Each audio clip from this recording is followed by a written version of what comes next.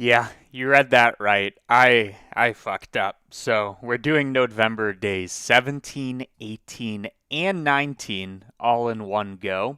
And I want to be clear, I'm not cheating. I see some people combining it into a single prompt. So in this case, we have 17, 18, 19 are helmet, rocket, and tool. I'm not doing that in one go. Go.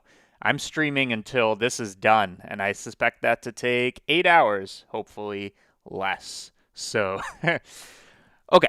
So if you're watching this video on demand, by the way, as in not live, because this was a live stream, feel free to skip a minute or two ahead, because I got to prep the viewers, okay?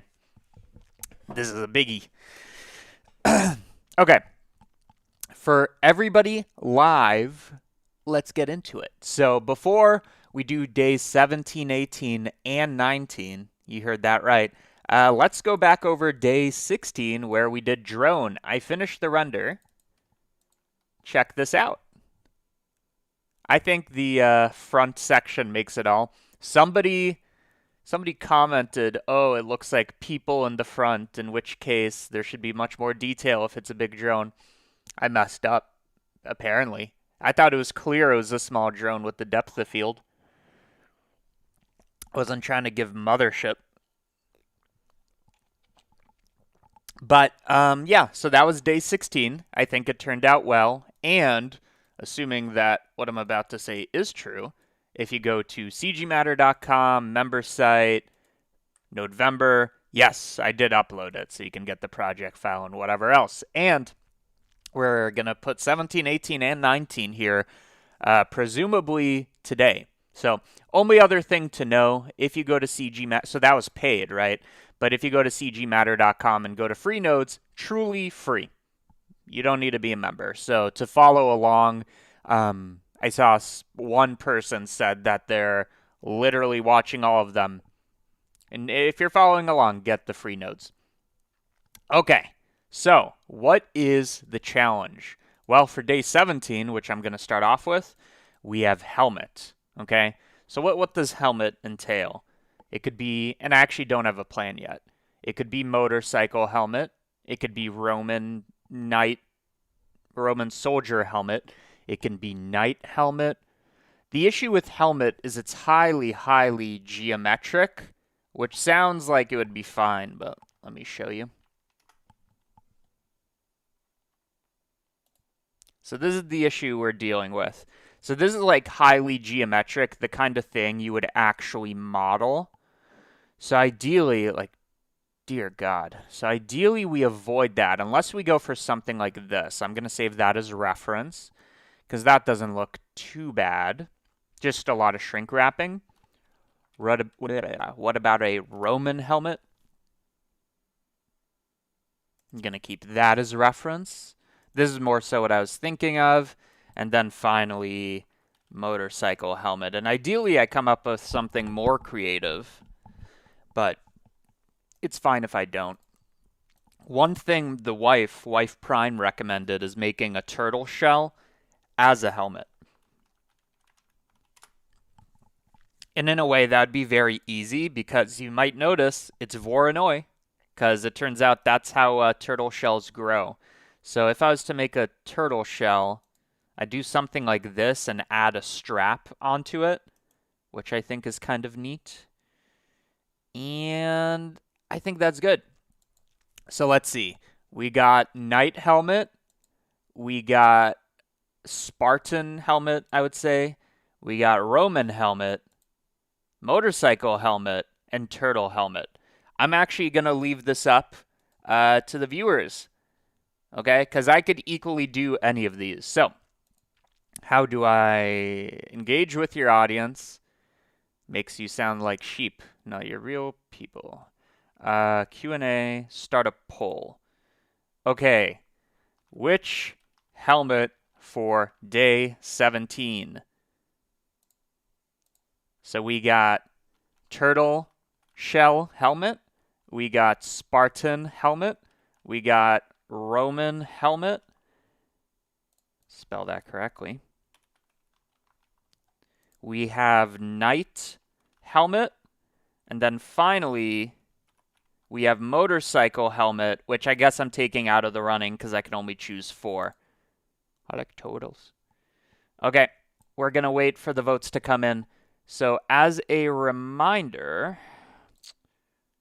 geez, we got, let me get rid of motorcycle. We got Knight helmet, Spartan helmet, Roman helmet, Turtle helmet. What are we going for? Okay, so far bias on Turtle. I'm going to give this like a minute for the decision to be made. I'm kind of hoping for Turtle, to be honest, but I will go with the majority. More so because Turtle is kind of more, it's easier, more creative and more algorithmic, but it looks like people agree with Wife Prime. Let's give it 10 more seconds. 10, 9, ended while it's still Turtle Shell. 8, 7, 6, 5, 4, 3, 2, 1. Okay, what do we got? Heavy bias on Turtle Shell. Love it. Okay, so we are doing a Turtle Shell, in which case let's get more turtle reference.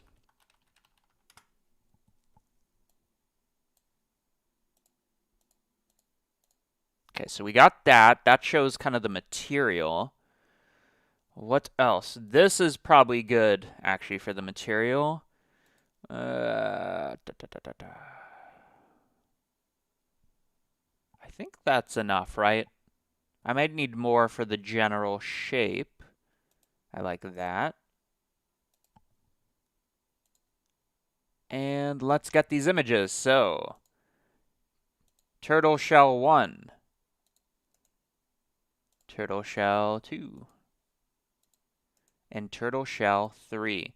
So really the challenge is making the thing, but really the interesting part is how do I make it look like a helmet? Like what kind of straps do I use, etc. Okay, so let's do it. Day 17. By the way, I heard Blender 5.0 was to come out today, but here's what happens when you go to blender.org. What is this bullshit? There's a chance that they come out on the same day. I remember there was a schedule section somewhere. I imagine they're slow because a lot of people are downloading. See schedule. So both the release and the release candidate are supposed to be today, presumably. So keep an eye on that. And Blender was not hit by the Cloudflare attacks. So, we'll see. So this is day 17. And I got to make sure I talk in a way that I preserve my voice, because this is going to be a long boy. And if I can't, then I'm going to have to cut it shorter, I guess. So Nodevember, day 17, helmet begins now. Enable snapping, enable full screen, and get in our reference. So if you're working from home today, put on that stream. You don't have a choice. So, what else do we got? We got this one, this one. That's pretty good for the shape. And this one. And then, of course, we have this one. Okie dokie. So, I'm going to start with, I kind of like the view of this one. So, I believe the easiest way to go about this is to make a dome, distort it until it vaguely represents the shape, and then do this smoothed out Voronoi thing. So, this freaking full screen. I made an add-on that gets rid of the top bar, but... So, I'm going to start off with a icosphere. I'm not going to make the mistake I made with a UV sphere. Better geometry. And we need to cut this in half. I made a good node for this, bisect a node, cgmatter.com. Lets me bisect this using manifold to start. I mean, we are going to get rid of the center piece. Nah, none of them do that. So something like that. And then we need to delete this section, which is easy because, hard to tell, but it's an n-gon. It's the only thing that's an n-gon. So I'm going to delete faces where I made a node called isN-gon. If it is an n-gon, get rid of it. Why is there face index? I don't remember. Just set this to index. Okay, there you go. So that is the start of our thing. And let's start shaping it. So run the transform. It's stretched out on the y-axis. Nope, on the y-axis. Pretty good. And then it's kind of distorted upwards. So I'm going to use my distort. And I guess it should be distorted mostly on the rim, if I can, you can kind of tell. So I want to isolate these edges that are on the boundary. And you better believe I have a node for that. I thought I did. Border is border edge. So this will tell me which edges are on the border. All the node groups are coming in useful today.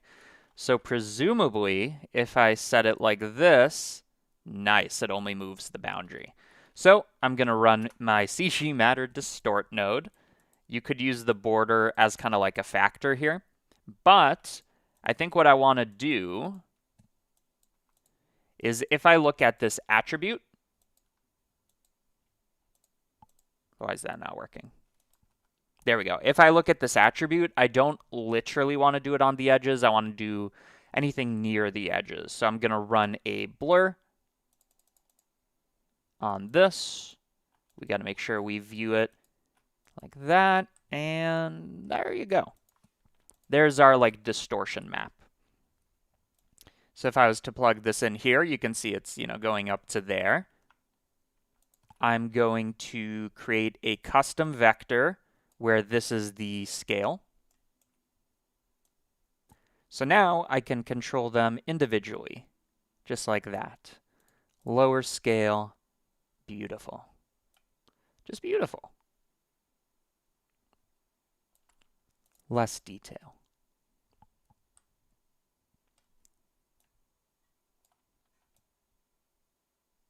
And these, if I have them, should be like minuscule. Okay, so there we got the basis of our shell. Let's add a division. Nice. And then finally, let us solidify, right? Also, cgmatter.com. I've never used this many nodes from my website consecutively. Okay. There is some broken geo. Why would that be? If I make it negative, is that better? No. That is because, it's because of this tight geo over here. So I wonder if I can kind of just soften that with a blur position node. Yeah, buddy. Now we're fucking.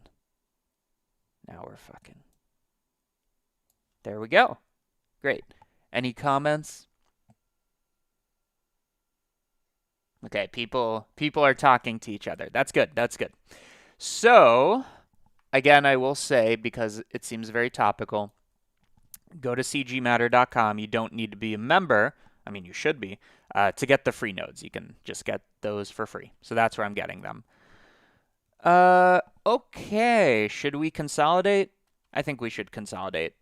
So just to kind of preview, we had a sphere. I cut it in half. I got rid of the bottom section. I stretched. I distorted. I blurred. And I solidified. Actually, quite easy to follow, in my opinion.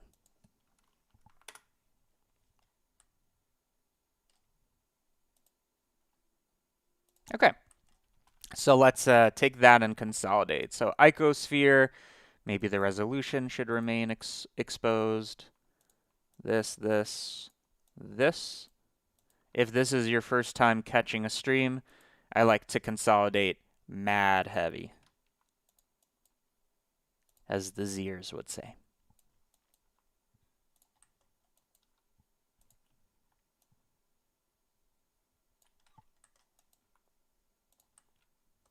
Okay, so that's looking quite nice. This is going to be a node group. I'm going to call it shell base. And then for the rest of the modeling, I intend to just do SDF nonsense, right?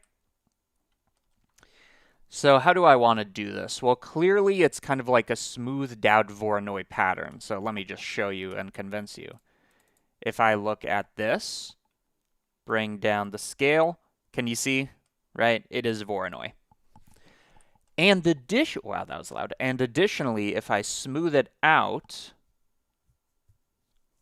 I guess I don't want that because I do want individual pieces, maybe. But if I smooth it out, I can get a better map. Let's see the distance. So let's see. So this will tell you the distance to the spawn point of each like shell thing. What if, yeah. What if I inverted this and made it high contrast? That looks shit. So smooth seems not the way to go. I think the issue is this 3D mapping won't necessarily have the spawn points beyond there. Okay. Okay. So maybe I could either project 2D, which will let me... Is that right? Actually, before I say that, I'm not sure if what I'm about to say is correct. Okay, what about 3D distance to edge? That seems a little bit more stable. Okay, so in that case, how do I want to do this? I want black on the edges, and then I guess I do not want this inverted. Okay, no, that's a fine... Does kind of still look shit, because they should be equally distributed, kind of. Although on the rim, they're distributed differently. No, we should do this ourselves. We should do this ourselves. Okay, so to do this ourselves, what you do is you distribute points. So I'm going to make basically the Voronoi custom. So I want to distribute points, but only on the top part of the shell. So we could get the exact selection, right? So if I go into my solidify node, we do this, we merge. Yeah, right? So I'm going to take this node and make it not packed, which will let me edit this. I'm going to output the top selection and output that. So now we know what the top of the shell is, I assume. So let's see. We have that. Yep, top of the shell. Climbing up the hill. Okay, so we're only going to spawn points there, and we're going to make sure, vaguely, they are equally distributed. So now we have these shell points that should be better distributed. And then to get that map I was talking about, all I need to do is take a proximity node for the nearest position. And yeah, find the nearest point. So what I assume is I'm going to get something quite similar, but now with seed points on here. Hey. And then I can map range 1 to 0. What am I missing here? I think I'm changing the wrong thing. No.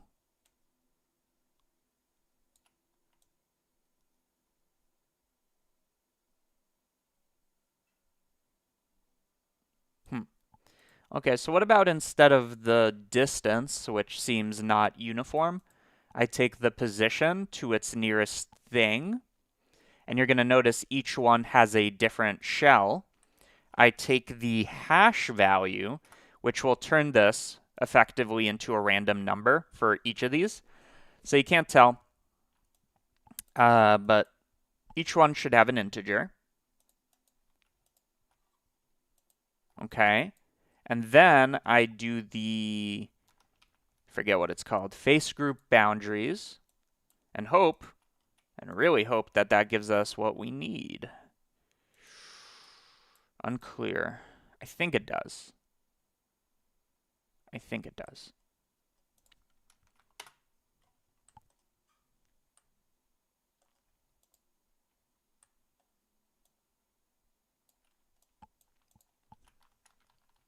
Before I commit, I'm just going to do some testing here. Okay, that is correct. No.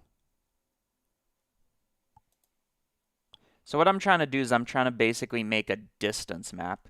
Actually, in the shell base, let us have the number of divisions up here. That might help.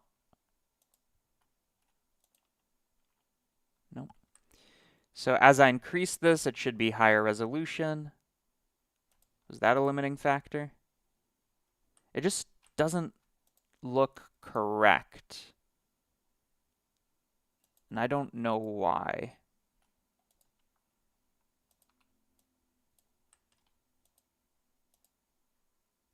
Like, what is going on here?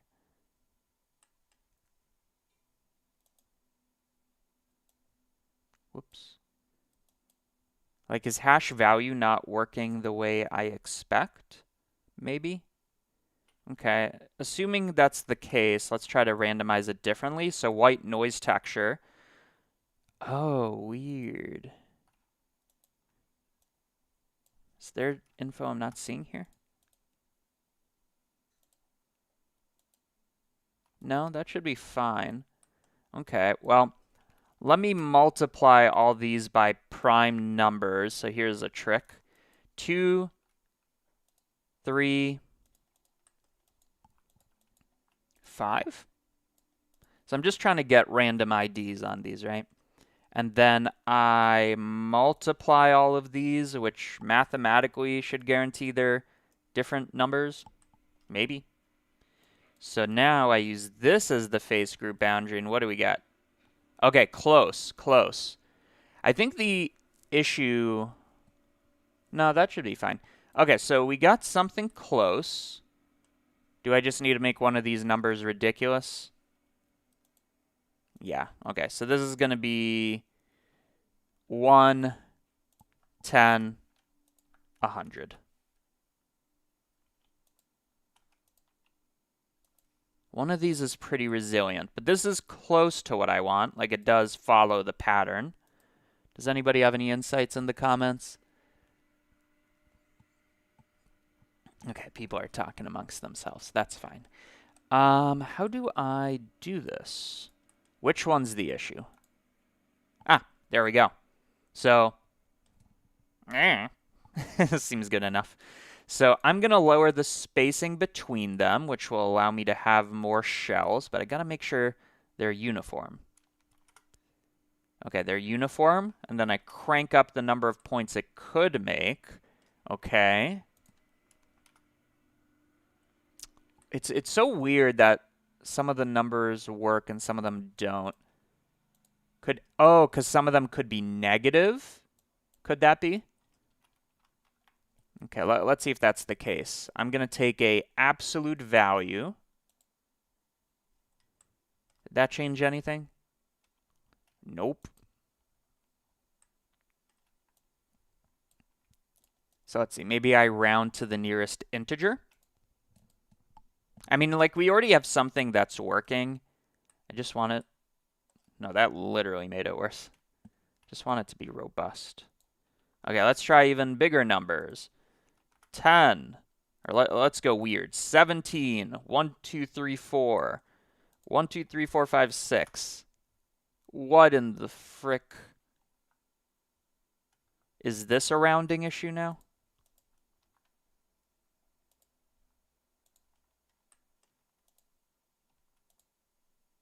Okay, it was. Okay. Okay, multiply by big numbers. So now we have a way to make these shells, but even better, I'd like them to be distributed as they are, but there could be even more on the boundary. So we got to find a way. So this logic's fine, but we got to find a way to distribute them by those rules. So let's get rid of the viewer for now.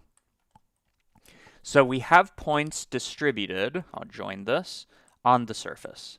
I need them to also be more distributed on the edge.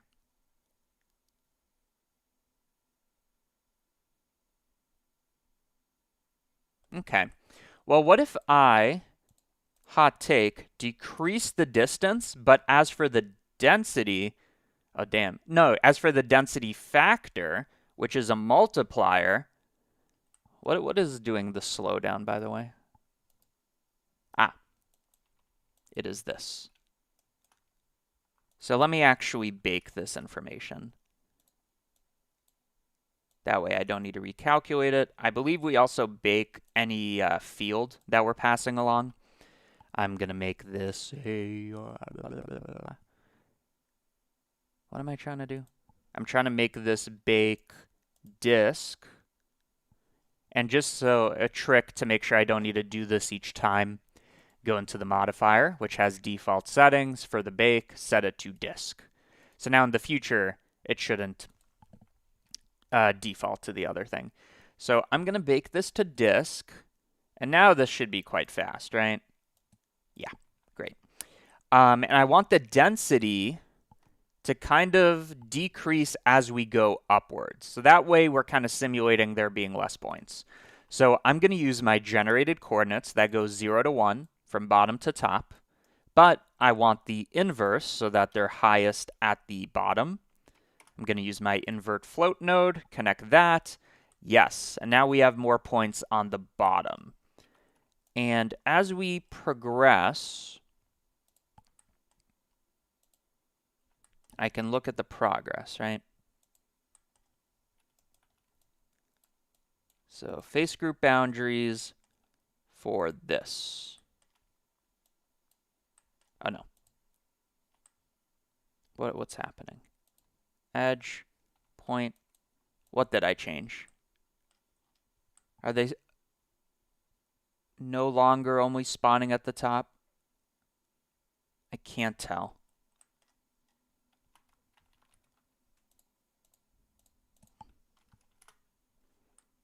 No, they're still only spawning at the top. That makes sense to me. We then spawn our points. Ah, I see the issue. We take the proximity only to the points. So now when I view this,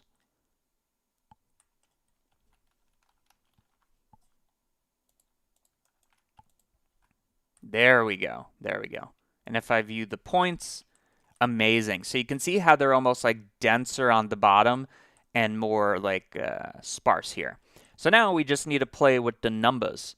And let's actually consolidate here. Boom, boom. This is going to be our like random generator. We're never going to change this ever, ever, ever.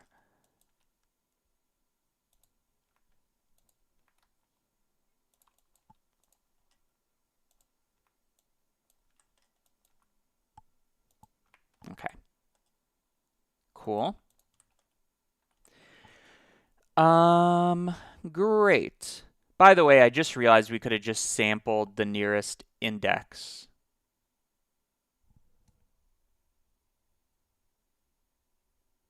But then this way I could blur it. Is that an advantage? For like rounding? No. So what I'm saying is what I could have done is I could have sampled the nearest, which inherently comes with a random number. So if I distribute points, sorry, I keep going, and then take this index, aha. Okay, let's get rid of all this then. Love a good consolidation. Okay, so what happened here, if you didn't understand, is I have all of these points. I'm going to find the nearest. Each one has their own index because I'm either close to one or the other. Okay? So each one has its own index, which guarantees we get nice boundaries. If I can actually view them.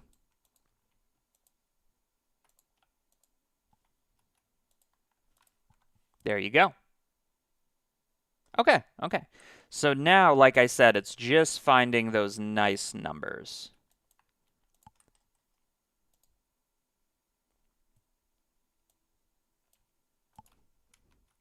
I wish I could change the spacing over a gradient. I can't. It has to be a constant number, which is fine. Let's crank that up. Yeah. Another thing we could do is we have this 0 to 1 map, which is fine, but we can also bias it. So now you could see it kind of has a lot here, but if I bias it there, S-curve. Yeah, so before, after. That's much nicer. Okay, S-curve is grade curve. And now all I want to do is find a very nice seed that just happens to look nice. Nope. Nope. Nope. Nope. Nope. Nope. Nope. That one's okay. Let's remember 7.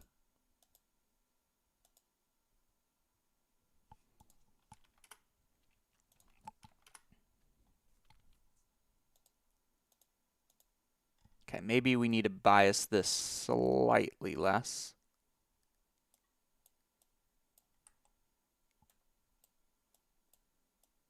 Yeah, okay. That one's okay too. That I like, so let's remember 16.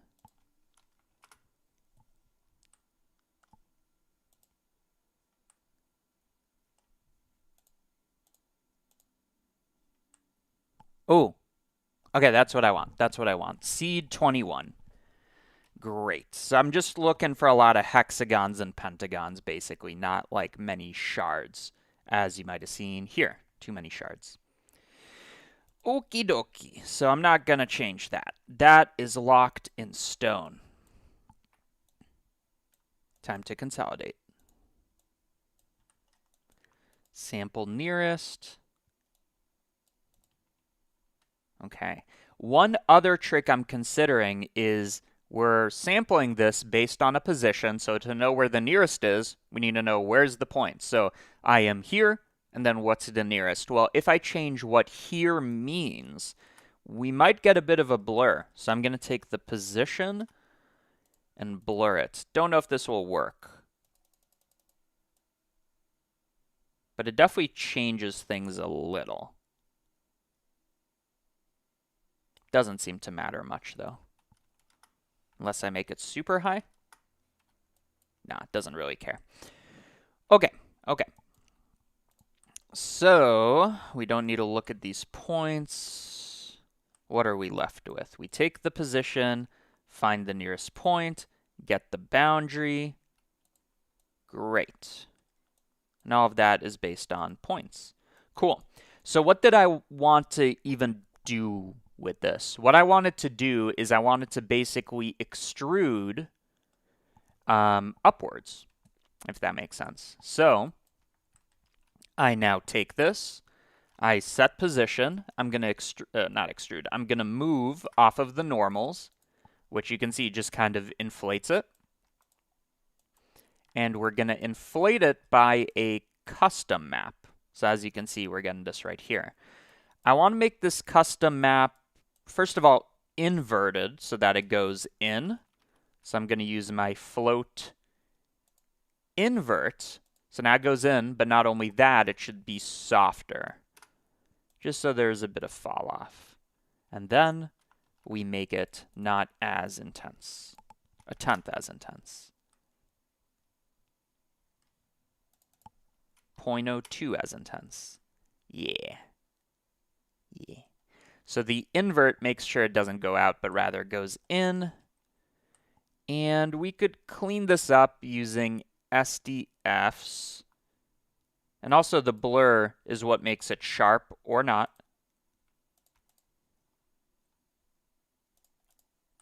That's pretty nice, though. That's pretty nice. And then because we still have these points, we can whatever. Because we still have these points, we can use them to bias and help with the material. Oh wait, actually one idea that I do want to try, actually, is you remember how I was talking about the position and how I could bias it? I wonder if I could bias it with a noise texture. Okay, so I'm going to take the position. I'm going to take this, turn off normalize, and add it as a contribution to the position. Let's see what that gives us. Nice, nice. So if I now take this and scale it down, now you'll be able to see what this does. So this is without, and then as I increase it, breaks it apart a little. Bring down the scale. Nice. So now I can get slightly more organic forms. So I just added some random bias, basically. Yeah, that's important, right? So this is with, or sorry, this is without, and then this is with. That's quite important. Okay, so I just biased the coordinates. Great trick.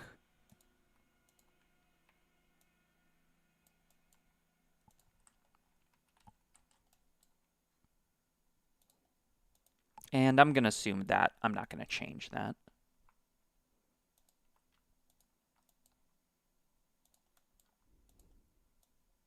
Okay, I haven't looked at the chat. Is 5.0 out? 5.0 out. Okay, so people are saying just keep checking. Well, let me keep blender.org open in the background so I can be the first to talk about it. Ooh.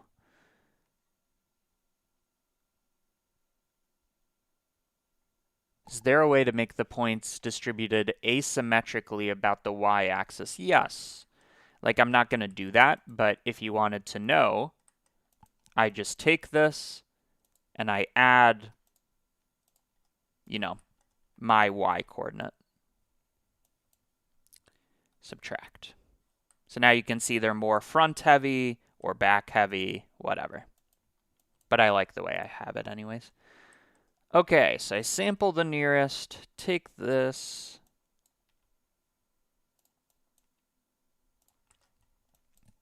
I blur it.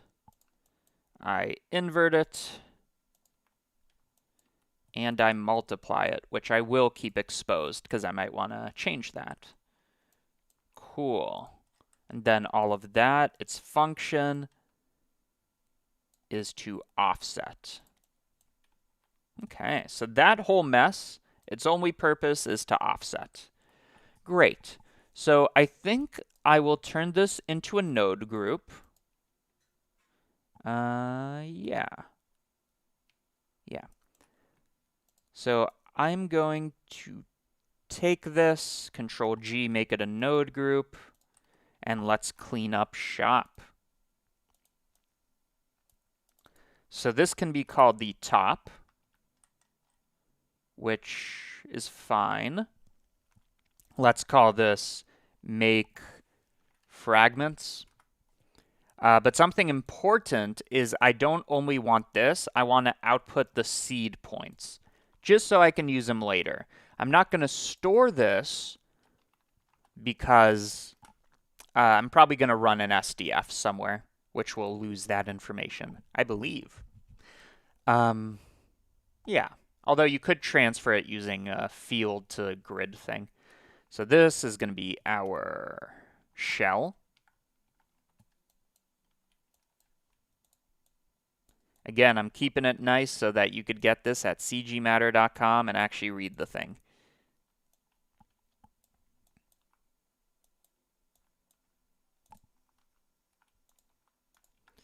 Okay, so we also have the seed points. Fine.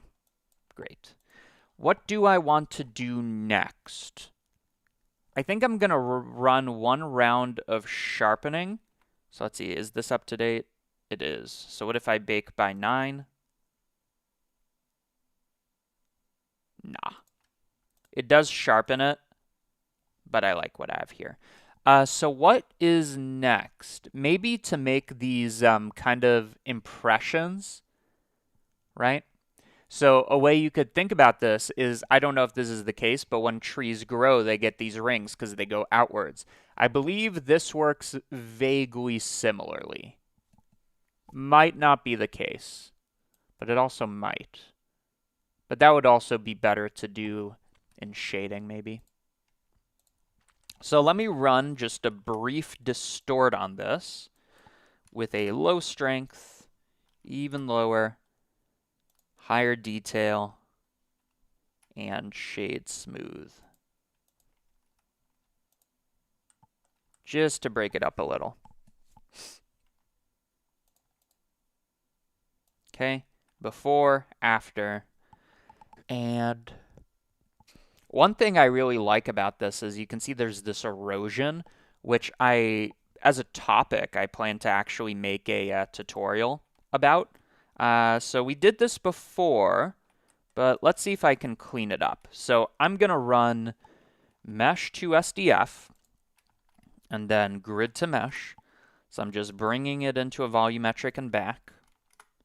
I'm going to bring up the resolution even more. And before we do this, let's run a bake. This one doesn't need that extra parameter. Bake. Great. So now this should compute real fast. There we go.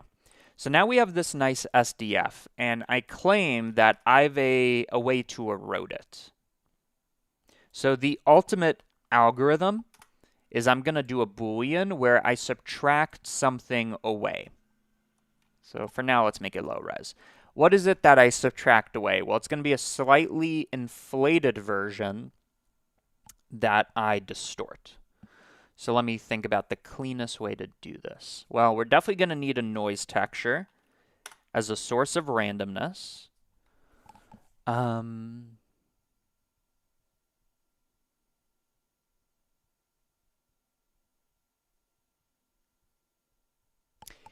Interestingly, I believe if I multiply by -1, oh, weird. I was going to say if I multiply by -1, it should invert the SDF, which is weird because it should. Might have to stick with only the pure SDF nodes. I don't think this would matter. No, that's fine. Okay. What happens if I multiply by this?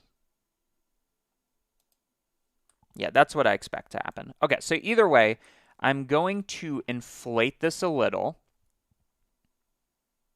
So this is how I did it before for day 12, I believe. So I'm going to inflate it a little. I'm now going to take the difference between this and this. So you're not going to see it, but I basically made it bigger and got rid of the original. So it's a shell of this turtle shell. And then I take this and I get rid of that.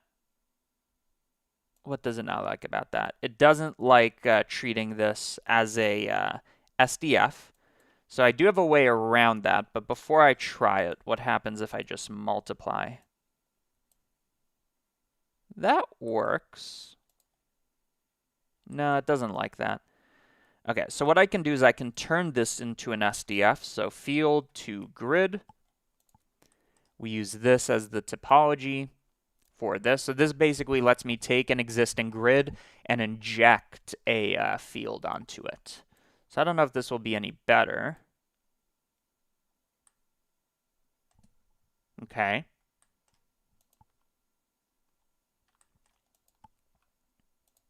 I wonder if the fact that it's an SDF ain't it. Okay. Okay, that's kind of what I want.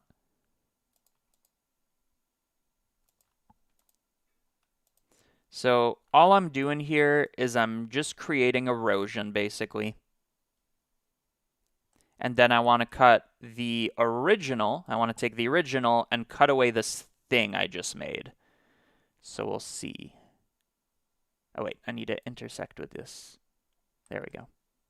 And then if I do a difference, no, it does like intersect.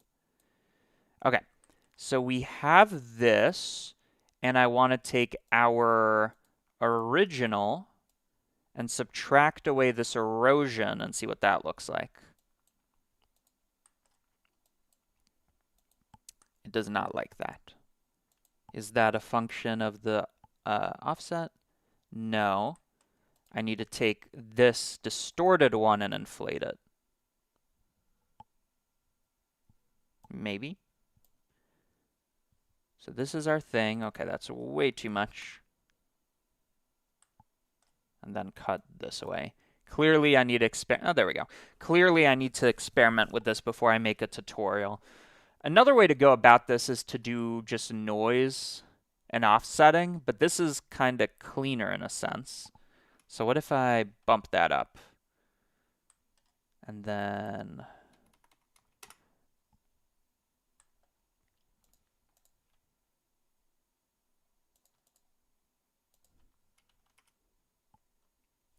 yeah, so it's almost like we're exposing layers of it, which I like.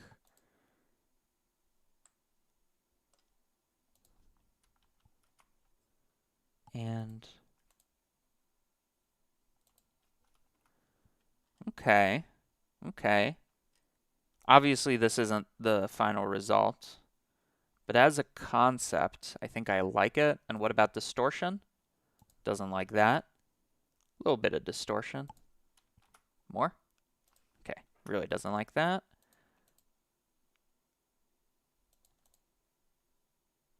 Interesting.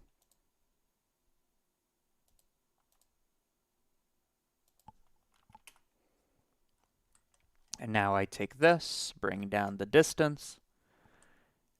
There you go. And then I can bias it a little by adding,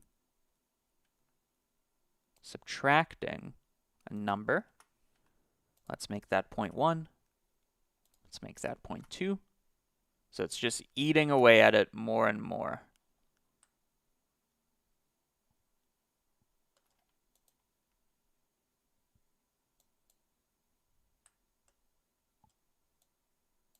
Okay, so just so you understand what I'm doing, I'm starting off by just going back and forth, mesh to volume to mesh. I then inflate it a little so it's a bit bigger. This will let me make a shell, so where I take the bigger and subtract the original. I then cut away some stuff from it. And this might need to be smoothed. I take that, I grow it a little, so then I can cut one from the other. So in theory, that's fine.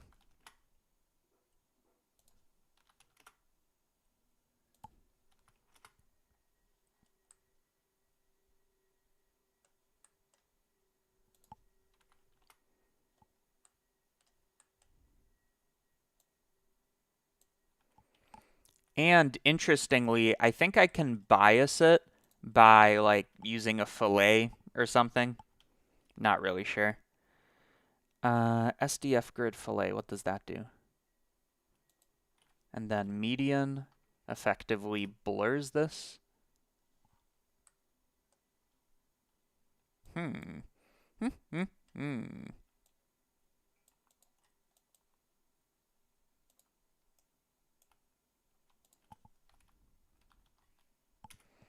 Okay, we're almost at an hour already.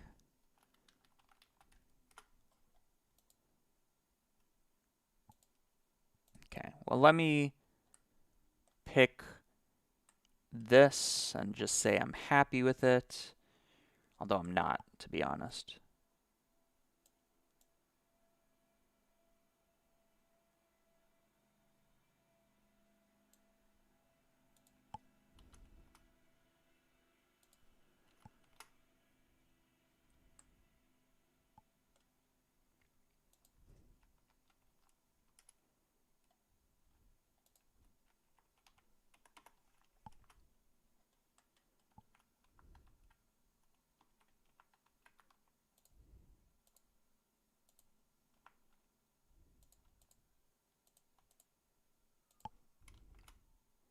Interesting. Can use the multiply. Okay. Okay.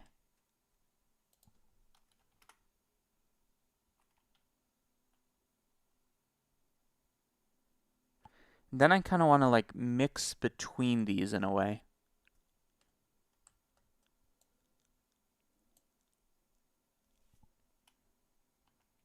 What else do we have? SDF, offset, Boolean, median.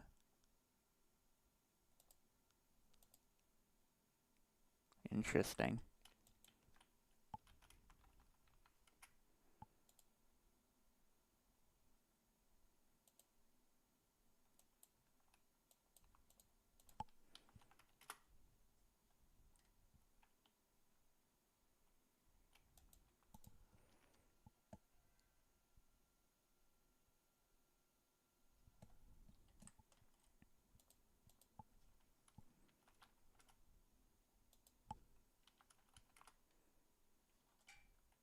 I mean, at some point you might just say, this looks worse.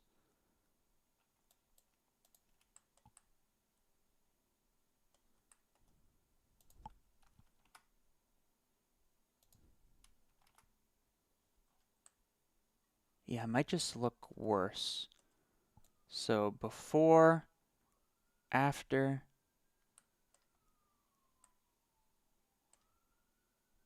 Does it literally inflate it?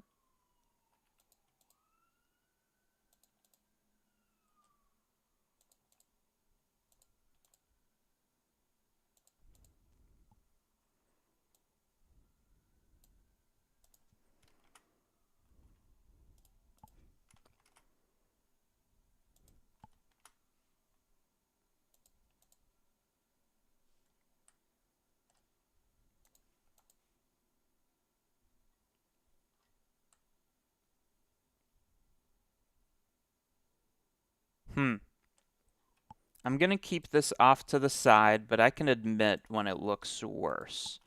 So instead of that, I wonder if I do the standard SDF and then back. This is just for geometry purposes. So before, after. Now it's got like more distributed geo. Okay. And then I set position. I offset by the normal, which inflates it like we talked about, and I scale it by a noise texture, which I can then scale to be biased in either direction. So I'll make it negative 0.1. Interesting. Detail, roughness.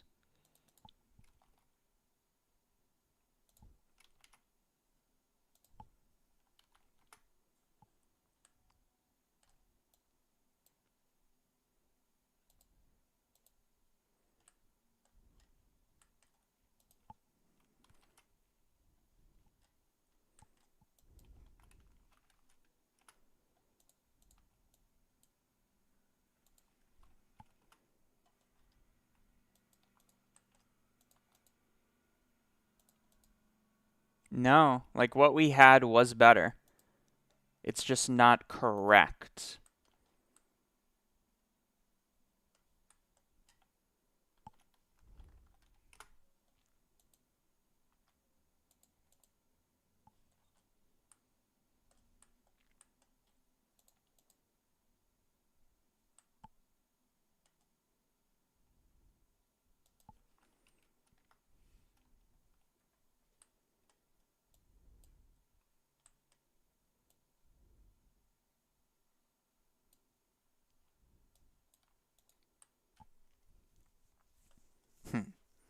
So I took a inflated version.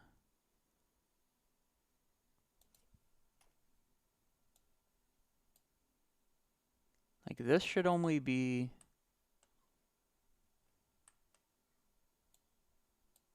So here's our original, and then I cut away sections of it. Yeah, I mean, that makes sense. I just don't want it to be as much.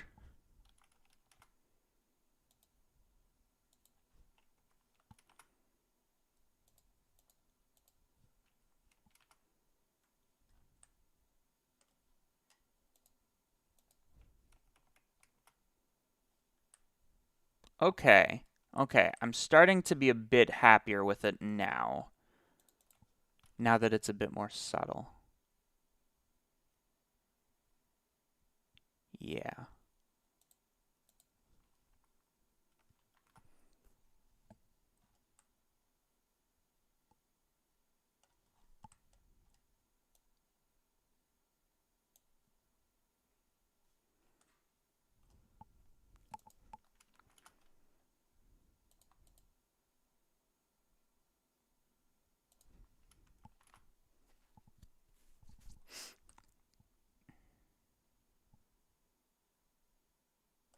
And just out of interest, we could have used anything. So what if I used a Voronoi?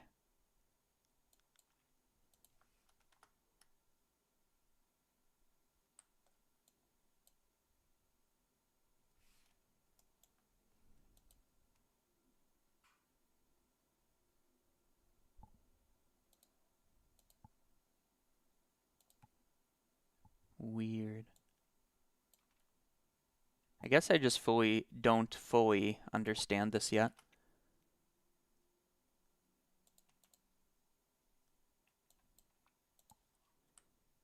Is that better though? It's kind of hard to tell, to be honest. What if I take this and I kind of turn this into steps? So let's see. I'll show you what I mean if it works. I turn this into stepped linear.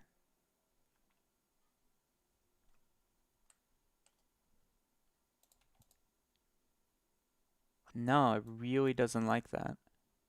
Any insights in the chat? Shouldn't erosion happen in the cells only? Probably. Probably.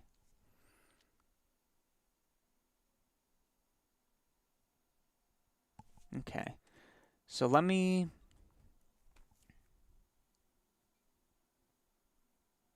Okay.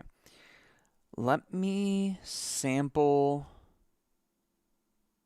index. No, that doesn't work because it's... Sorry, I need to think for a moment.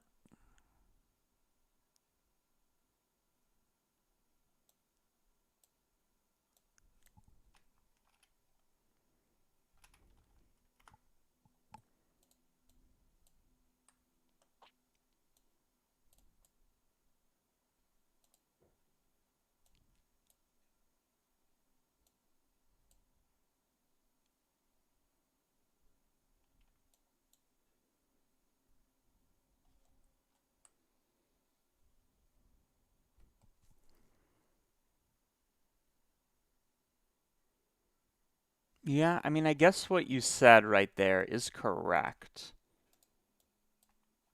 Okay. Let's try this one more time. So now I turned this into a more dense mesh than we had here. Then, like we said, I set position, I scale the normal vector based on a noise.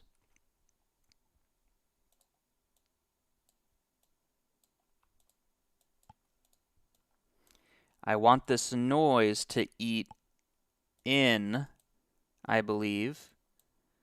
So let's take 0 to 1 and make it 0 to -1 and divide it by 10. Okay. And then, like you said, it doesn't happen anywhere. It happens based on the proximity to these points.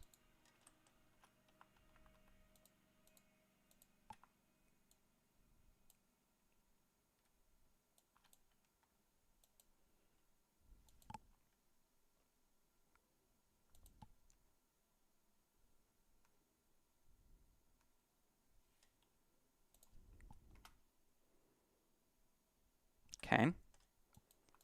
I invert.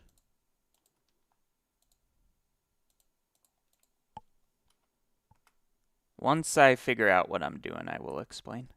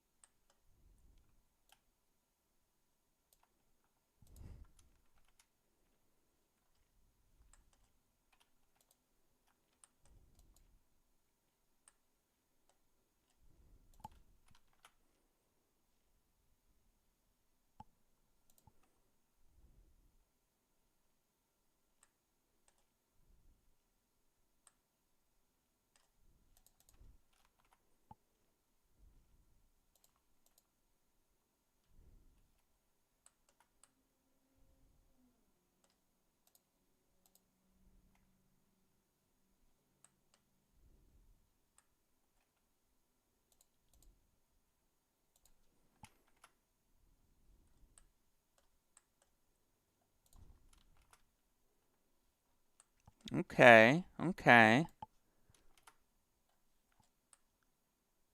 That is better.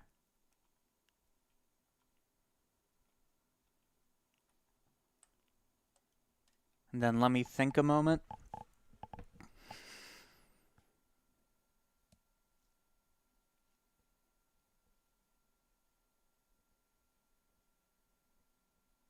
Okay, okay.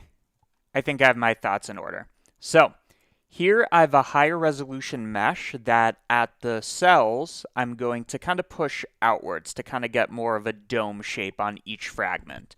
To do that, I need to distort by a noise texture, but if I do that, what's going to happen is it's just going to distort everywhere. So I need to do it only like towards the center of the cells. Now what I was doing by default, so let's see if I can get this as a thing. So here's noise.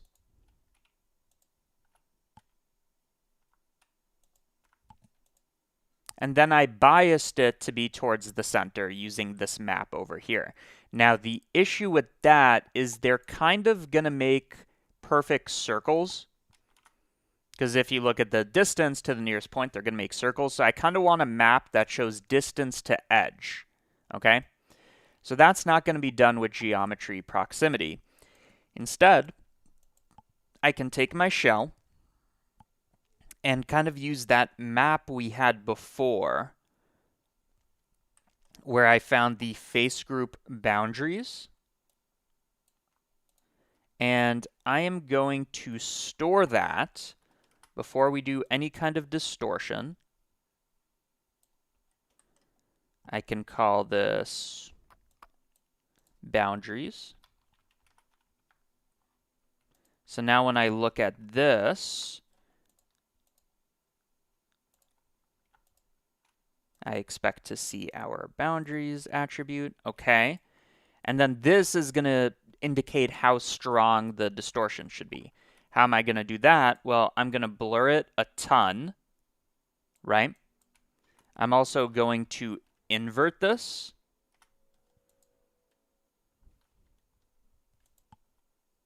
Okay. And then, yeah, I think that makes sense.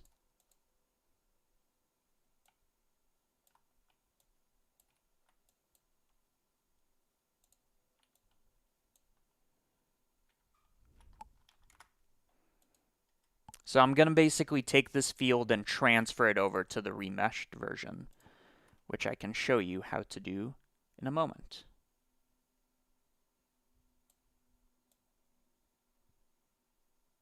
Okay, so let's say we have this map. We can work on it, but this will roughly give us a strength map. What I can do now, so I'm just going to get rid of this. What I can do now is when I set position, I can scale it by this. However, this is only supposed to exist for the shell. Okay, so we somehow need to transfer it from the shell. Well, to do this, I sample the nearest surface to this. So this is basically going to take our remeshed version and have it reference the previous version. I'm going to sample this attribute we made. And now we have the same attribute, but over here. We just kind of shifted it down. And I believe that makes sense, right? Okay, so I'm actually not going to blur it or anything. So now we have this attribute on the remeshed version. And now I want to kind of do this inversion situation. So I'm going to blur it a lot. And then I'm going to invert it, but in kind of like a special way.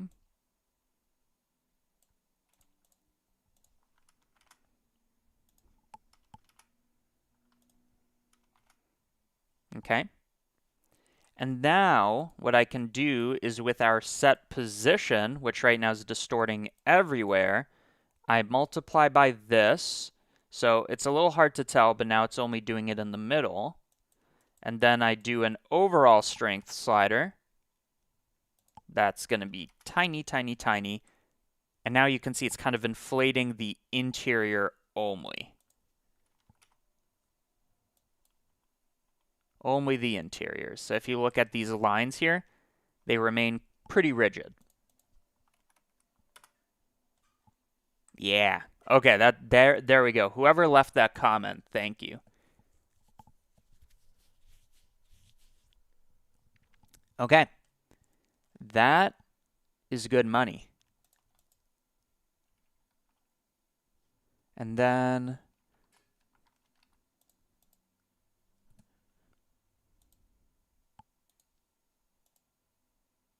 oh yeah, that was making it hard to see what we were doing.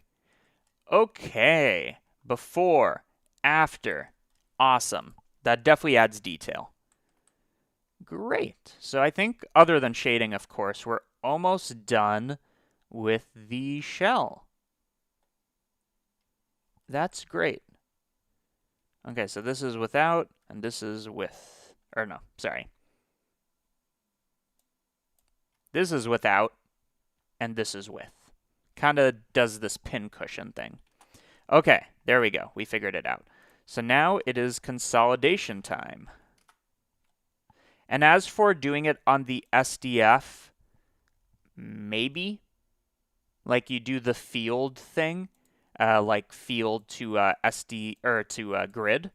I'm not sure about that yet, but that might be the case. I just don't know yet. So let's add another bake node for the remeshing. Get rid of this. So now we're going to be much faster because we don't need to compute that.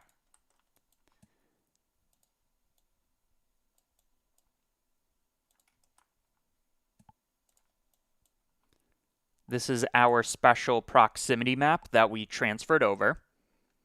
And then, do I want this 2D or 3D? I don't know if it really matters. Okay, I'll keep it. I guess you could keep it 2D. It would compute faster, I believe. So if I look at the timing, right now we are at 142 milliseconds versus 148. Who cares? Okay. So we're in, and we got a turtle shell. But we also have attributes to work with, so it's not like we did very little. So this I'm going to keep exposed because that's the overall strength slider for this that I'm going to set position on.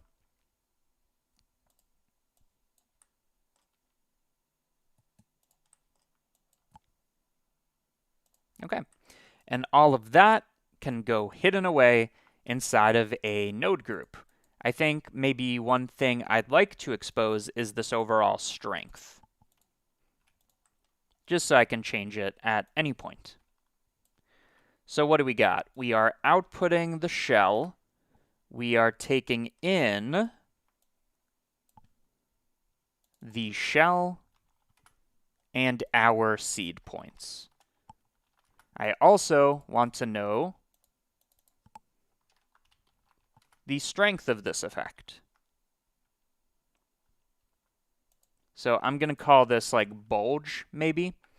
And you could argue that it would be useful to take this attribute and probably save it, because I probably don't plan to remesh again. So I'm going to store this thing that we made. So maybe just the blurred version. So I'm going to call this our proximity map. That is going to get saved, and we're good to go.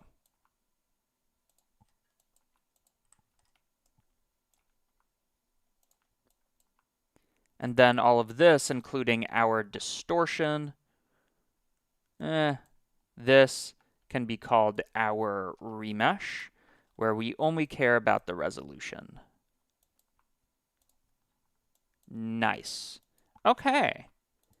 Next.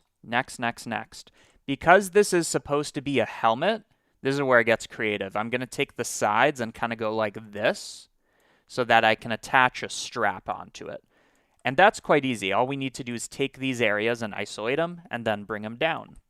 Okay? So hard part is isolating them. Okay. How do we isolate them? Well, if I look at the y-axis, I can take my generated coordinates, which go 0 to 1, and I am going to do this with a float curve.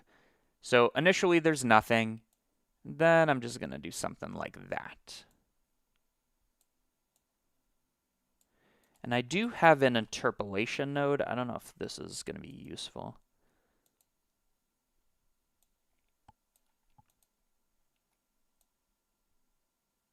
Nah, it's not exactly what I want. Okay, so I'm going to take this and really bias it towards the center. So you can kind of see what I'm doing here. This should be exactly 0.5 across.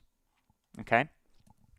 And we don't only want to move that section down, but it should only be kind of the edges, not the middle. Unless we want to go for something super weird. So to do that, I'm going to use my generated coordinates again, this time looking down the x-axis, probably doing something quite similar, and then multiplying their contributions. Okay, so let's see. We have that. We have that. However, this is inverted, or it should be. Okay, so now it's brightest there. Okay. So what do we got? This is far too weak.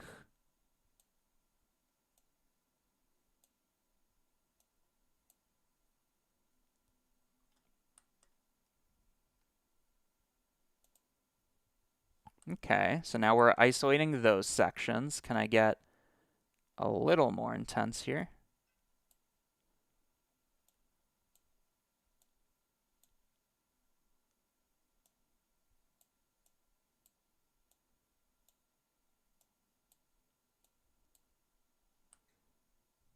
Okay, and we can always blur that selection.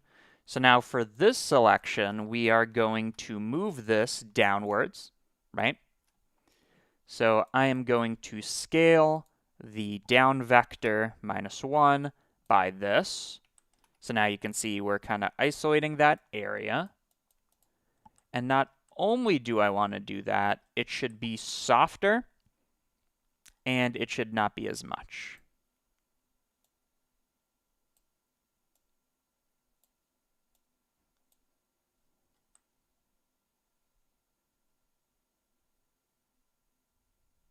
Okay, that's a start. What if I bias it like this? Okay, there we go. We're looking for something a bit more subtle and wider.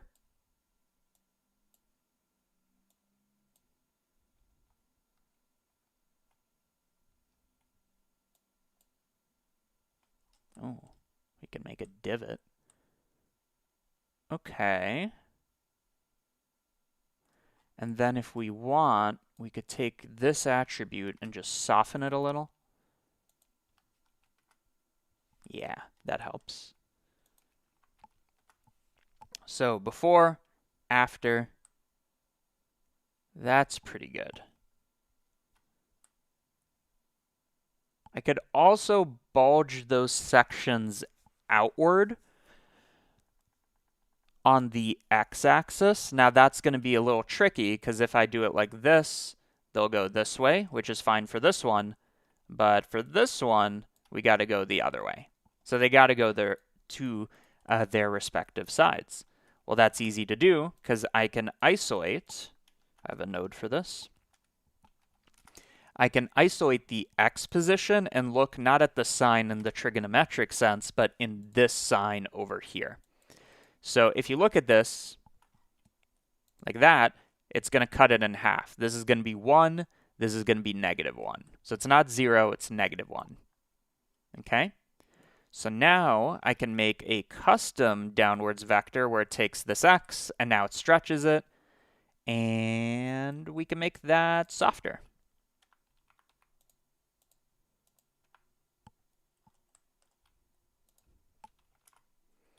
before, after. Just makes a bit more sense, I think. Okay, consolidation time.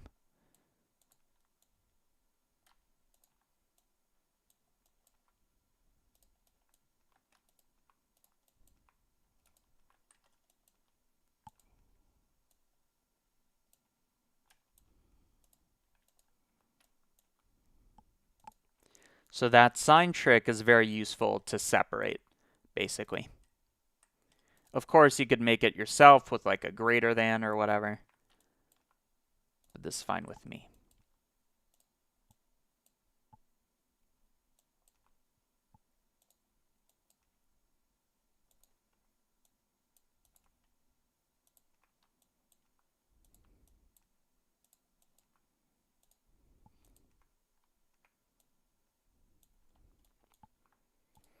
Okay, so all of this is going to be our like strap connectors. So let's call it something like that. Strap connector, and we might need to do something a bit trickier using booleans so that you can literally put the strap through something.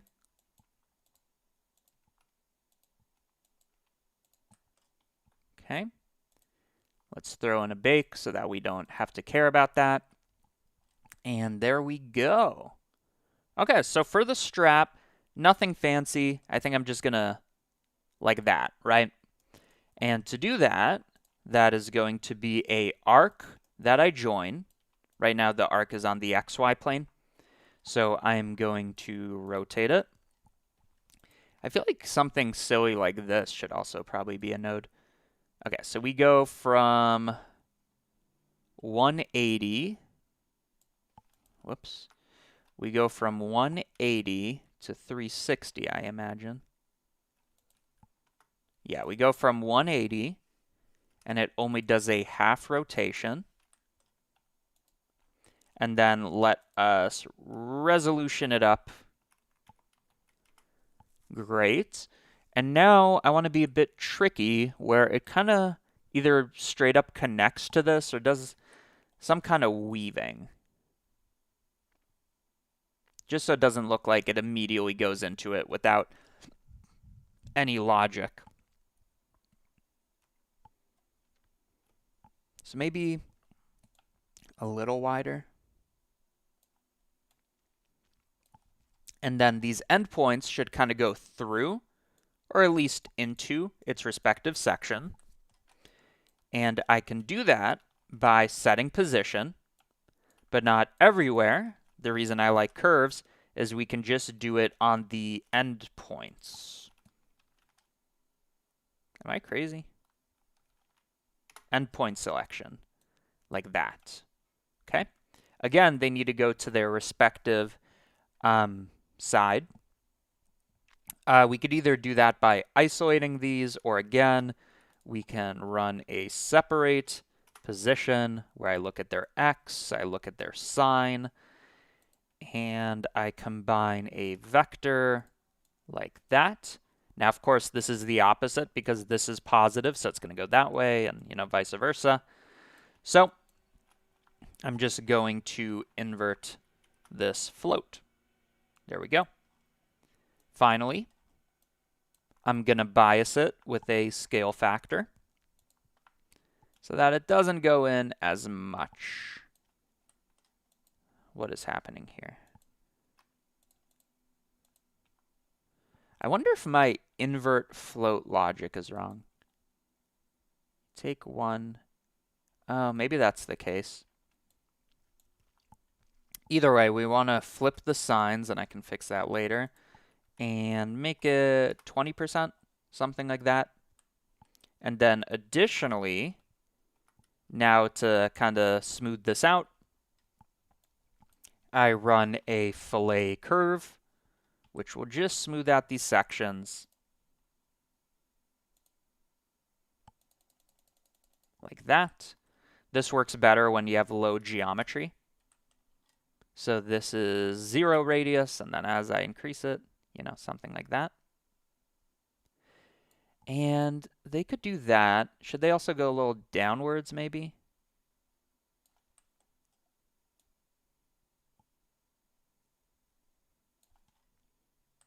Yeah, I think that's nice. Okay. I'm also going to scale this on the z-axis, so it's less of a, should it not be the z-axis?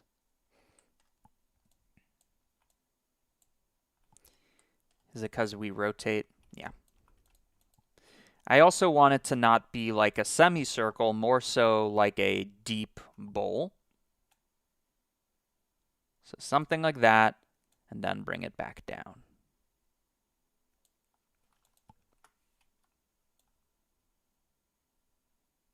Okay. And they can go outwards just a little. Cool. So then how do I make these into straps? Well, we have our curve, which we might change later. But you do a curve to mesh. What's the profile? It's going to be some quad that we might change. Okay. So let's bring down the scale. And if this is our quad, we might want to make it like thinner. And that is on the wrong axis. And let's not shade smooth that one. In fact, let's shade flat. Yeah, great. Okay, so this should be way thinner. And should it be kind of a thick strap? That's pretty good. Okay. And we might also do some Boolean logic so that there's actually a place for it to go into. Okay. Let me also add detail to this by adding detail to our quad. So I can fillet the quad just to get some nice, smoother boundaries. Add more resolution. And then what's happening here? Limit radius. So just like a bevel, that's what we're approximating here. Okay. And then we could add just a bit of distortion before we turn it into a mesh. So I'm going to distort only on the z-axis mainly, so it goes up and down with a tiny scale. And we want to bias it to be in the middle, but not at the endpoints. Well, how do we know how far along the curve we are? That is exactly what spline parameter does. I guess I can view this on the curve. So you can see it starts off black and then it goes to white. I believe this is where I can use my interpolation node. So let's see, what does that look like? Yes, so it's black and then white in the middle. I'm going to use this to scale a vector.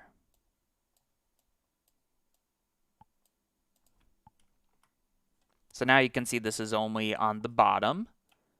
And I do have a nice multiplier. Great. And then just kind of bring down that detail.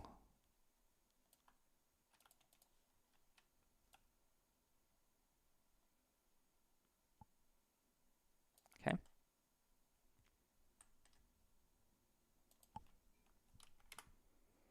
Just so it's not like perfect, right? So before, after, that looks pretty good to me. Maybe not as much.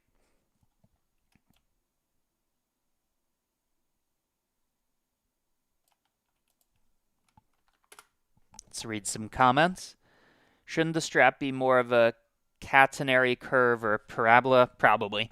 So catenary curve is what happens when you have a cable and it dips. That's like hyperbolic sine or something.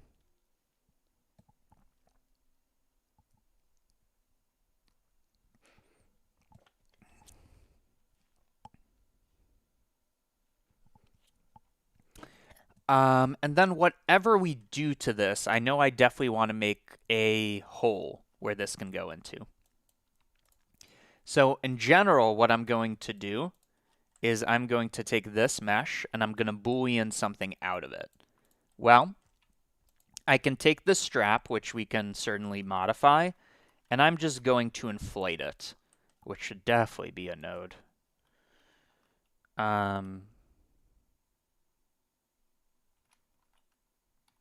So I am going to scale a normal, just by a little. It just needs to be a little bigger so that I can cut stuff away.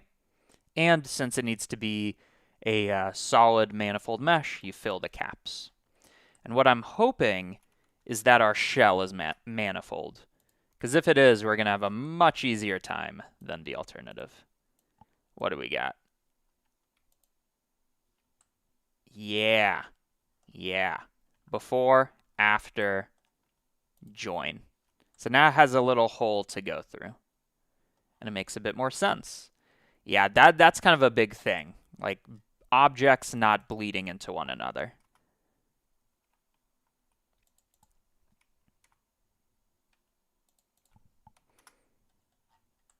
Great. So now whatever I do to this, it will propagate, right? So if I make the quad taller, allegedly, yeah, the hole gets bigger, and vice versa. It seems like sometimes the manifold breaks, because this isn't perfect geo. Okay. So what happens now if I take my arc and make it smooth? That makes it at a higher angle, which is fine. Instead of that,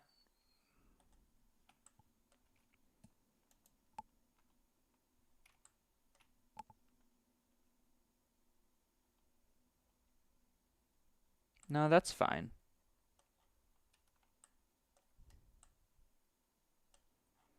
What happens if I shade smooth this now?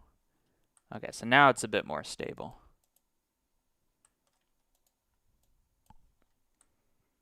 Okay. We're getting somewhere. So let's consolidate, or should we make the strap a bit more detailed? It might break our manifold, right? So if I take my quad, so I expect this to break right now, and I join it, and then I transform it. We'll see if it still breaks.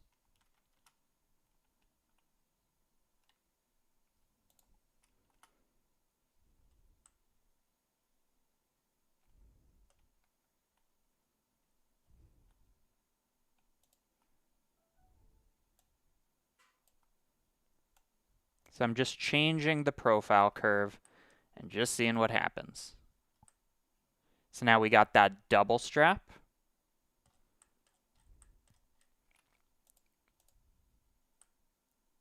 We'll see if I want it.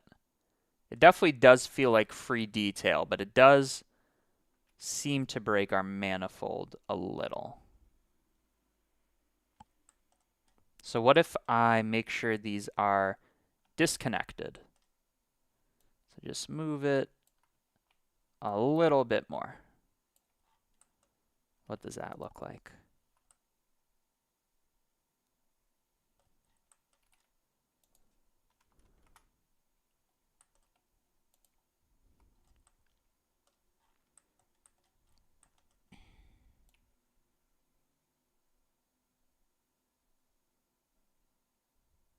Yeah, kind of flickers in and out. Okay. We could do a trick where we do it like this and then we weave a second strap into it. Maybe? Let's try that. So, what do we got? We got our arc that we move a little. Well, let's visualize this. We have our arc that I move. I then move these endpoints and smooth them. I turn it into a mesh, and then I do a bunch of Boolean shit. Okay, that's pretty nice. So let me compress this.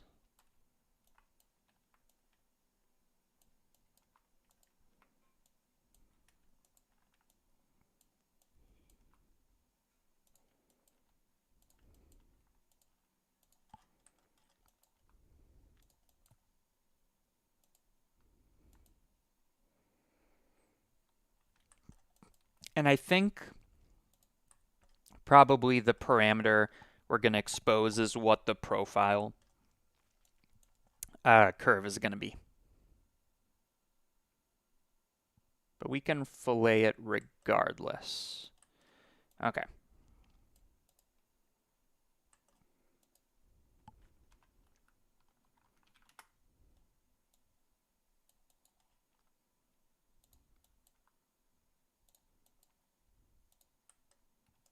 The rest is an output.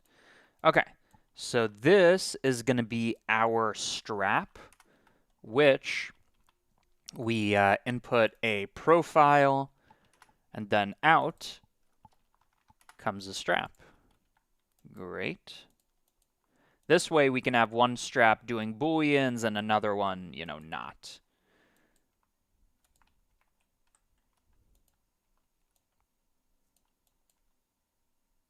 So all of this can be our cutout.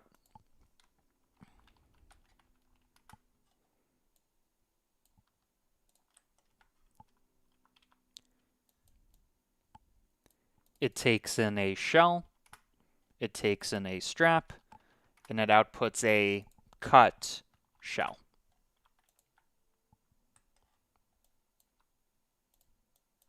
Now that they're both shade smooth, boom.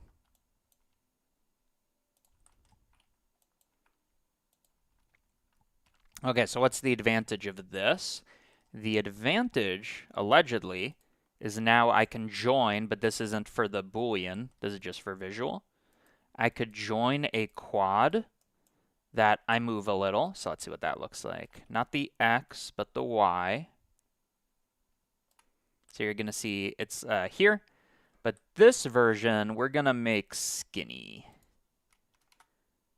Skinny, skinny. And it could be either on the inside or the outside. I think that looks pretty good. I am seeing this fillet looks a little broken, and I wonder if I can bring that down and just find the minimum amount. Or sorry, the maximum amount that's allowed. Okay, so now our strap, I think it's better than not having it. And then, is this still the fillet? It is. What we could do is we could resample and see how that treats us.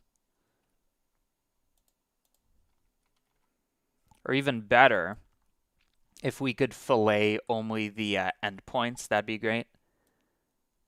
So I take the endpoints, I multiply by this number, and I might need to expand the selection a little.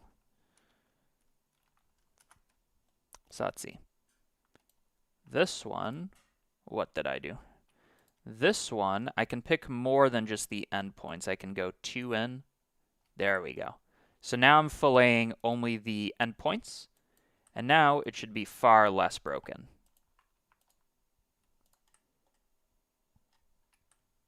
Yeah.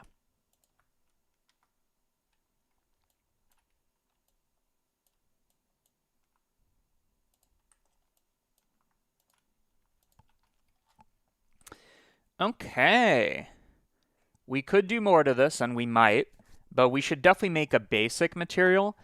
And I'm not going to fully render these during the stream because it takes like an hour each time.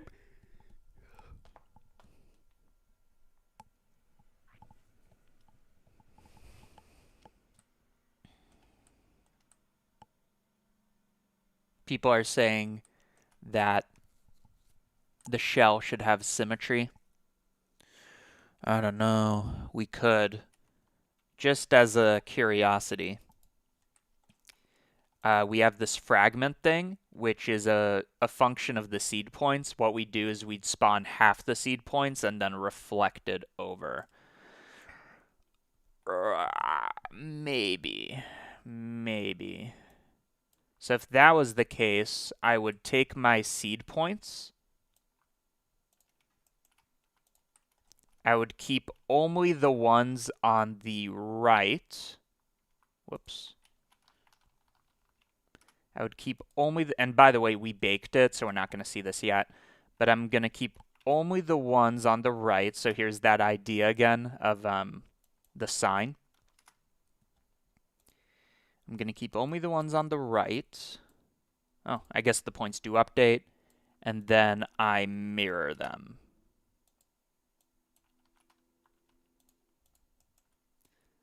We'll see if it's worth it. If not, I can always just get rid of this. Okay, so let's say we have something like that, for example. And then if there are points that connect because of this, I just run a tiny merge by distance. There we go. And the rest of the logic should be identical. So let's see. This is what our shell would look like if it's more symmetric. Okay, so this is without and with. And if we do that, all I would want to change is the seed until it looks a little better. And then maybe also change the bias a little, if you remember this. It's this one. Yeah.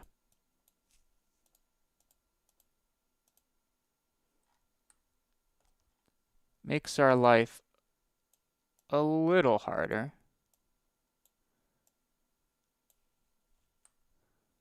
Not much though, so 31 looks fine. Let's go back to 0.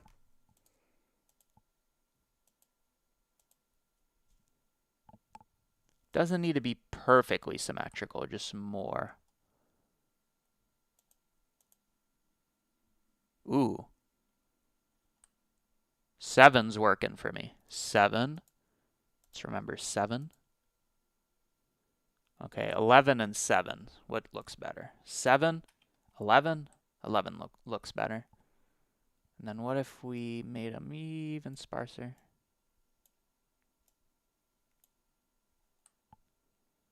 That's good. So this would have more symmetry. Again, it's not perfect. I don't want it to be perfect. But that follows the rule you're saying a bit better. And then all I'd need to do is rebake this chain. So this is the old one. This is the new one. This is the old one. This is the new one. And then we're here. So that was actually quite easy of a fix. Thanks for the idea. Okay. What do we got? We got materials. So I'm just going to lay down the fundamentals. Mainly the shell is what's going to be interesting.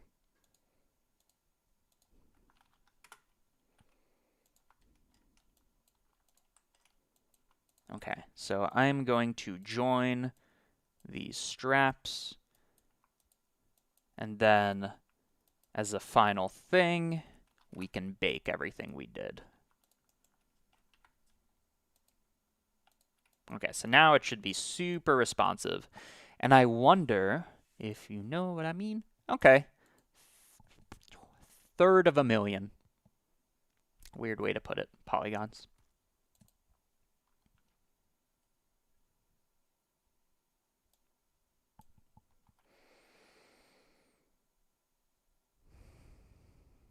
Okay. So cycles, GPU, save for fuck's sake, and okay. I don't know if I'm going to keep this lighting for the final one, what I'm about to do, but I'm just going to throw on one of my favorite HDRIs, which is this one. Just happens to be. I've noticed HDRIs take longer. I don't think I changed anything in my system.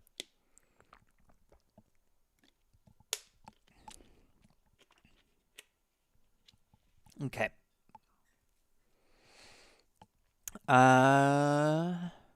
Let's make that invisible. And there we go. I might bias it to be a little taller, the shell. But does it look kind of cuter this way? Ooh, I kind of like this flare out, actually. Hold down.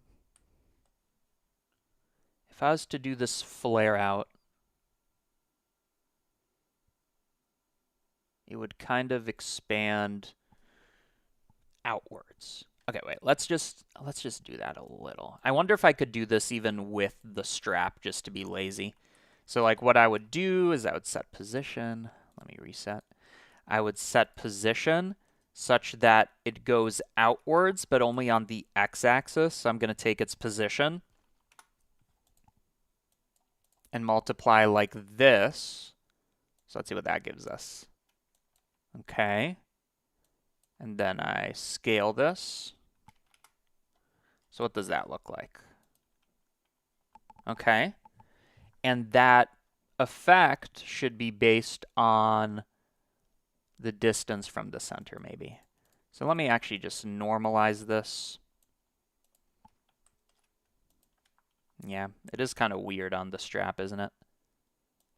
Maybe let's do it exclusively on the shell. Yeah, and just make sure the Boolean still works. So set position. I think this is kind of the missing component. Not the cutout.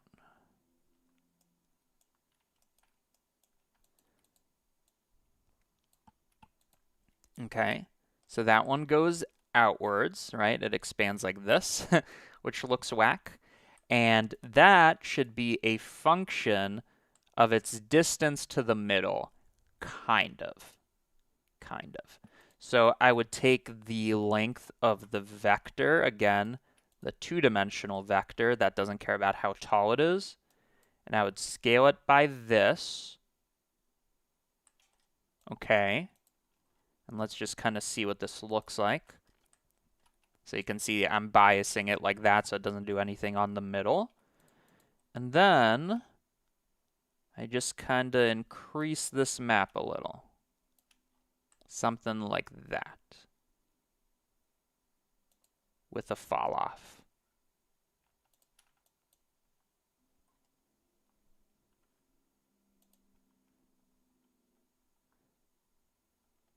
Okay, now why does it move the middle? Because I didn't use this. Okay. Now we're cooking. And this should only be by a tiny amount. Just to get that flare. Before, after, before, after. Maybe let's bias this with a float curve, because we need a very specific shape. So what's this? What's this? What's this? Okay, so this should be quite low.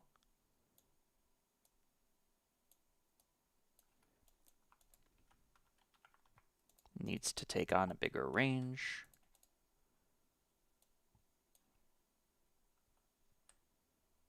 Whack-a-doodle.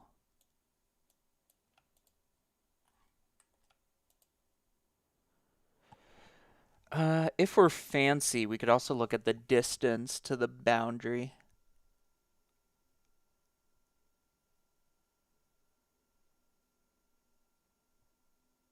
That would be fancy, wouldn't it? Okay, let's consider that. So if I look at distance to the boundary, what do we got? We got this version, this version, this version. Honestly, this version should be fine. So what I'm saying is I'm going to look at the proximity to this thing from the very beginning. From the very beginning. And it's going to look like this. Okay. But I'm going to keep only the bottom component, which we also have. If I take this out.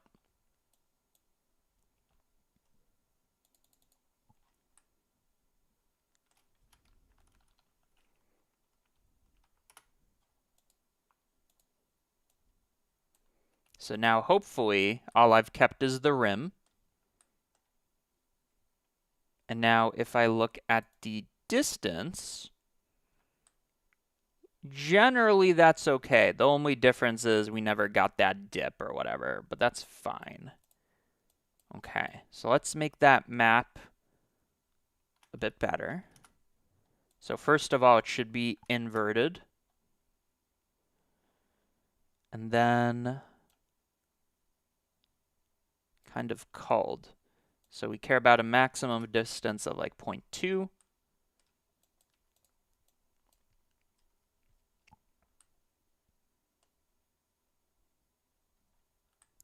Okay. And maybe I could position this lower just to kind of get that section. Doesn't need to be perfect.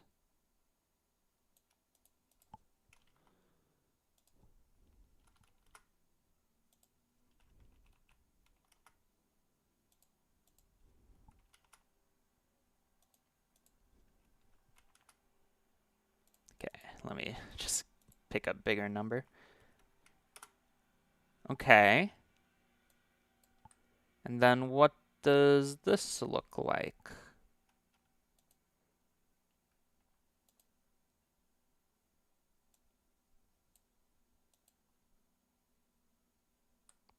Okay, so that really does only flare out the bottom. It should obviously be smoothed and like that.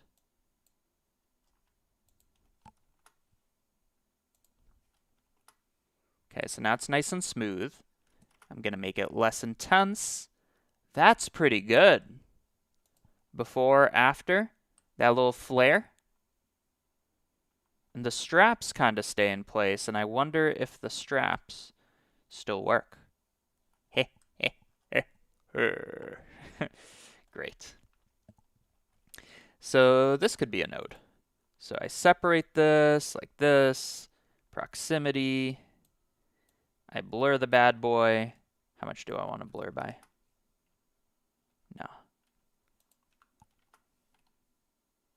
Yeah, just that nice flare. Now it's a turtle shell. For real. This should be exposed. Half click on 3. 4 is binding.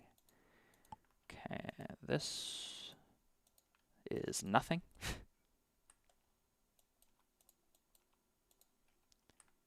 Let me actually get rid of this so we're not viewing anything. Okie dokie, artichoke.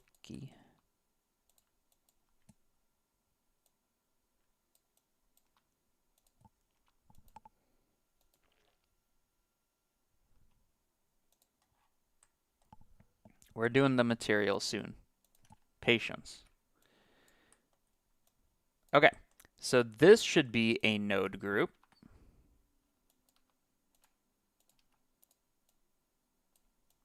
It takes in two things. First of all, it takes in the shell and outputs the shell. And it takes in also the boundary selection.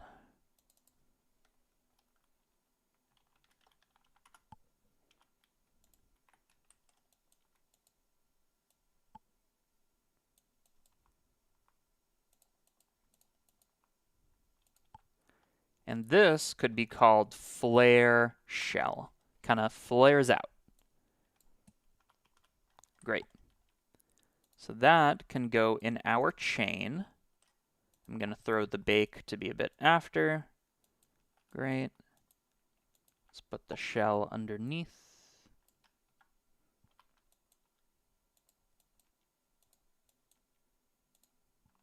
And the boundary.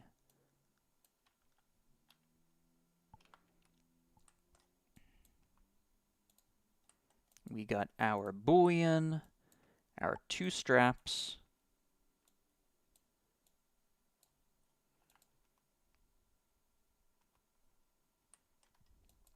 We join them. We join them. Guess there's no reason to not do it like that. We shade smooth. We bake. Ah, I remember why I did that. There was a reason.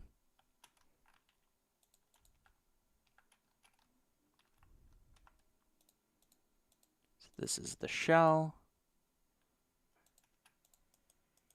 These are the straps. So the reason I'm joining them staggered is so that each can get its relevant material.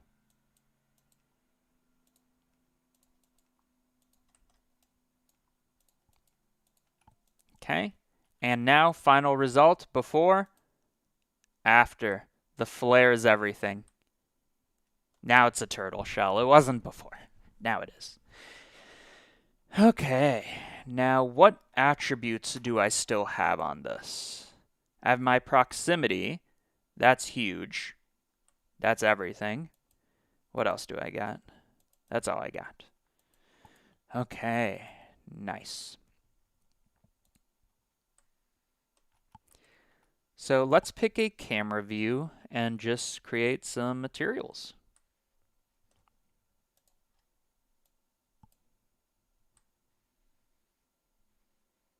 What captures it? I might just have this thing spin.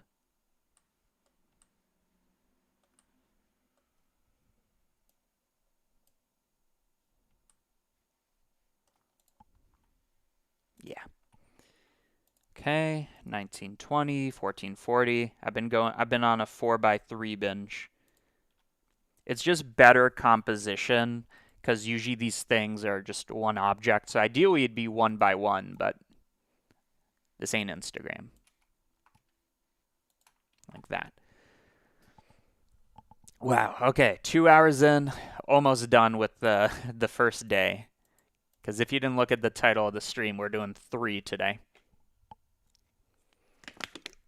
We go hard. Okay. So let's pick our lighting. And then I'm going to take a very quick break. Ooh, that's nice. 45. What do we got? No way you can beat 45. Yeah, we got 45. Okay, so I'm going to take a microscopic break. Is Blender 5.0? Yeah, 5.0 out yet? It's not.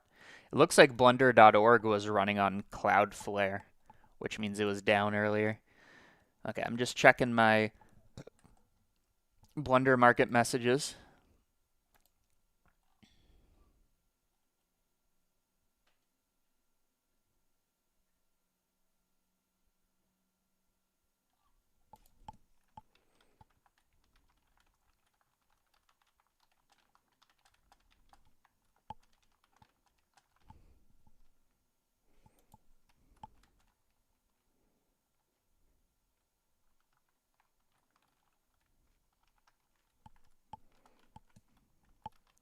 Just doing some tech support.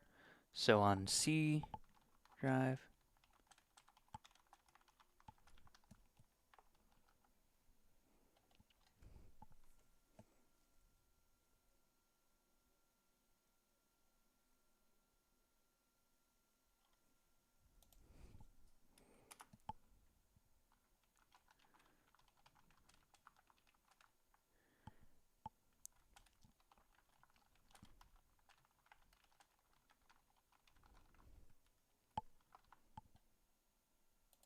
One second.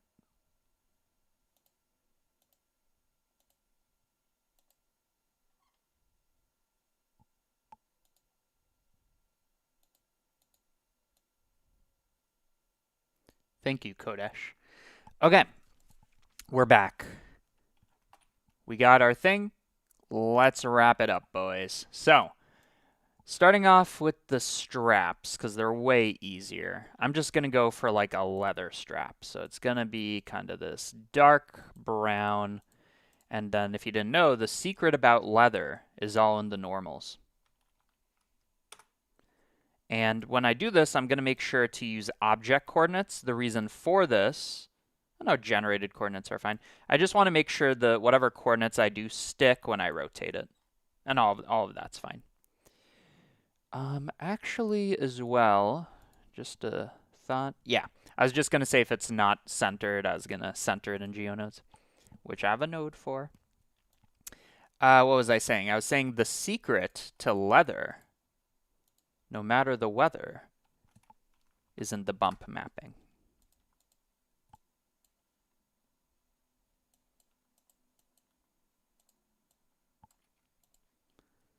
So what do we got? Nothing. I just bring filter up to 1. Is this correct? Why is it so weird?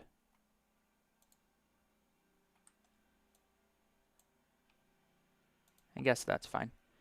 Okay, without, with, can't even tell. Make the distance bigger. So I've been learning, you want to keep the strength at 1, but make the distance bigger. And I guess ideally they're also more fibrous. What does leather look like?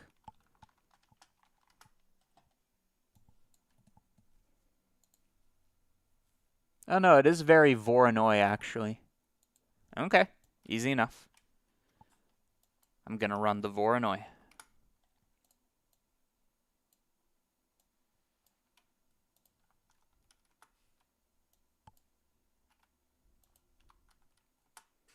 That's even easier. Right now it is inverted, I believe. And let's also run the smooth. Okay, so that should end up looking much more leathery. So, bring that up. Do I want detail? Maybe a bit of detail, even less, and make that weaker.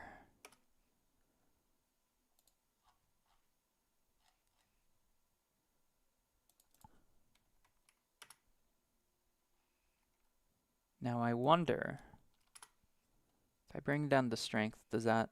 Yeah, it does. Okay, 0.01.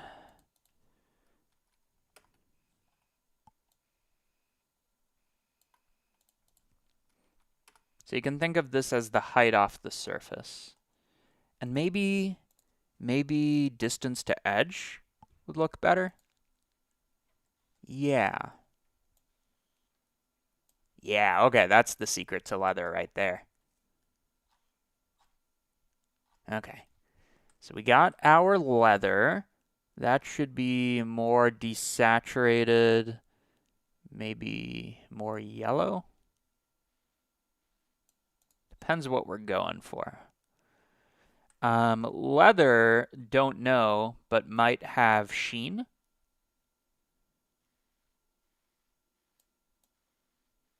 I mean, sheen's looking spicy. Okay. Leather, I think, is very... Well, I guess it could be anything, but it's going to be rough for me. And then finally, to add interest to the color, what is it? Alt-click to disconnect. To add interest to the color, let's use a noise texture, and then mix the color between 2 colors.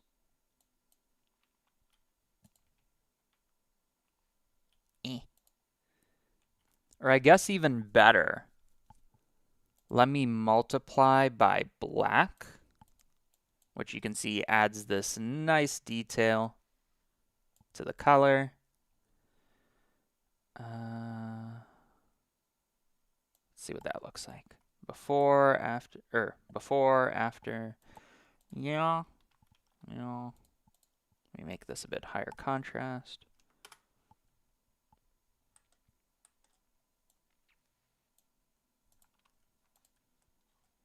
Okay, before, after, and then let me make the color a bit brighter. Okay, that's giving leather. Great. Now that's not the interesting part. The interesting part is what do we do? What do we do with the turtle shell? Okay, so I'm gonna call that done for now. Or we could add stripes though. Okay, for now. The turtle shell. Well, for sure, I want my proximity map. And it's going to be old and worn. So you can see it's almost like there's layers on top of each other kind of thing. And it maybe grows radially outward. I'm not really sure. I'm going to make mine do that. So let's flip it. How do I want to do this? Here's a trick. Let's wrap this. Forget exactly how this works. Okay, I have no idea how that works. Let's ping pong this off of a tiny number. And that creates these rings. I feel like I want an even softer proximity map. Where do I have that? Right here. Where's our proximity map?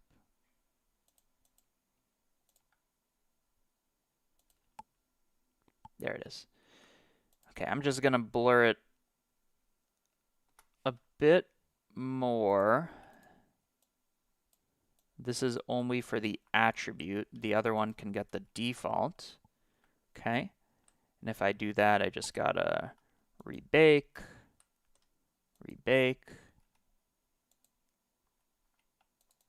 And now this should look smoother.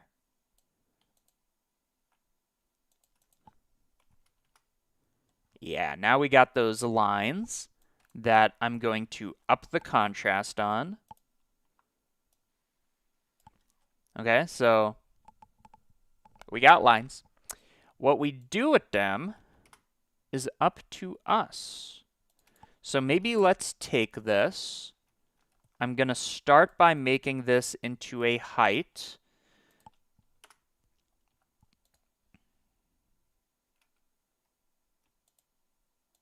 It's still quite low.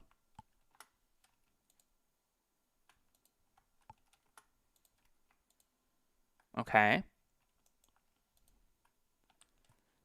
Before, after. Okay, I think that adds something, even if it's subtle. And to make this map even better, I'm going to have these rings, but only in some places. I'm going to multiply by a noise texture contribution. Maybe it could even be normalized.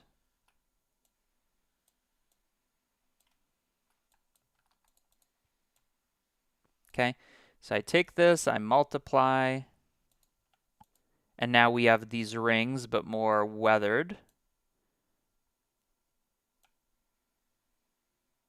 Like that, like that, like that. Okay, so now they don't show up everywhere. So before, after, great. And I can also use this to get the color. But let me try a good old trick. Hold E, click E, and go like that. Now we got some nice color. What happens if I use the proximity map? And make it way bigger. It looks stupid, is what it looks like.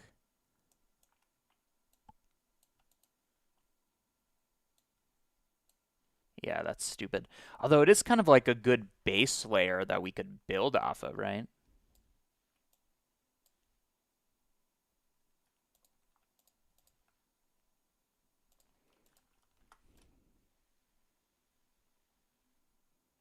No, that definitely is a good base layer.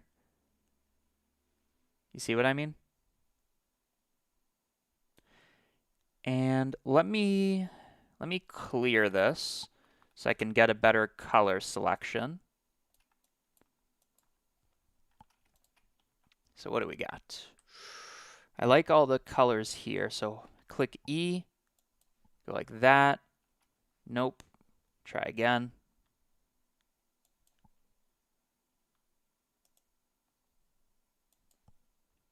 Nope.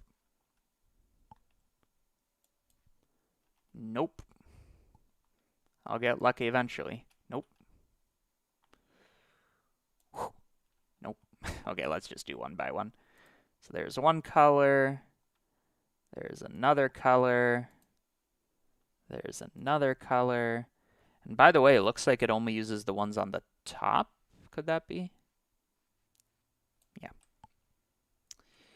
Let's add one more color. This could be a very white color.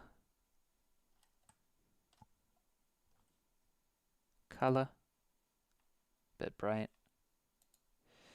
And do we have any exotic shades? We kind of have a deep red. There we go. So I want to make sure that this takes on the full spectrum. So to do that, I'm going to look at the map range, and specifically, so here's a good trick since I don't think there's a normalize node. I'm going to check where this is greater than 1. So you can see that's nowhere. So I'm just going to bring this down until some areas are white. Bring this up. Bring this up. Yeah, bring it up until some areas are white, but just barely. There we go. And then I'm going to see where they're less than 0. So that's nowhere. So I'm going to bring this up, down, down.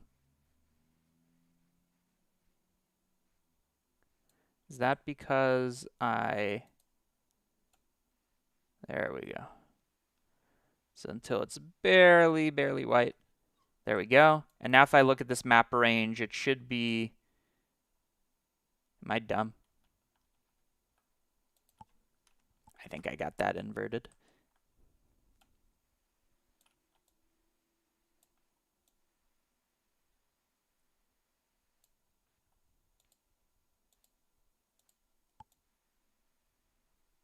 Oh wait, I had it. There we go. I just had clamp on. Okay, where is it greater than 0? That should probably be closer. What am I doing? No, greater than 1. I'm tripping hard. So I'm looking until it's barely black. Barely black.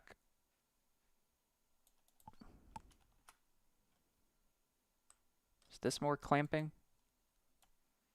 Yeah, it is more clamping. Okay. Okay, so now it should be, there we go. So now we have a normalized map, and does our bump still make sense? It does. So now we should be getting our full spectrum of color. That goes in here. That could be the base layer. And if I want, I can still bias this to one of the colors I like more.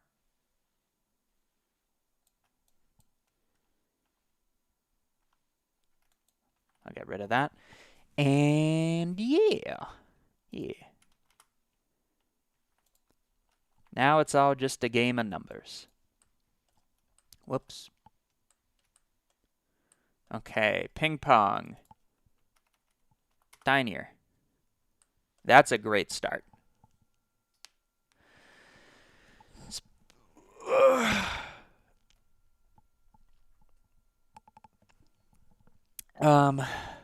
Why is the helmet made of a turtle? Why are you made of a turtle?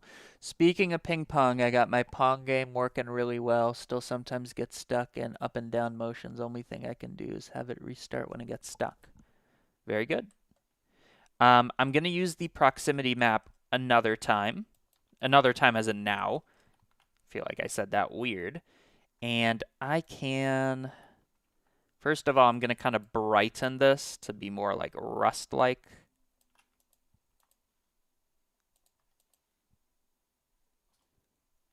Yeah. And then I'm going to use my proximity to mix the color. Okay. So I got that. I mix the color with like whatever. This should be higher contrast.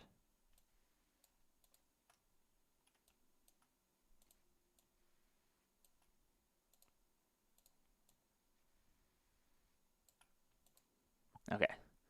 So now I can add custom color. That color will not be blue, but it's going to be kind of this dark.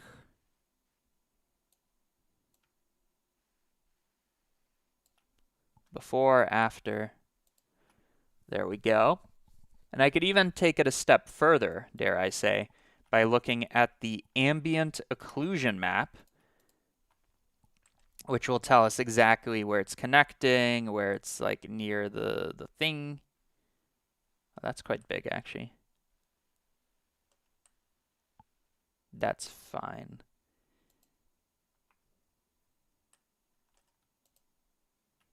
One segundo.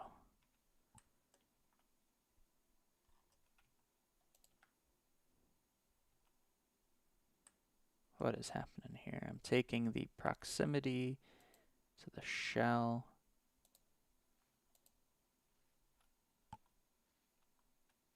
Okay, that's a little intense.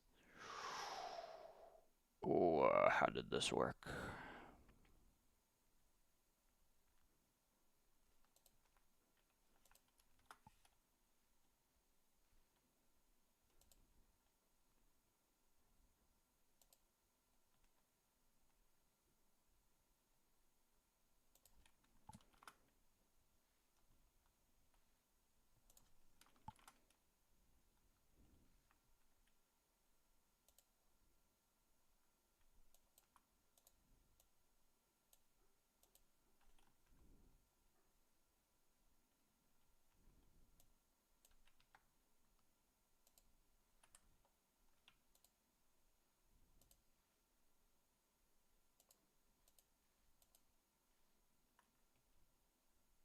Okay, it was this. I want it to not go as low.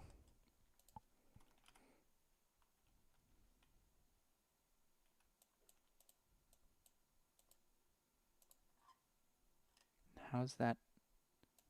How does this work? Okay, yeah, so it does that. This is our vector. Fuck.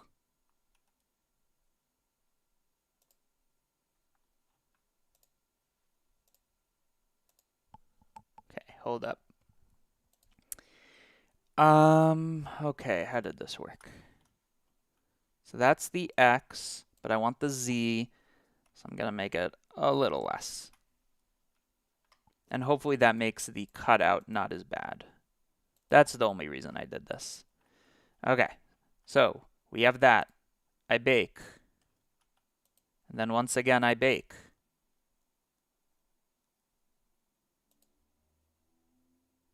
That should have changed something.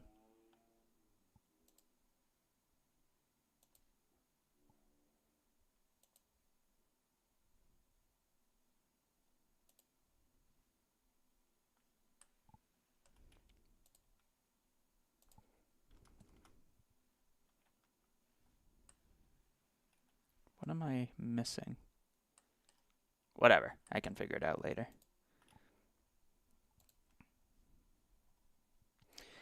So what I was saying is I can also use the ambient occlusion map to get those concave areas, just like that. Then I can decide, do I want the straps to be affected? Okay, so I have that, and what can I do with it? It looks kind of crustier in here. Did I say crusty? I can mix this with this attribute. Ooh. Okay. The inverse.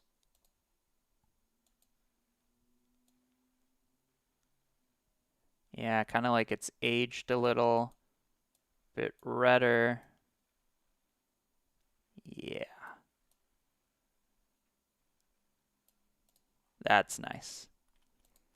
Before, after, great. And now we just got to add crust, just pure crust on top of this. How do I plan to do that? Well, right now this is our bump map. Okay, what if I clamp it? Does that matter?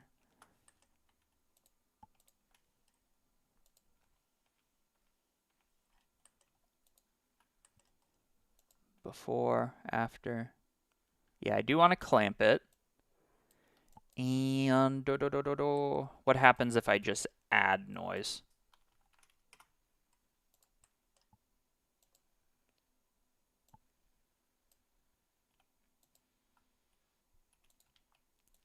Make it ridiculous.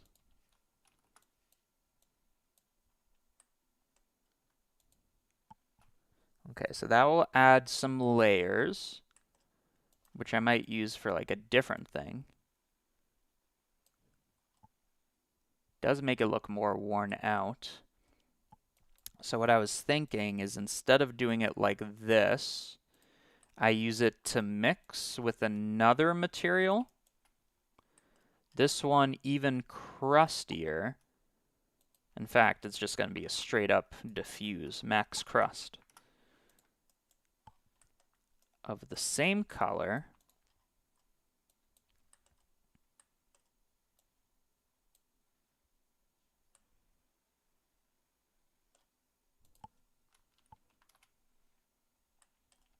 Okay.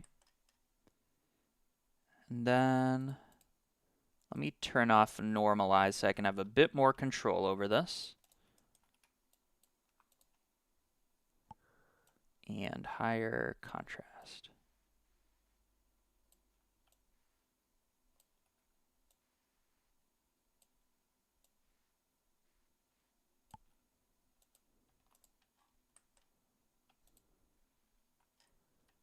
Just so I can see. I just want max crustage.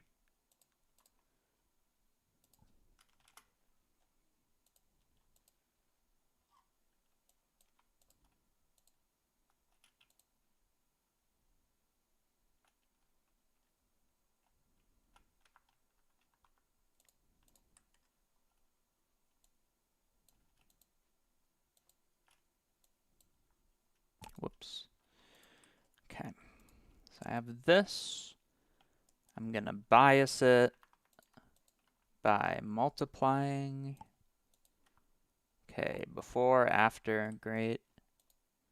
Like that, but the opposite.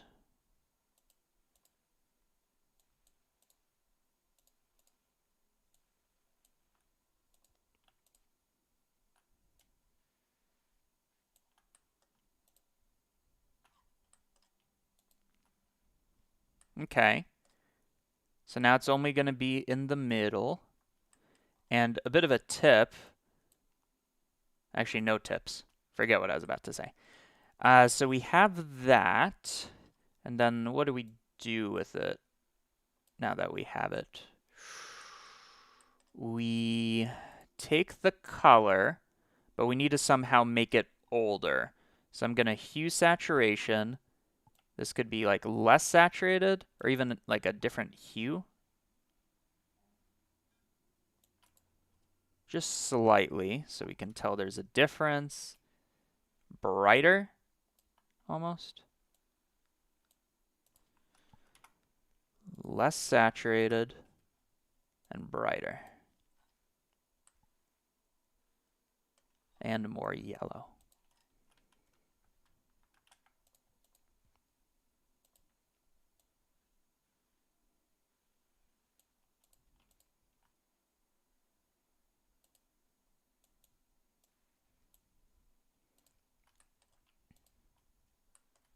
Okay, let's see.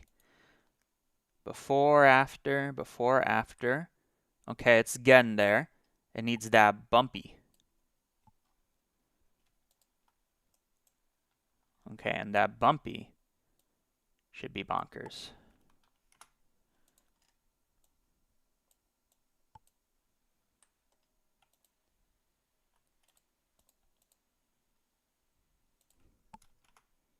Yeah, just pure crust. Ugh. Okay, before, after, even stronger. Whoops. Yeah, just fucking crust. Okay, okay. So I could do it like that.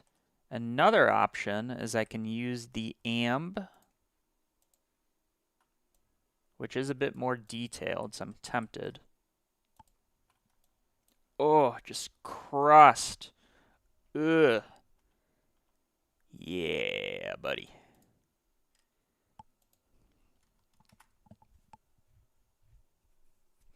And then I also like how there's these rings of damage, which is a good band name. Rings of damage. So here we have our rings of damage. And I multiply by our rings of damage. Before, after. Okay. I'm just going to add a bit of an offset. Okay, let's see. Before, after. Bias it a little more.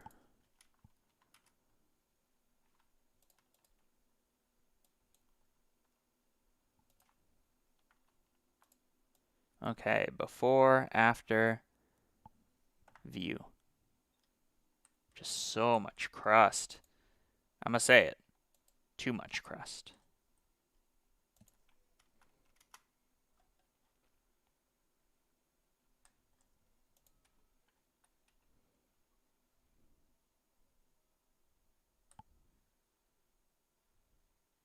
Still missing something.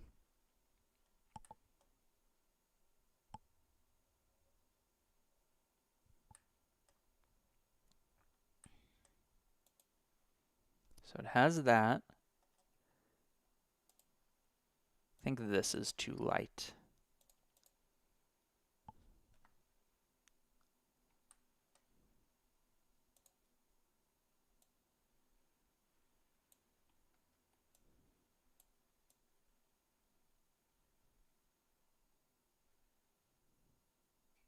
Okay, now we're getting there.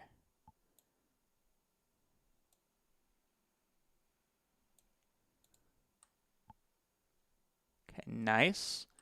I do think the whole thing might look better if it was a little green.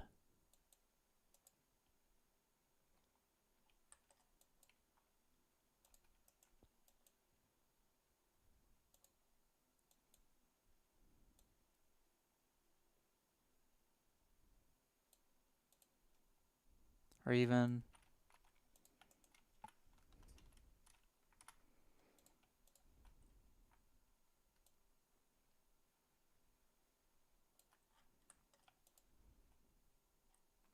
not that much, just a little green.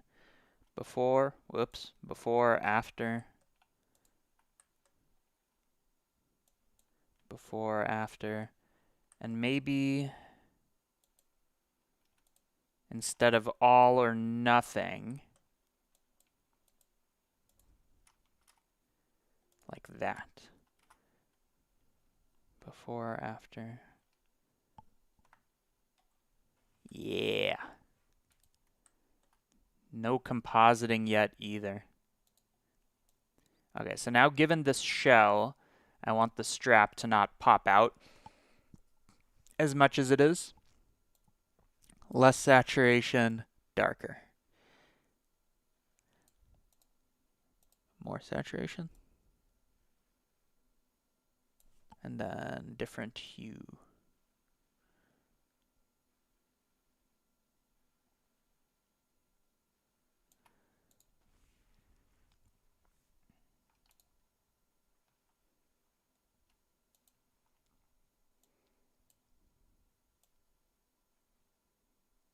Ooh, okay, we had the wrong lighting as well.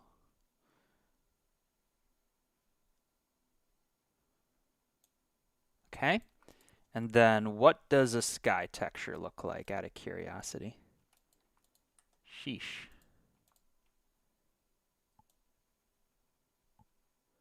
It just takes all the life out of it.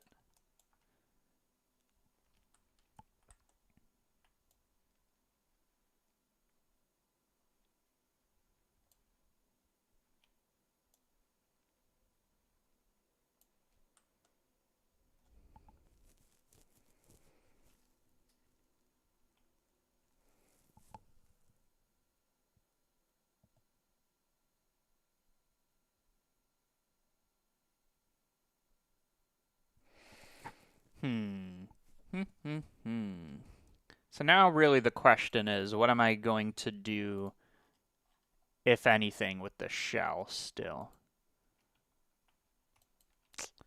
Somebody mentioned there's still room for a bit more like rust or something. Let's see.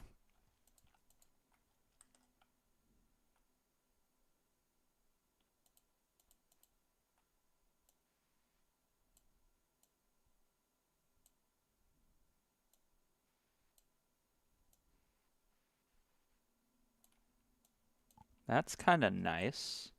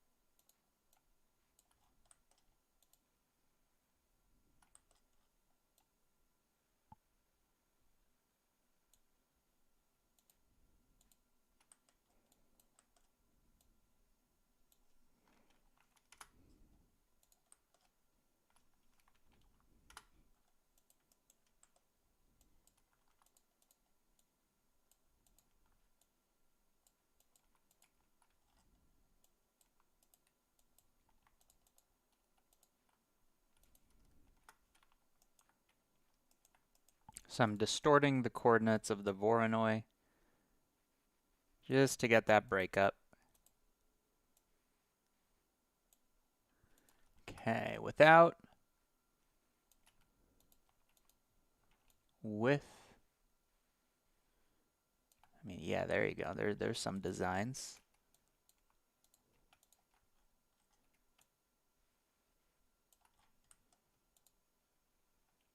Okay, so this could be more crustage. There's always room for a bit more crustage. Okay, ping pong.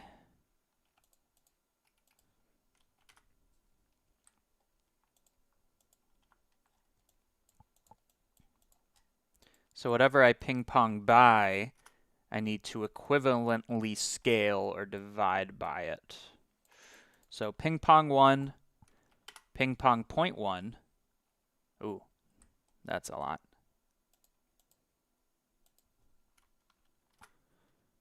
Yeah.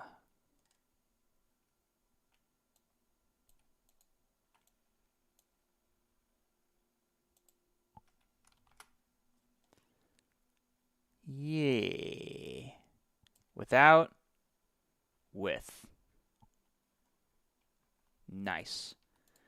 Okay, and then what would this be? This just needs to be peak rust. Like maybe even a different color palette.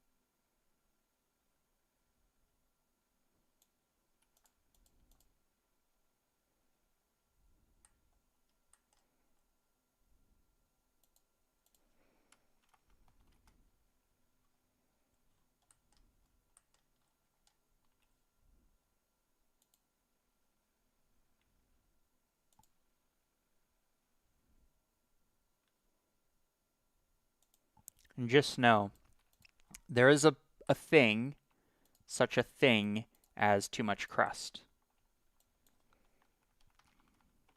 So we got to straddle the line. Like right now, too much crust.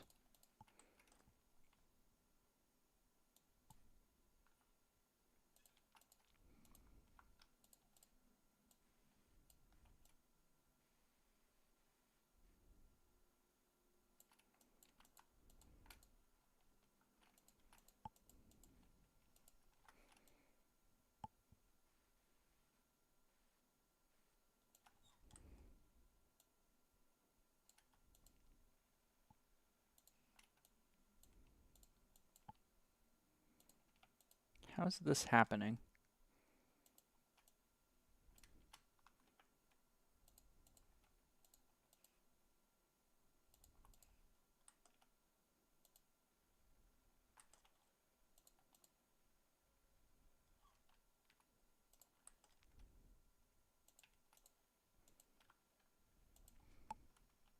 Okay, let's take a progress check.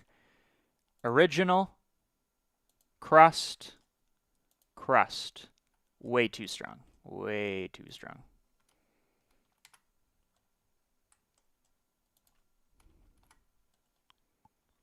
Okay, I think we might need to start pushing this in compositing or in lighting. Okay, what in the actual? Okay, let's consolidate at least a little. I mean, a lot of this is up for change.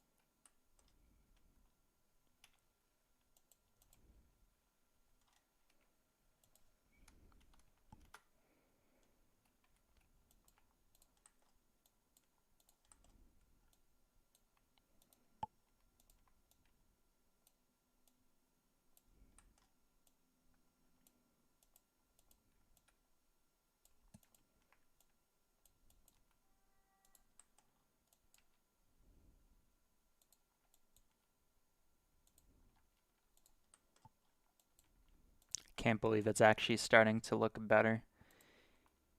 Okay.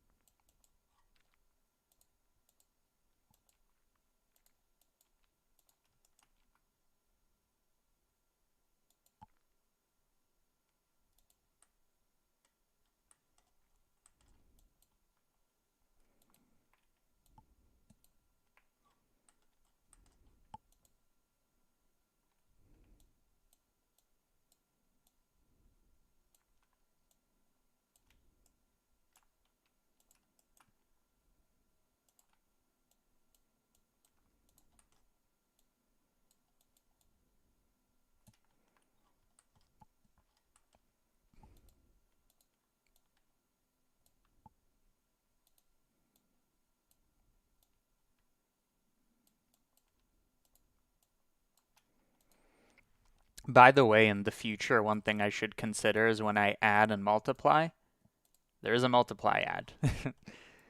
Just for the future.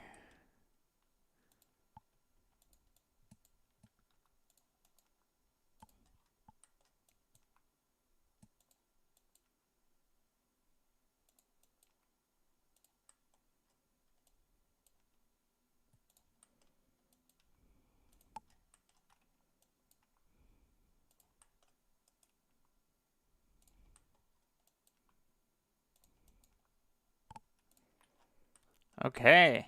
Boom. Consolidated. Let's try a render. See what that gives us. Just finalize some lighting. What looks good and what looks good. Before. After. Okay. Okay, let's try this out. So I'm going to render at 300 samples since I just plan to do this once. Go into compositing. And then, nope. Get rid of this. Goodbye. And this can be an image editor, set to viewer. Let's do it.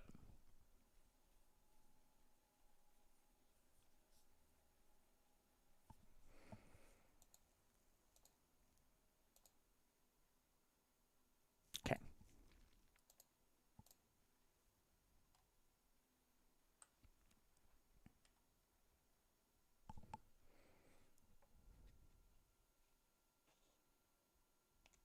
Shells are shiny. Okay, I'll try it since we're about to commit. Let's see, what's this one do? Yeah, that's pretty shiny. 0.3. Nope. 0.5. Okay. Then what about this?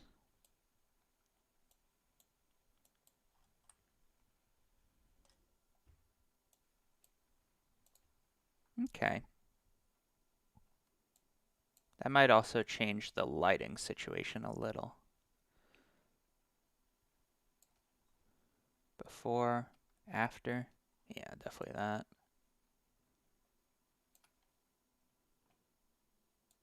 Okay.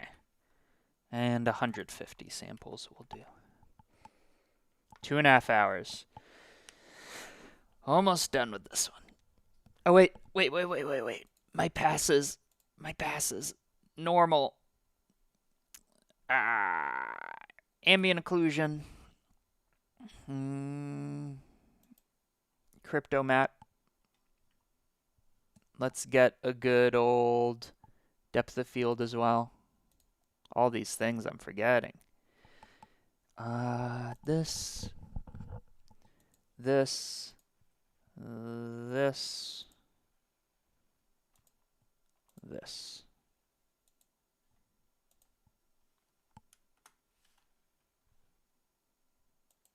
Yeah, a little depth of field never hurts. Okay, let's try it.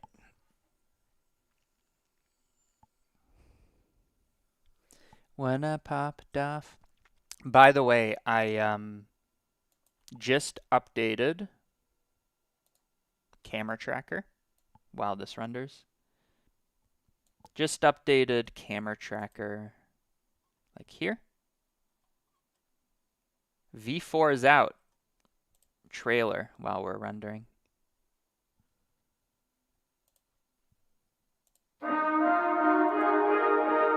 Gotta find a way to make tracking look hype. You might remember the BB-8 tutorial.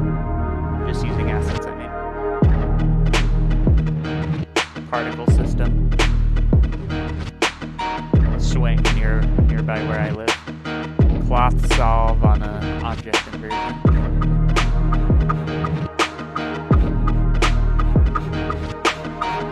Rotomation for when you gotta get your actor out of there.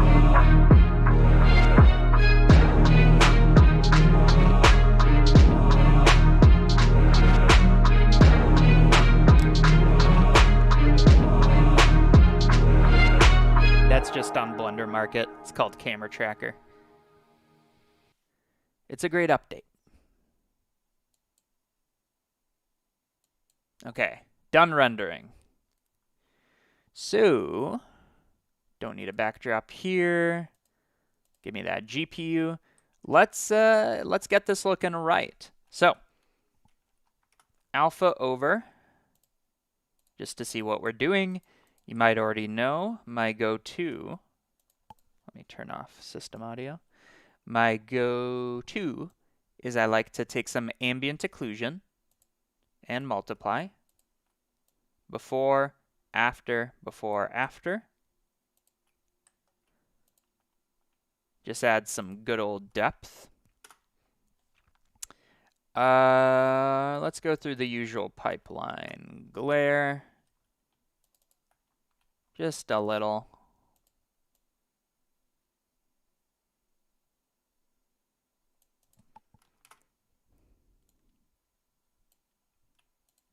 Okay, let's see if we can even tell. Before, after. Nope. Okay, there we go. Before, after. Vignette. Okay, and now let's get into our colors. So big change might be Chronos. Okay, that's already looking crispy, but let's just examine our options. AGX, low contrast, AGX, high contrast. Okay, grayscale. That definitely hides the colors being wrong. Punchy. Aces. I'm going to go with Chronos. No. I'm going to go with the aces. Okay. Next up, the exposure. A little higher. Gamma. It's fine where it is. White balance. Is it hot? Probably. Is it cold? Nah, it's hot. A little bit hot.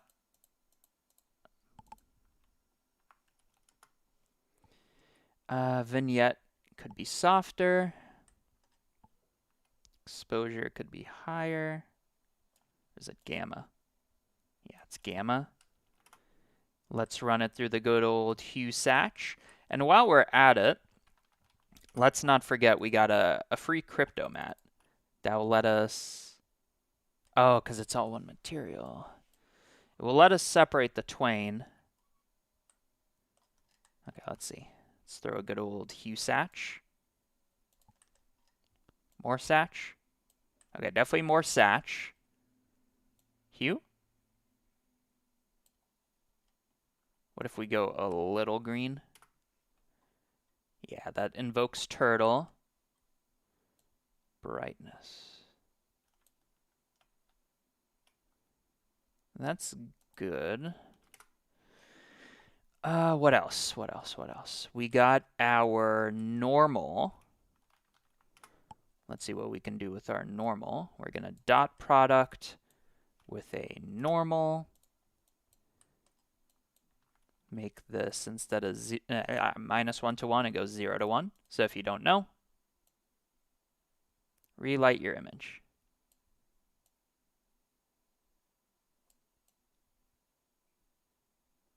I want to just kind of get the back of this.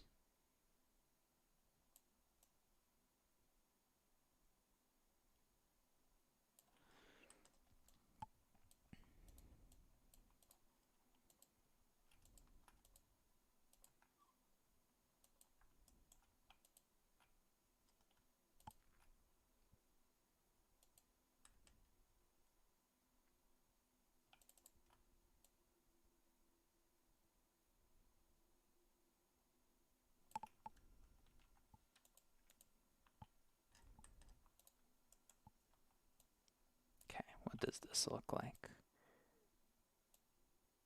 Oops. Okay, before, after actually ruins the image. But you can use this to relight, shape the light, do the light. And of course, you don't need to use this to just add. You can do this to do whatever you want. So, if I throw on our hue satch, give this as a factor, now we could saturate just those parts. We could change the color of just those parts. You see what I mean? Make them brighter. Yeah, let's make it a little brighter and a bit more satch. Compare, before, after. You can't even tell, but that's fine.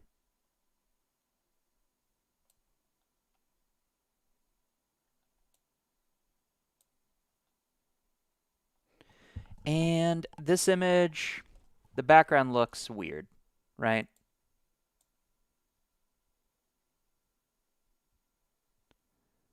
This might be one where the good old checkerboard might help.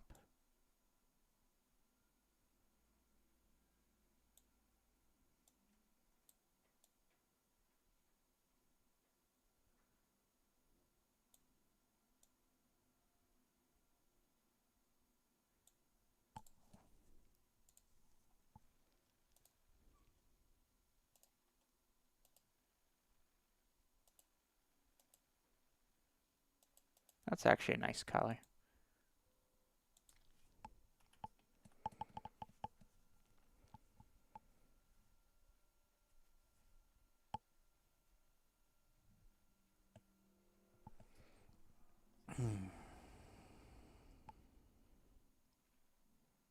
I think this one will look cool in a breakdown.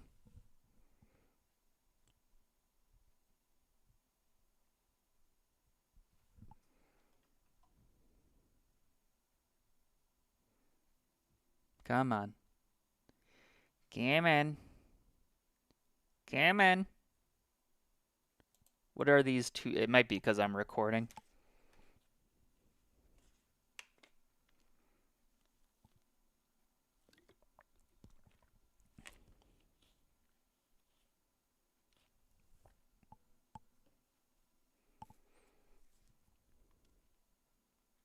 Okay, so what did I break here? So we got our image. We did our ambient occlusion. That's what broke. Because now the alpha. Okay, this is almost making me question. Because like already looks better just having a background. This almost makes me question if like putting it in a thing. No, that definitely makes it worse. If putting it in a thing will help.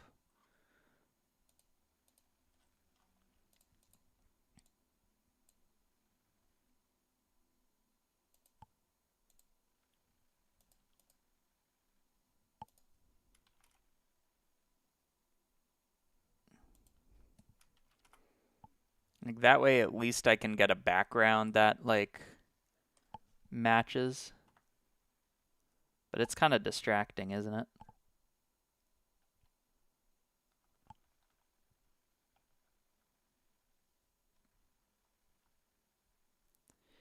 Is this one that just looks better black and white?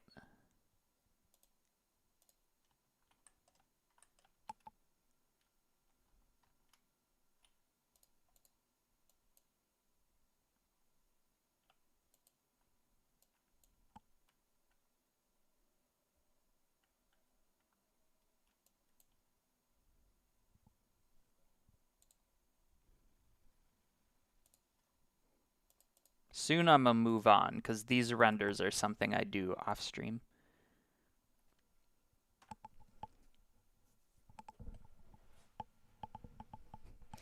No PNG. Full prestige.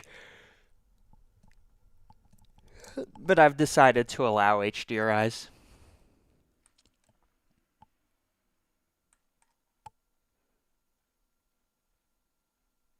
Okay, next time I'll do 100 samples.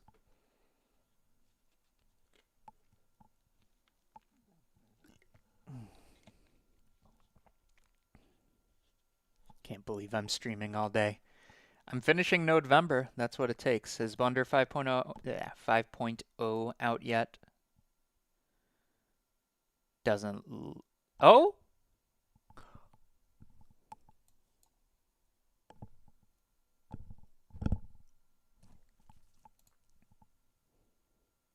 It's out.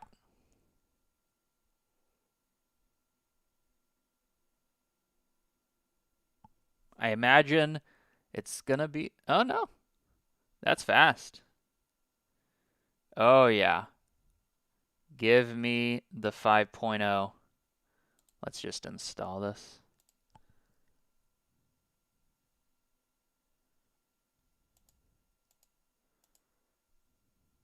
And then I can switch this project over to proper 5.0.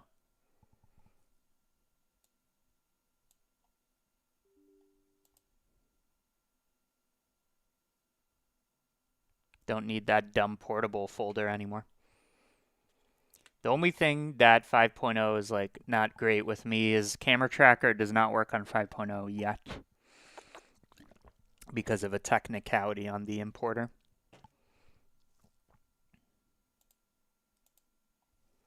Okay, so now in theory, I can just open this up in 5.0. But first, let's just finish what we started.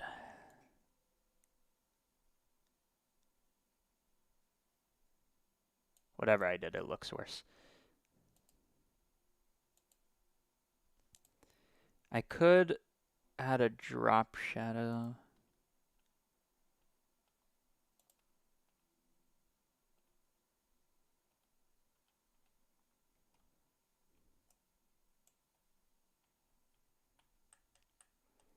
Okay, you gotta know when to call it. I'm just gonna try one last thing with my checker. The reason I like checker, by the way, is we're so used to seeing it here. So you have this like checker that kind of shows it's an alpha, and I just like the way it looks.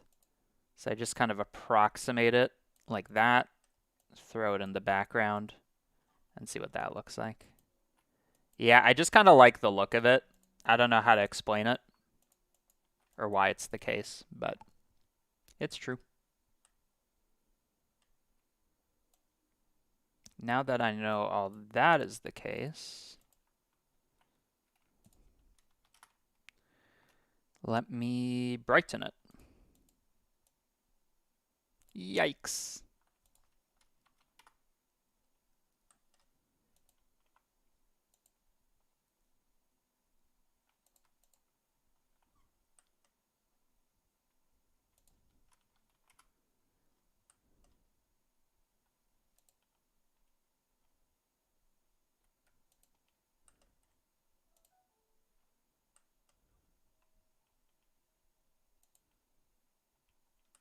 Okay, this is a bit strong.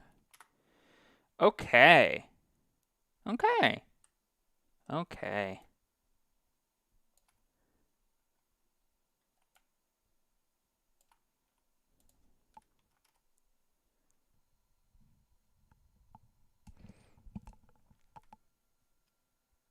Oh, why is the stream lagging?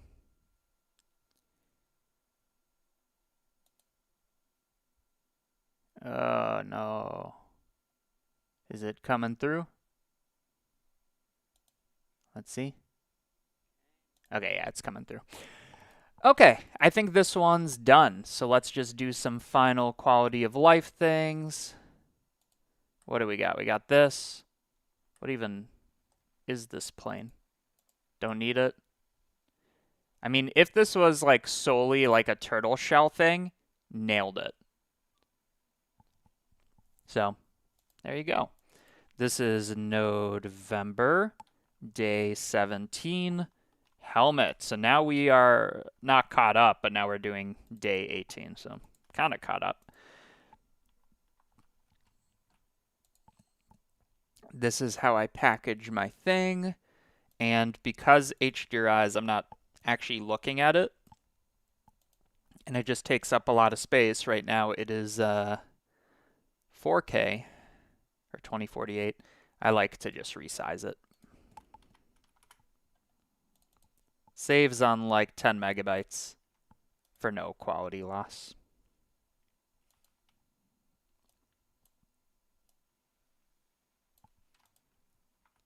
Okay. I just want to see if this opens in Blender 5.0 now that we got it.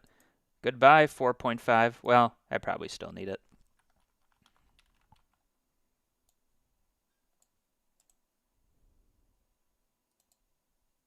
Boom. And then I don't need these anymore. Okay. Let's launch this shit. 5.0. More so I can just get this ready. Like, I'll probably need to do the ambient occlusion kernels and shit. Amazing. I imagine nothing's different. Yeah. Anything else?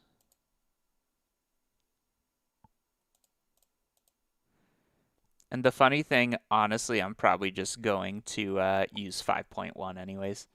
So this is not compatible with 5.0, which is the point. So let's get rid of that.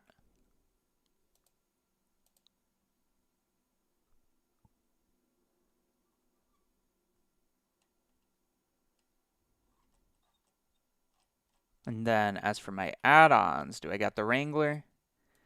Okay, then we're good. Let's see if the project opens without an issue. Might have even been faster. Okay, so I'm just loading the render kernel so I don't have to do it again. Before we start day 18, there is a node that I do want to add because we used it a lot. It's like the idea of inflating where you like offset by the normal. I would like to add that. So actually, we can do that at the same time, I assume. Let's open up 5.0. Before I do that, I use git for the thing. Make sure it's updated. Okay, great. And then what I do, so that you guys, so you just go to cgmatter.com for the nodes. all I have to do on my end is just update this.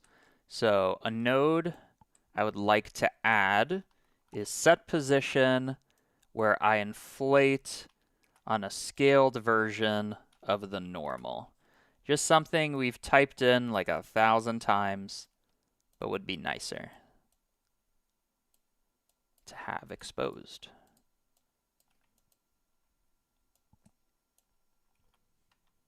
So this is literally how I make a node.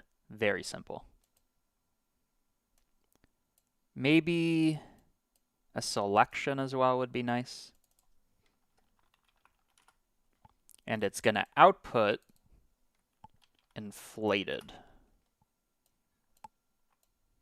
Any other node that would have been useful that I can remember?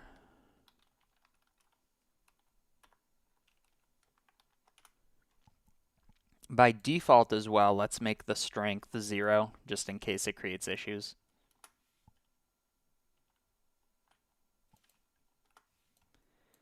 Okay, mark as an asset. Now it's a thing that will show up in a moment once I push it.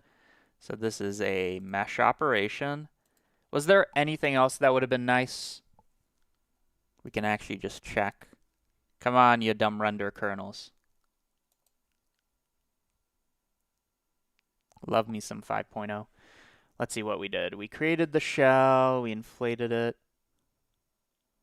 The invert logic was wrong. That was a thing. So if I go to my invert, which is math, probably. Yeah, invert float. So assuming it's from 0 to 1,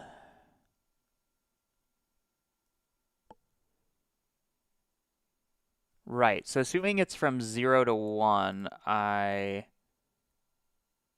no, that should be right, because when it's 0, that gets sent to 1 minus 0, which is 1. When it's 1, it gets sent to 0.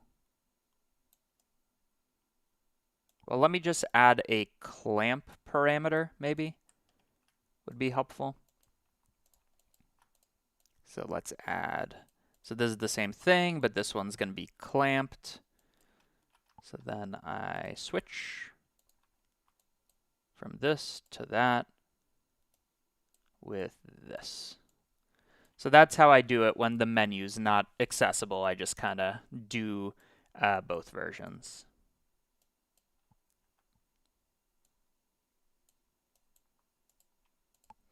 Okay, so what do we have? Do you want it clamped? That should be above by default. Let's make it enabled by default, and the rest is fine.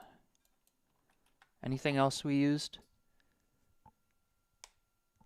If anybody has any ideas, now's the time.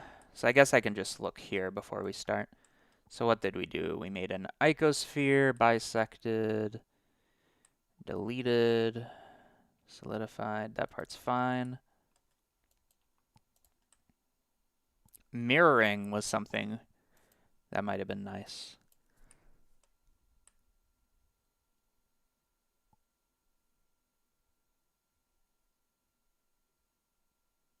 Sign, maybe.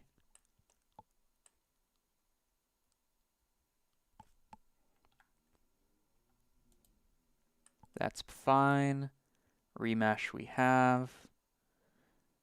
Maybe we could do a SDF remesh now that we're in a thing. So mesh to SDF grid, grid to mesh, connect, node group, vector, takes in, takes out. This one's going to be called SDF remesh. So basically anything I do more than once should be a node. It should have the voxel exposed and the threshold exposed with a default voxel of 0.1 and a default threshold of what? It's 0.1, 0.01, which we might even lower.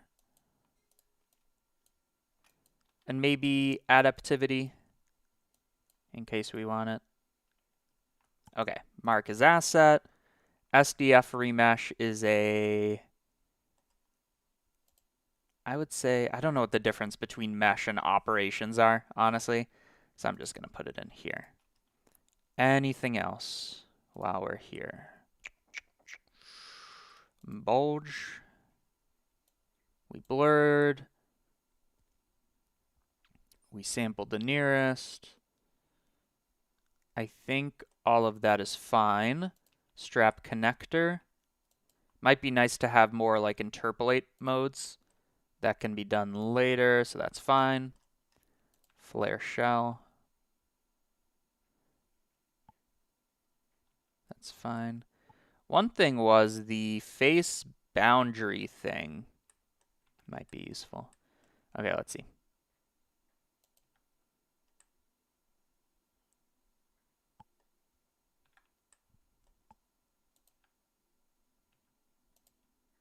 Okay, let's see.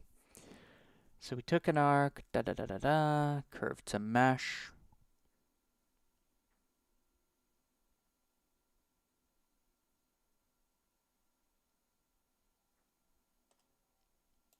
I know there's a tube node, but I want to only use my own node, so let's do this. Curve to mesh. That's going to be a node group, but what do I not want exposed? I don't want the profile curve because the whole point is that it's going to be a curved circle by default. And then with that, we need the resolution and the radius. And then let's think. We take the curve, we care about the scale, fill caps, resolution should default to 12, let's say. And the radius should default to 1.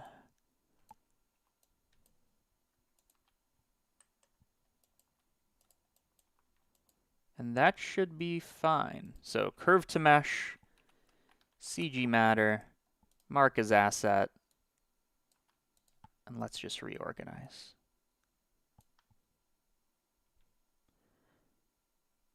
Okay, put in the curve. Do you want caps? The radius scale. But assuming you have that, you don't need the radius because it's always equal to 1. Then the resolution is 12 by default.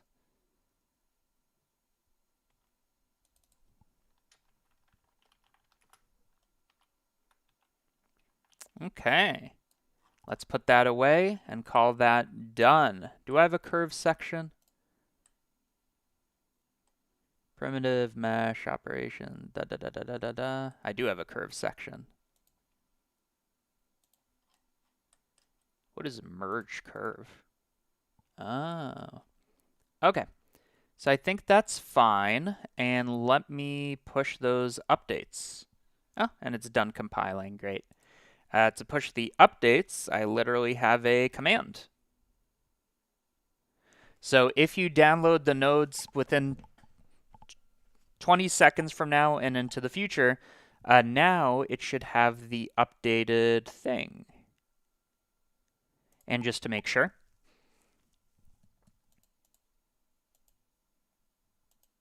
so I already have my file path, which is fine. Let me just set it to append.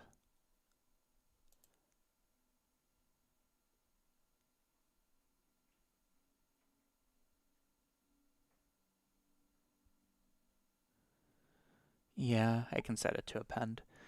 Okay, so I think it's probably had enough time now. So I go to CG Matter nodes, which by default, right now, won't have any of the new nodes we made. So for example, we made a... What the fuck did we just make? We made a... I am blanking hard. We made inflate, so that's not going to be in there. But now, I'm just going to pick the same folder I've been using. And regardless, it's going to default to the one you've already been using. Install/update. And now, We should have the inflate node unless it didn't update yet. There we go. Now we got the inflate node. Now, I think I improperly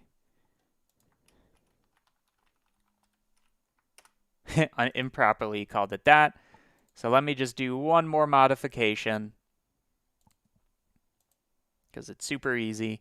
And here, instead of curve to mesh, let's just call it curve tube.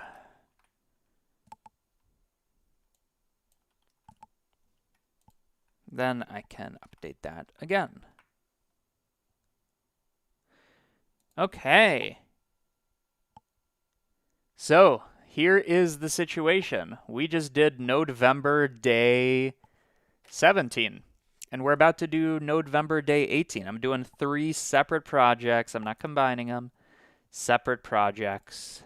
And day 18 is going to be Rocket. Now, before I do Rocket, I'm going to pee. That's what I'm going to do. Because we've been going for 3 hours. So I will be back. Deliberate amongst yourselves.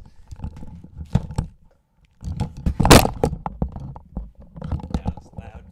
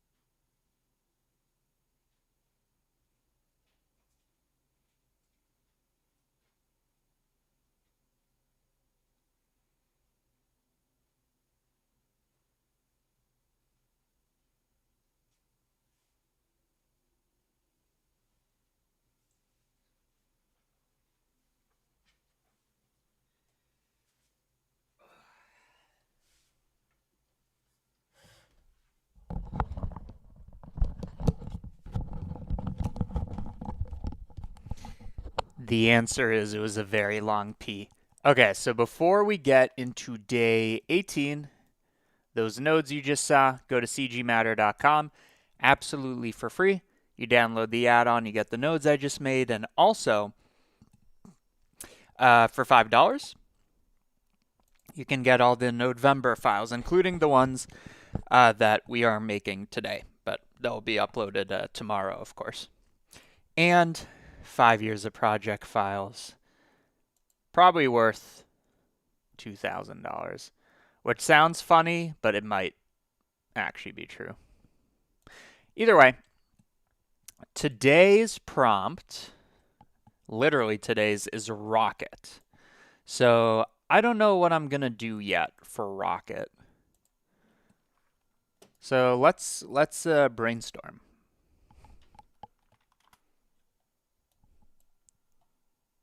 And I try to do something that not everybody's doing, like with helmet, you saw that. Um, so what can I do for rocket that isn't what everybody else is doing? I also got rid of my water. One sec. I need water.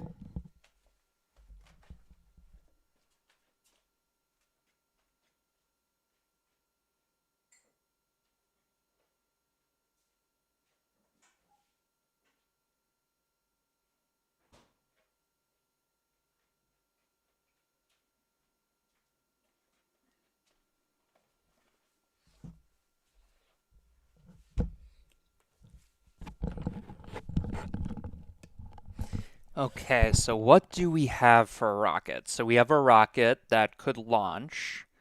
We have the rocket landing pad. We just have the concept of space and a rocket kind of going through asteroids. Okay, that one's better. So we do asteroids or an asteroid field and rockets. We could have the fire from a rocket. That I kind of like, actually. That's a bit of a challenge. Let's see.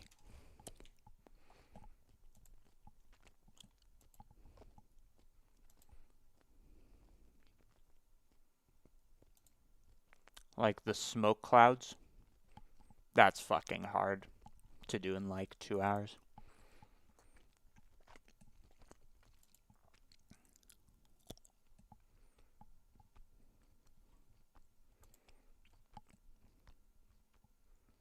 But that's very cool.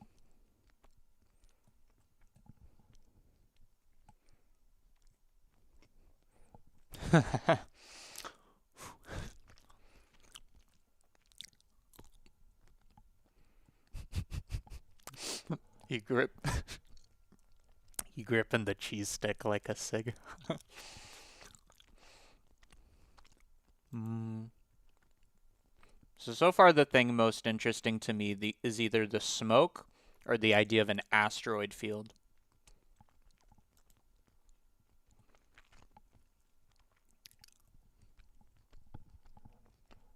Hmm. Rocket launcher. We could also go simple, kind of this like low res one. I'm just going to save that as a reference. So this could be more so the composition of what we do, regardless of if it's photorealistic or not.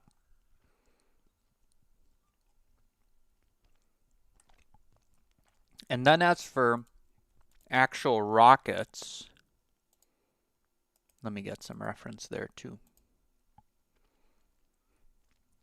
Because rockets, depending on what you do with it, I think are actually super simple to model procedurally. Because they're literally pointy cylinders. Like that.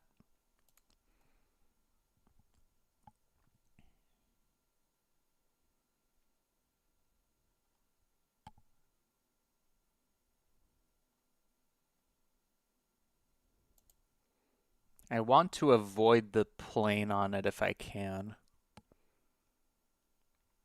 What's like a more interesting thing with the rocket that like somebody else is not doing?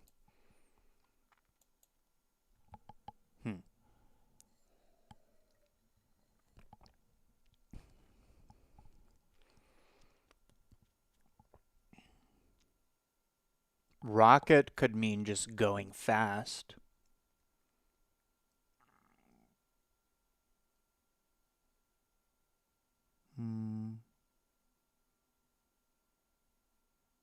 Okay. I think I'm going to do a rocket going through an asteroid field. Galaga. Forget how that looks like the game. Oh, that's interesting. That is interesting. That is something I imagine nobody's doing.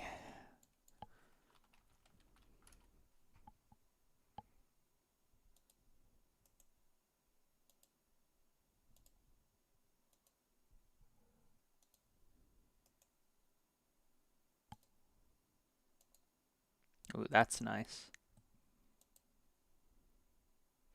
I think I'm going to do this. Okay. Okay.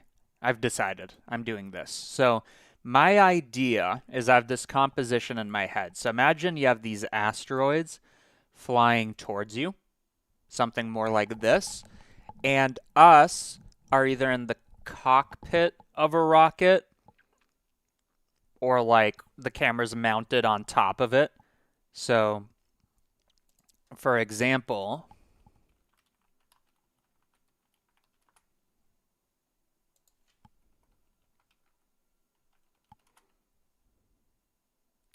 interstellar movie.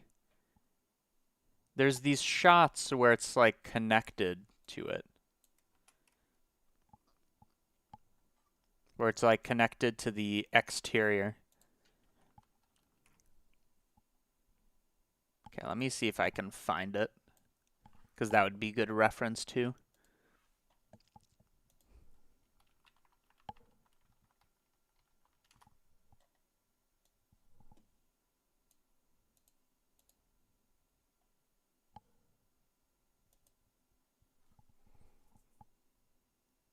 As a technology. So kind of like that, where it's mounted. Now it sits there as where we would create visual effects. The docking sequence is a really cool Waldo. I think if Christopher... By the way, if you didn't know, you can do this on YouTube. I'm just looking. Oh, wait.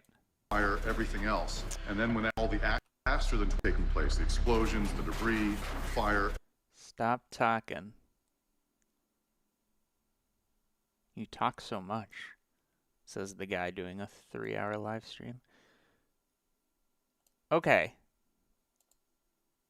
That's kind of what I wanted. So let's go back there.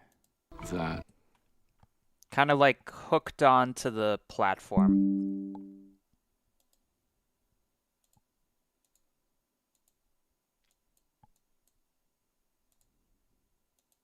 I don't know why it's not letting me save. Okay. Either way, I think we're ready to go, and we can do it in Fresh 5.0.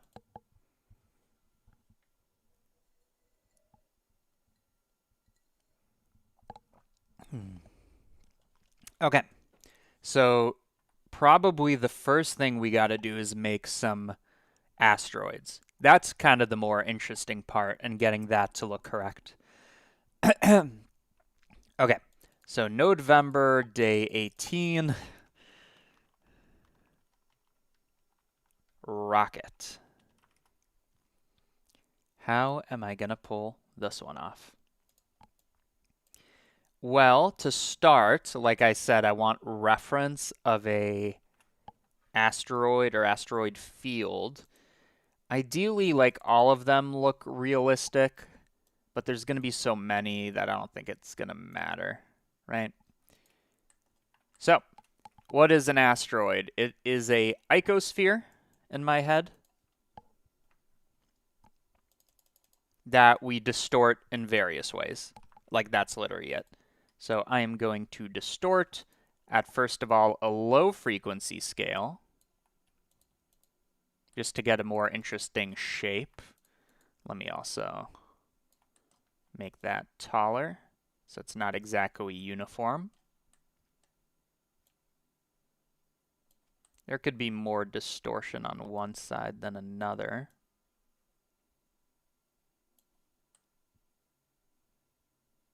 Okay. Then I add a layer of higher res distortion.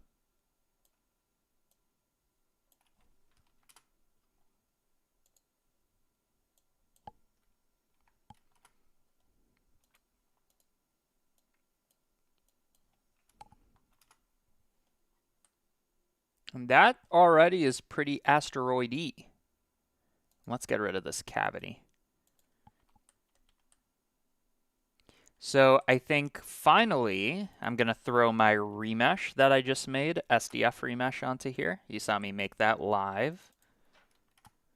And we can use this to add detail. I want to do that erosion trick again, because if it works, it will work here. But I didn't get it working last time. Tricky, tricky. What if I run my inflate node, the whole gang's here, I run my inflate node based on a Voronoi texture, which initially will look like that.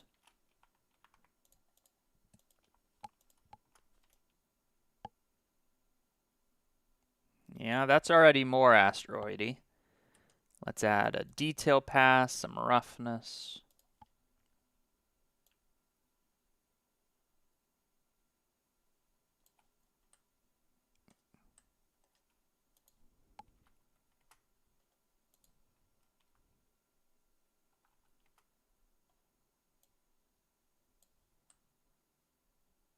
That's not bad.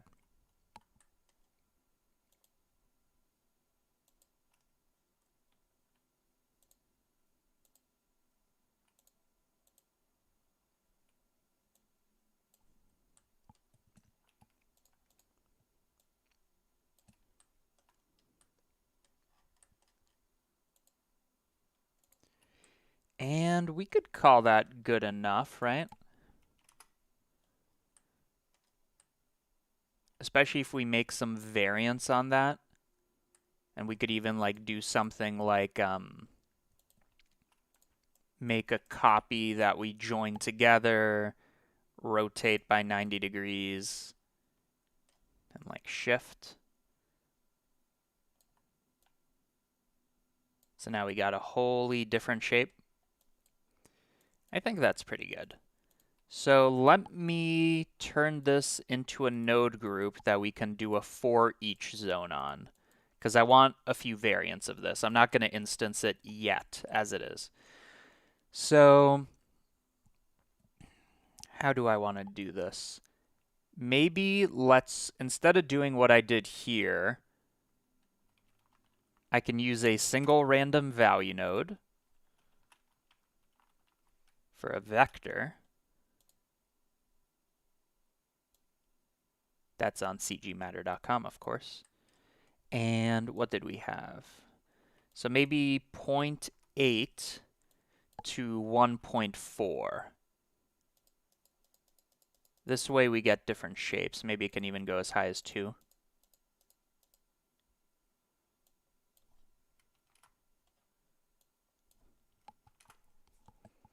Okay, so this one's rather spherical. Yeah, that's nice. Okay. And then as for the distortion, I want to make sure that's also different. So I'm going to take the position and just do an offset. So this is the coordinate system that the thing is using, so the noise. So if I do an integer, the same shape can have many different noise patterns. Okay, so this is a parameter. This is a parameter. And that should be pretty good.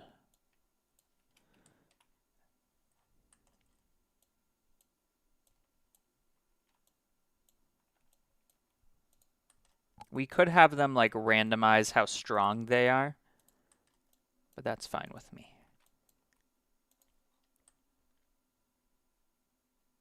And we could also do the rest in a material. So all of this can be a asteroid that has a seed. So now we have an asteroid generator. Easy enough. Okay, so now I want a lot of these, and I can't instance if I want them to be different. So I'm going to do a for each zone where it makes an asteroid, but I'm going to do it for each point. Let's say I have 4 of them, like that, and you can't see, but if I run this index, it's going to make 4 different variations. I can show that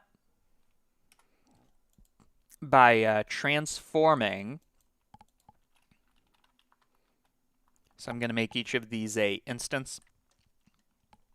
I can do this by transforming the instances based on their index, which it doesn't like. So I'm going to set position by its index. And now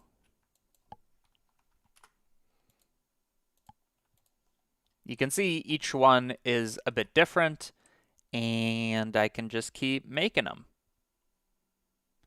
So, okay. So the question is, how many variations do I want? Let's say I have 10. This is going to be pretty computationally heavy to get all 10. However, once we have them, I can bake them, and let's just make sure this is doing what I think it's doing, where it should have 10 instances. Yep. I'm going to bake this, making sure, and I should add this to my startup file that it starts on disk. But I'm going to bake on frame 1. Okay, so now we got these 10 instances, and it should be super fast. Okay. And now I can instance them, like anywhere I want. So for example, if I have points, and how do I want them? Maybe let's start off with a grid. That's quite big. I put points on them. Now I instance not this alone, but I do this pick instance, and now they're not all the same. And I randomize the scale. Okay, so now these are all different asteroids. Great. Now all I need to do is make them look like this. So the majority of them are going to be tiny, but some of them are going to be big. Oh. Well, how do I plan to do that? Well, first of all, I'm going to start off with a random rotation. Not that one. Do I have a node for this? I have a random rotation node. Boom. So this should go from minus pi to pi. Okay, yep. So now they're all randomly rotated. And I don't just want to scale them, you know, from 0 to 1. Most of them should be tiny. So whatever I do with this float curve, which I'll show you in a second, I'm going to make half the size. So what I'm going to do is I can bias these. So in this case, most of them are big. In this case, most of them are small. And you can see in this case, most of them are small, and there's a few outliers. I'm going to make this linear so it's easier to deal with.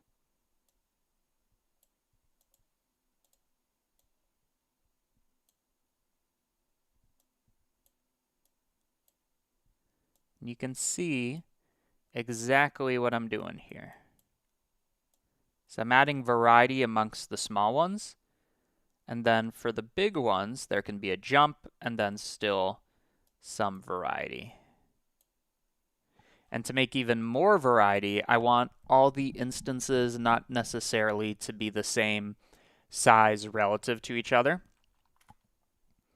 So I can scale these instances randomly from, let's say, 0.7 to 1. And now when I hit bake, they should look much more varied. Good. Okay, so the variation shouldn't be that huge. Okay, so something like that looks fine. And now I need them moving.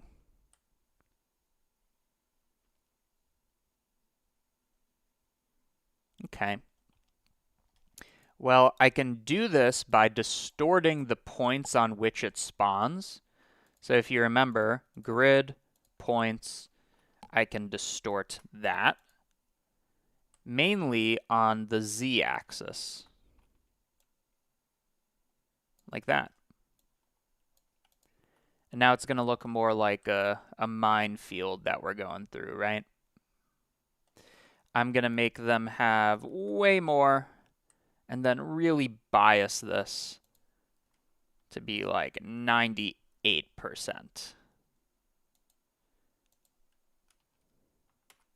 So really most of them are going to be tiny. And I could even push this further.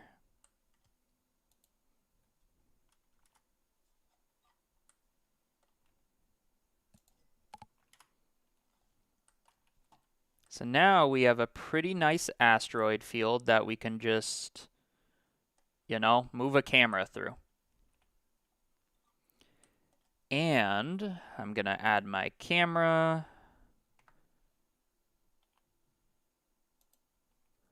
Just kind of position it here. And just find a path where it can go through that's pretty clear. So to do that, I'm going to keyframe. I'm so not used to non-procedural workflows. So I am going to keyframe. We'll make this 120 frame long animation. Well, actually, let's make this like perfect in the sense that it's looking perfectly this way. Great. So keyframe, frame 120, move forwards on the X apparently. Not by much, because we want the less we pass, kind of like the bigger they're gonna seem. So even less. So we go from 8.5 to let's say 6.5. And how do I want the camera? It should probably be pretty wide, right? So I'm gonna have my camera be a 30 mil. And now that we know that our camera is quite limited in scope, so what I mean by this is if we look at the camera, the only asteroids you're going to see are these ones. I want to make sure that the points that we're using, we're not using unnecessary points. Now there is, it's not that new, but there's a camera info node that tells you where the camera is, you know, which way it's facing, whatever.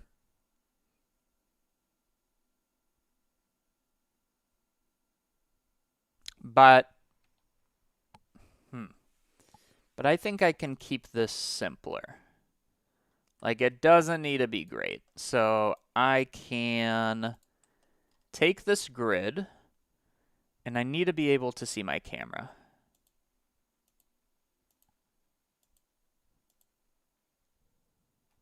I'm just going to make that bigger. I'm just going to take my grid and, like, thin it out a little. Let's also make our camera centered on the y-axis, just so it's easier for us. So on this keyframe, it's going to be centered on the y-axis. And for this keyframe, it's going to be centered on the y-axis. Now we could optimize this better by figuring out exactly what should and shouldn't be seen, but it just needs to be good enough. Plus, I'm going to add some fog and shit. That's pretty good. Next, I'm going to add more variation on the Z so that you can't see the top and bottom necessarily. Great.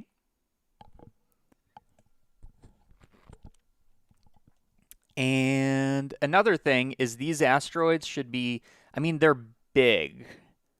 So they should be moving kind of randomly but slowly and rotating, and that should be based on their speed, right? So if I was to kind of like scale this, for example, which will effectively rotate them,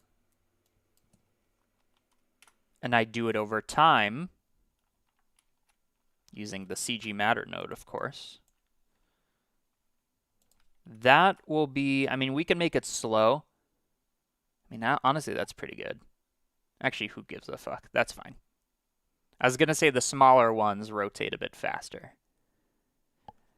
And then they should all be moving. So translate instances. So because I'm not using a simulation, I can do this. I mean, it would be deterministic either way, but I can do this where I take a rotation and I scale it. Same thing here. I take a random direction, which I made a node for because I want them all to be normalized. So it's random, it's normalized by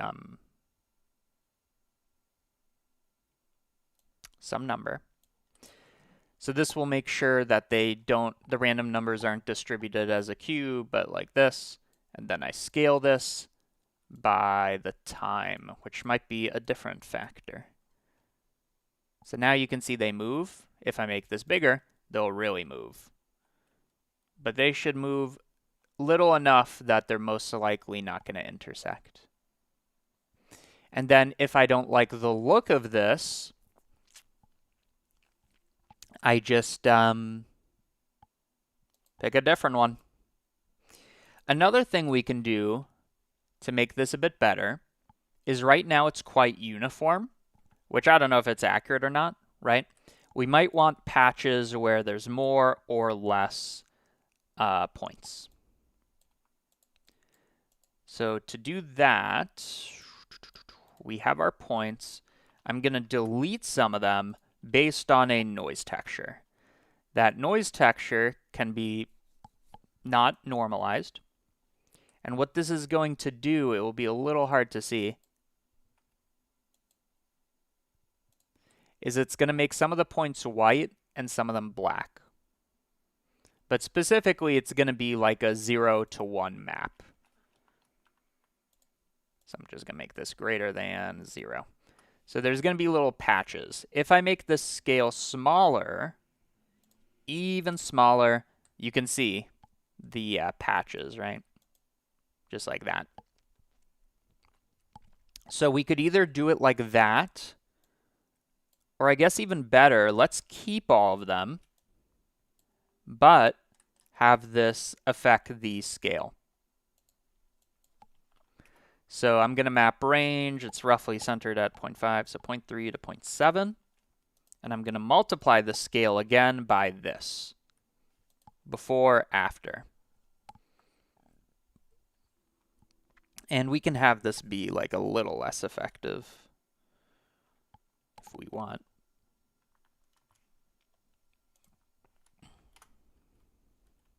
Before, after. Before, after.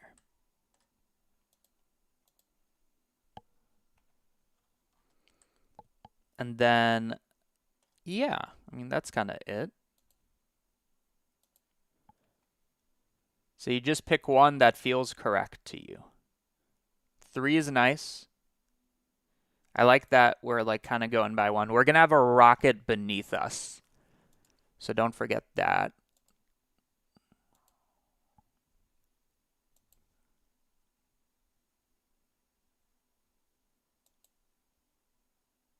And remember, the slower the camera moves, the bigger this is all going to seem, because we don't have any reference to what size this is.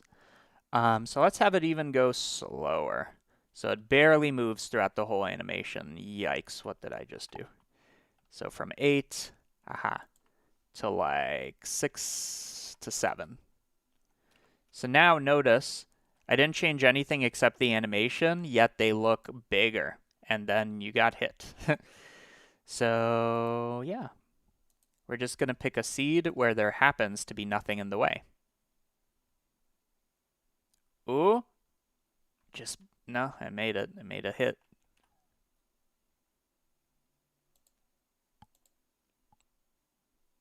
Nope. And we could carve out a path of the camera and say, get away from the camera. But it's probably faster to just pick a seed.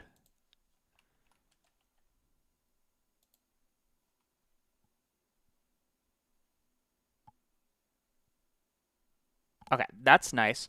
They are looking pretty uniform, even though I randomized the shape with this asteroid. What I'm going to do is in this random scale, I'm going to say you can mainly get taller or shorter. Okay? So this is going to be biased roughly around 1. And you're going to see immediately, kind of immediately, when I update this by updating the bake, the shapes should now look a little less uniform.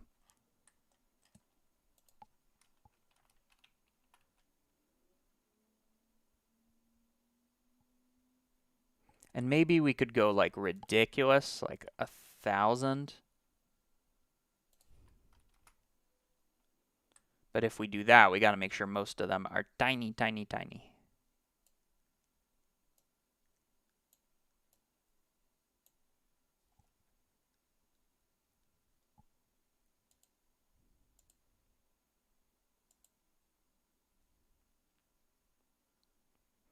I like the look of that.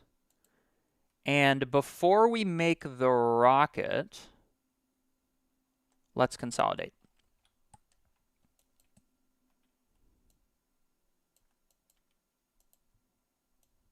Okay, so we made these. I'm going to bake on frame 1. We made these, we baked them, and now we're distributing points. So I'm not planning to change any of this except maybe the density factor.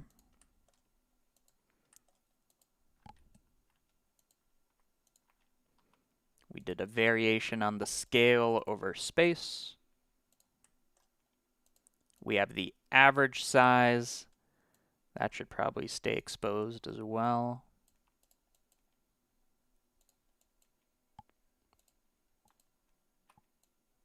Okay, so all of that's for the scale. The rotation can be above this, and we might want to control the time.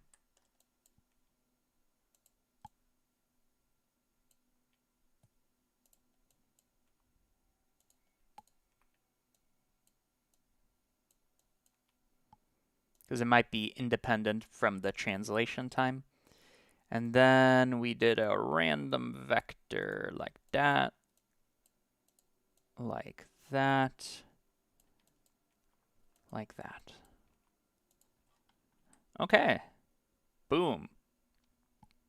So what can I do here? I can turn all of this into a node group, right? So this is a node group. It can be called distribute asteroids, and this one's kind of the most important node group we're probably going to make. So I'm just going to expose lots of stuff. So for example, I want to expose the density. I want to expose the time. So this can be called rotation speed. Density's fine. I want to control the overall size.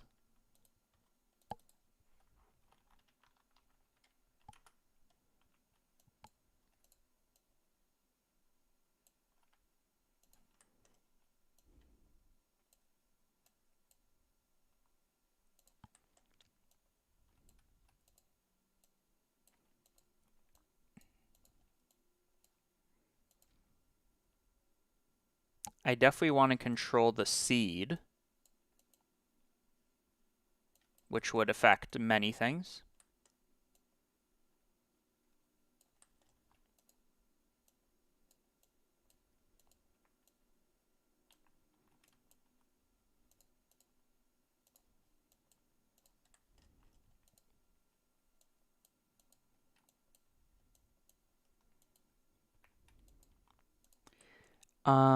And also definitely the translation speed.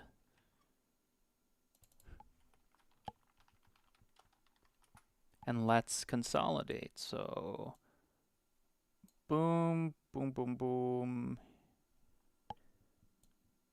Yeah, that makes sense to me.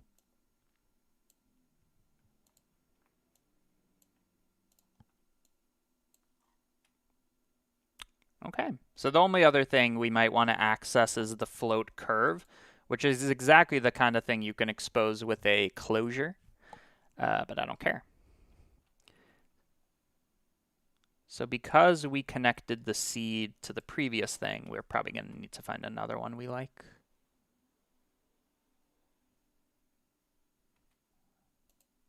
And I'm just imagining there's a rocket under us, so even if it moves under us, that's a collision.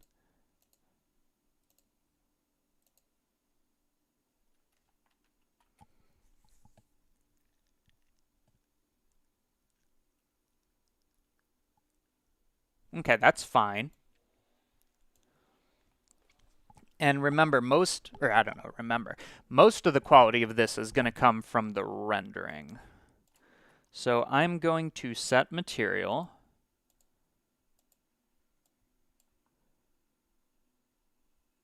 And then what's the slowdown exactly?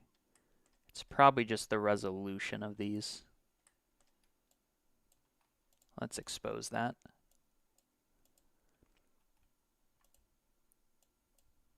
Because even bringing down the resolution by 1 division should probably help a lot.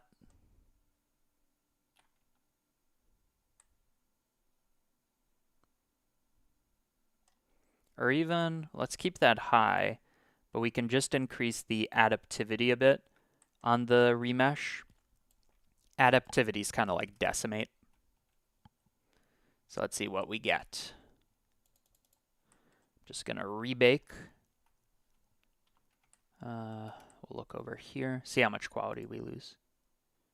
A little, but now it goes real time, so it might be worth it for now. And let's do a render. So we're doing this actually quite early as compared to what we usually do, because I got a plan, okay? Cool.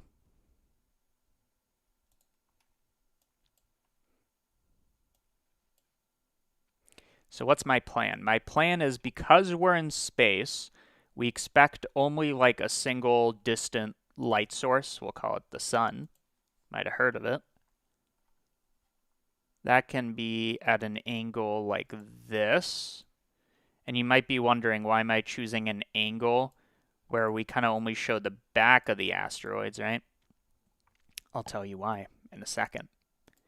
The answer will be volumetrics, basically. So I'm going to throw this inside of a big old cube. Giant. This is going to be a volume.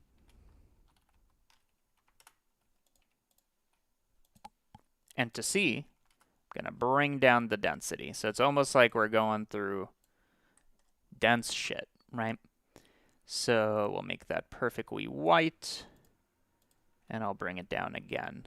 I'm also going to bring down the anisotropy.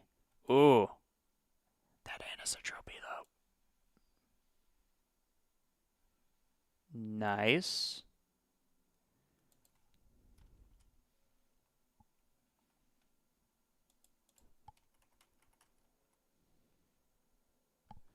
And I guess we can show the background, but we got to make sure that there is no ambient lighting.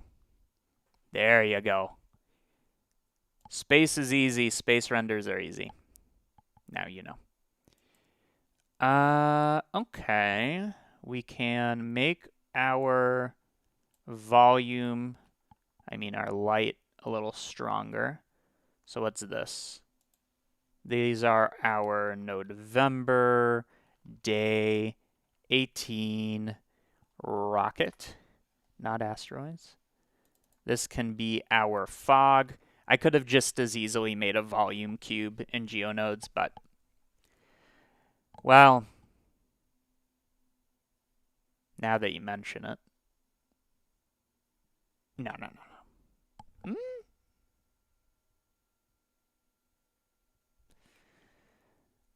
I don't know. Like, let me take you through my thought process, because I haven't even explained. I'm going to add detail by using a noise texture to the fog, which you can totally do. And you're going to notice now parts of it are... You're going to notice parts of it are lit up and parts of them aren't. So this fog is no longer a uniform density. But that would work just as well with the volume cube. Whatever, it's fine, it's fine. So I'm going to bump up the detail to 8, max out that roughness, and then instead of whatever we got going on here, so density should only go up to 0.033, so let's go a little higher, a little lower, and a bit more contrast. So let's see, before, after.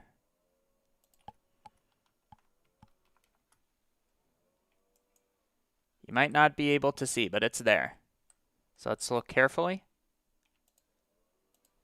Whoops. Before, after. You can kind of tell. And this is going to add stupid amounts of render time, but look at those God rays. It's worth it. In volumetric, default volume rendering uses null scattering, which is unbiased and has less artifacts, but could be noisier. Bias option uses ray marching with control and step max sizes. Oh yeah, I heard about this. The volumetrics are better or something.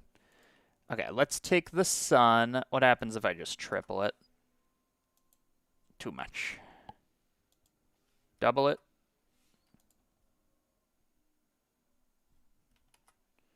Soften it. No softening. Max it. Too much. And all of this, it's basically going to be a black and white render.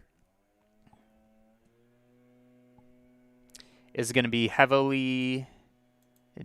There's a lawnmower outside, which isn't a you problem. It's a me problem. I can't think. I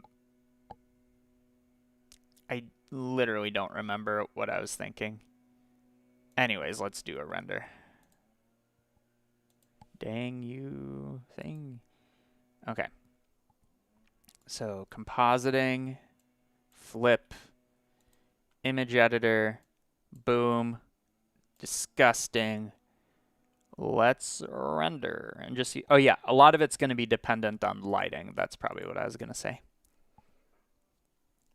So not horrible for a volumetric. And we're definitely going to add bump mapping and all that. It's just like so dark that who cares, you know? And luckily, because we're going exactly forwards, I'm not going to be shy about the sunbeams. Okay, what are sunbeams, you might think? It's a good question. What sunbeams are is this. You see? These are sunbeams. And it makes it look far more volumetric. And because we're going perfectly forward, my point was, we can easily just kind of pick this and it will work. You see what I mean?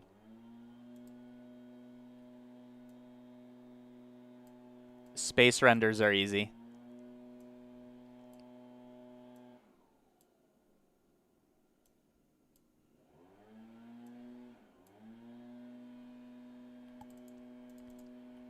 And we definitely want to change this so it doesn't look like hyperspeed.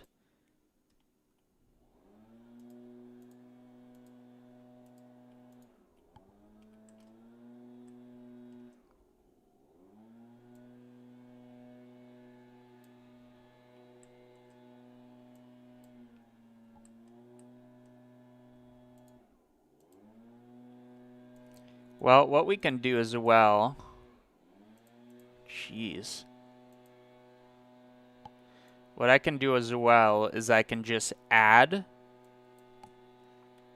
because they separate out the glare. I cannot think under these conditions. Before, after. The point is, because we can separate them, what I can do is I can totally do anything in between, like I can blur. just so it's not as ridiculous. Even a bit. Before, after. Just softens it a little.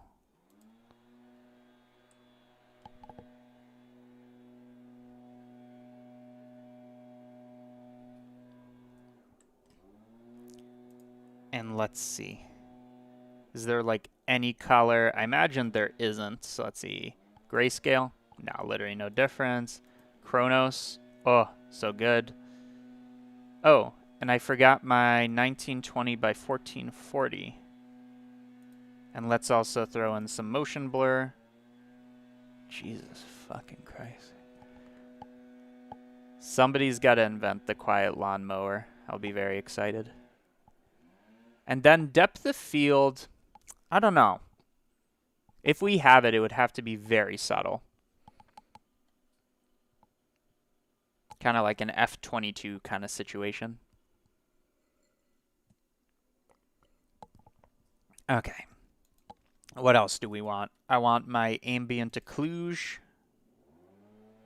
Normals.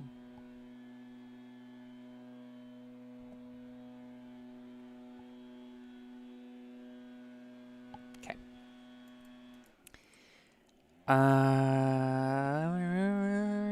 Yeah, we get it, we get it. Okay.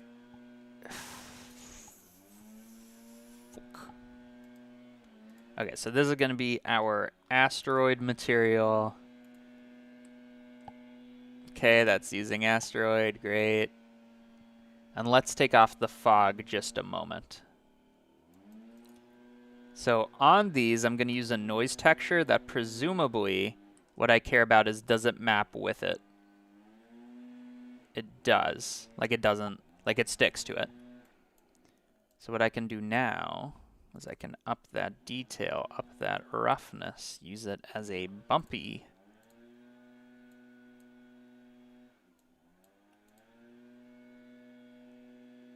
Oh, what did I mess up? Okay, let's zoom in on one of these. Before, after, can't see it, make it stronger. Way too strong. Before, after.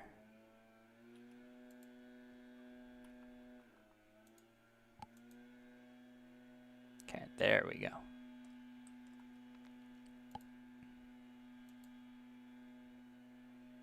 Before, after. Great.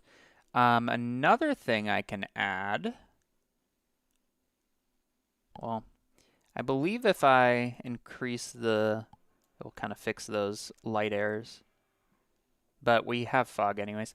What I can do is we have a bunch of asteroids that maybe should be distinct in a sense. So let's see. Yep, so now each asteroid has its own value.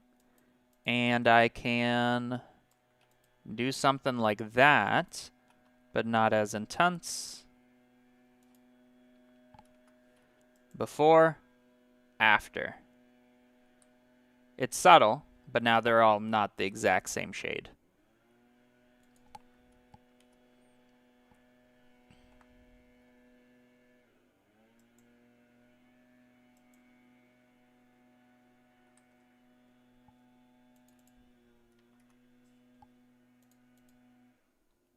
Okay. Other than that, what do I want? I'm going to make the fog not process through the viewport. We should probably just add a fine dust. If we're in an asteroid field, there's just going to be dust. So let's do...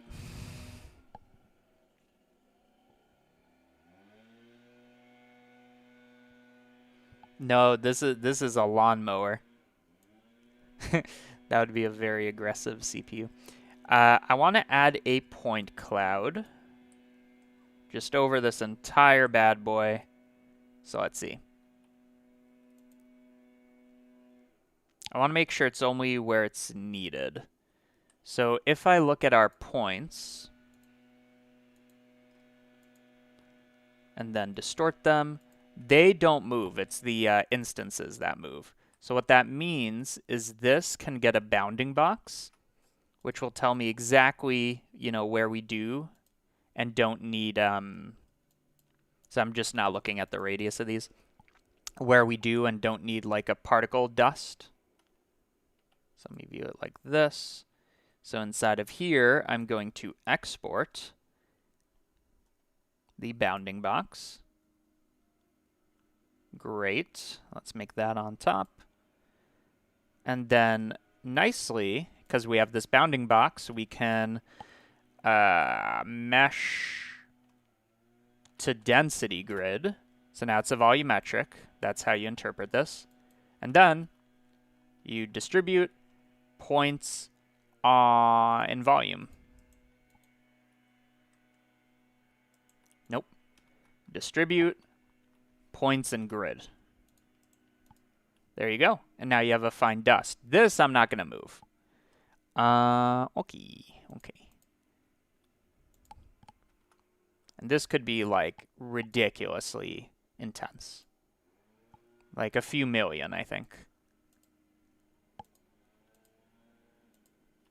Just ridiculous. Okay, so this is only 100,000. Let's see what it looks like here. And do note, these are going to be tiny, tiny, tiny. So set point radius. And what's a good tiny number? 0.01? 0.001? Yeah.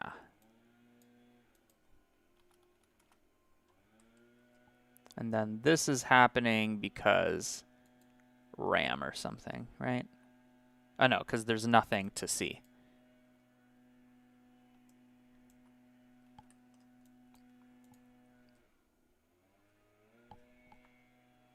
Okay, so we want to make sure that it's like big enough that you can tell it's there, but not so big that you can actually notice it. You know what I mean?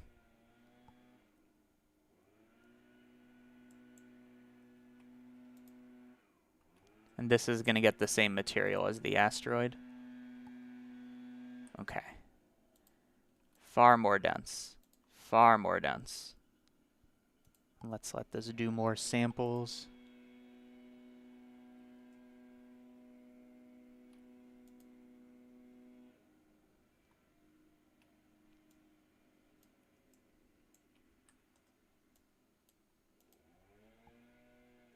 So I'm going to look over here in the corner. So this is without dust, with dust, just fills in the space. And again, it needs to be tiny.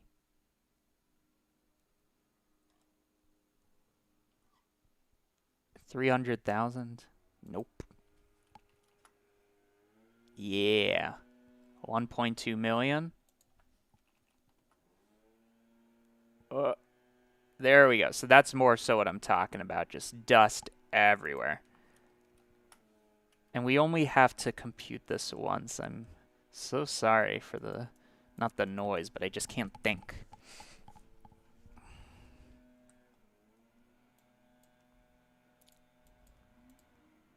There's a second one that just booted up. I cannot believe this. Okay.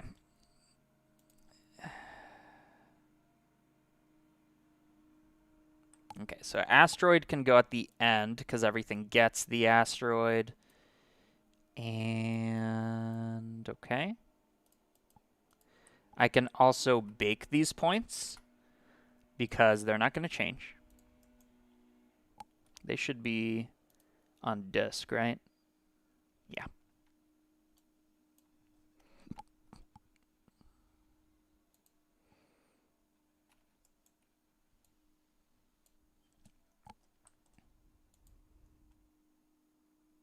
Okay, so now we have a fine particulate dust. And I would like to compare a render with and without. So let's do one with. And then we'll do one without. Why not mesh to volume node? Because we're in grid land, baby. Yeah, I am using Blender 5.0. By the way, expect some lag during these renders. In the stream, I mean.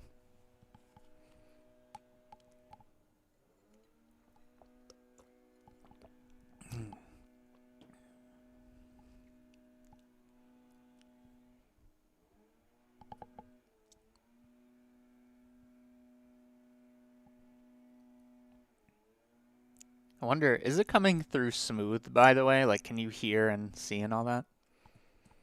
So this is frame 1.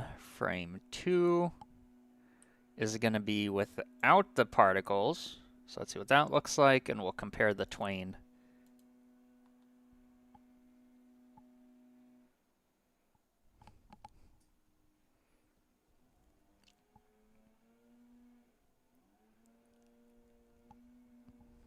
Because if you can't see it...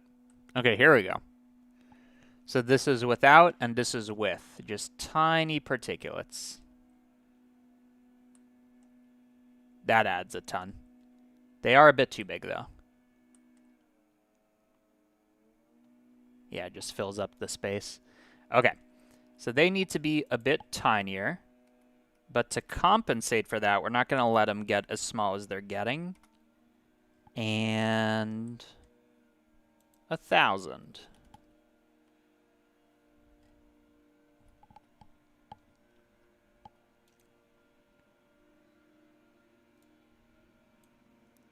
$12 million. We can go higher. 2,000. I'm talking like 60 millions where we stop. 3,000.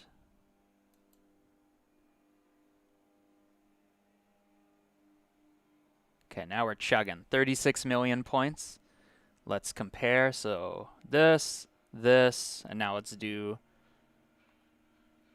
on this one, let's do 36 million points.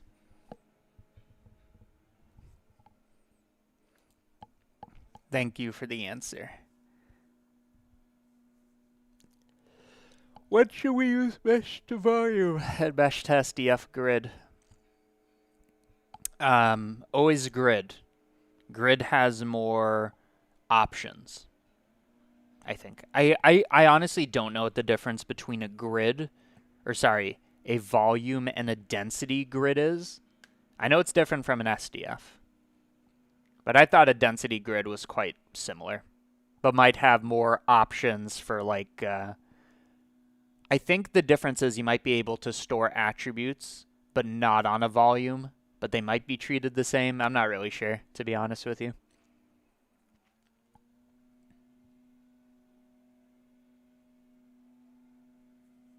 Okay, what do we got?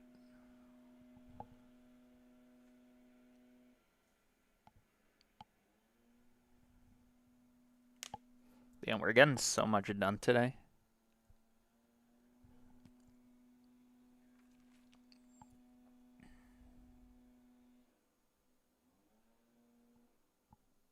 Okay, here we go. Big reveal.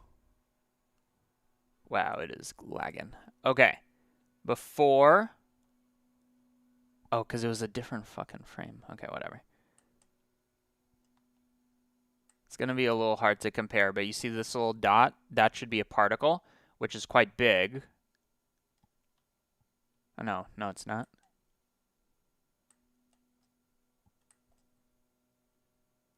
Yeah, I think that's going to look nice. I think we need more samples to see, honestly. Okay. Okay. Let's do a bit of compositing, get the look right, and then we can add in a rocket, which really is going to be the only source of light or anything. Or we could just stop at an asteroid field. I don't know. Okay, so we got this.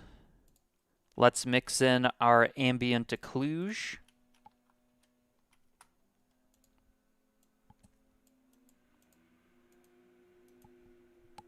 They keep bringing more. So this is without ambient occlusion. This is with ambient occlusion. We then do our glare. I'm going to do it without the ambient occlusion so it can actually catch some light. And then that obviously is way too strong.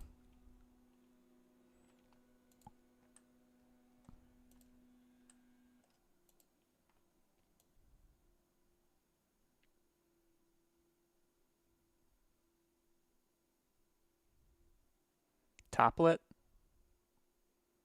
There we go. I like that. Top lit, but less intense.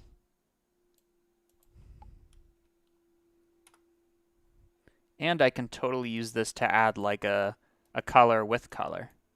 like orange. That's Blender 5.0. That was Blender 5.0, the new Blender. I usually don't crash. Disappointed. That being said, I do have recovery files. So right now it's 155. 153 is good with me. The only thing is to update, I'm going to need a render. So let's go again.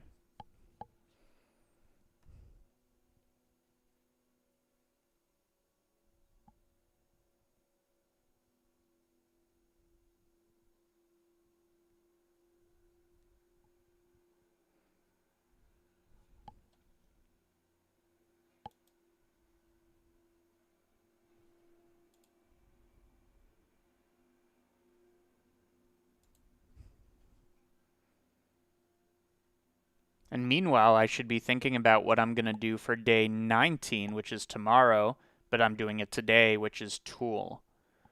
That actually gives a lot of room for like anything is a tool. This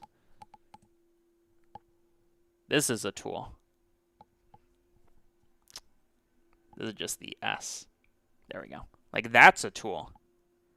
I kind of like the idea of making this actually. So I don't want to do wrench or anything. I feel like everybody's first instinct is going to be to do wrench. I don't want to do that.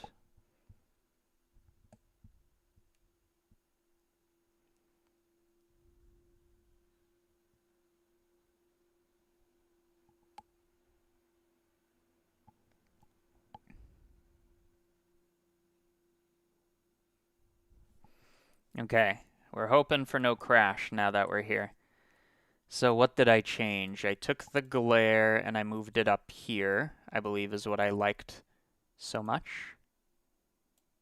And what I was saying is you can use this to add in a color. I think that's where we stopped.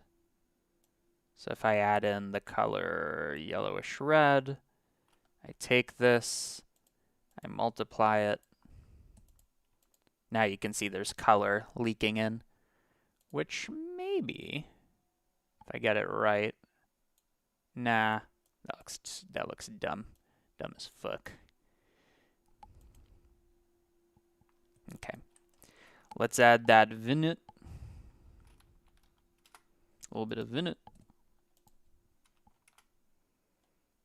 Okay. And now more colors.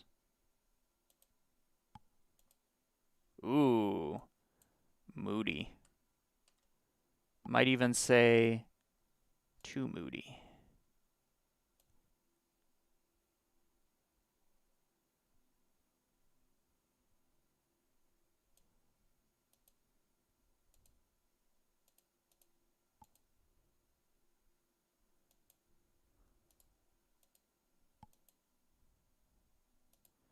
I mean, I think if anything gets high contrast, it's space renders. It might be cool to just kind of play with silhouettes mainly.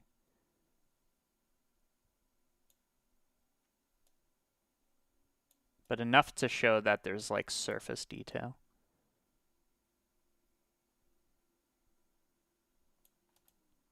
Okay, white balance. I feel like it'd be hot, if anything. Not that hot. Without, with. What about cold? Ooh, definitely cold. Definitely cold. Without, with, without, with.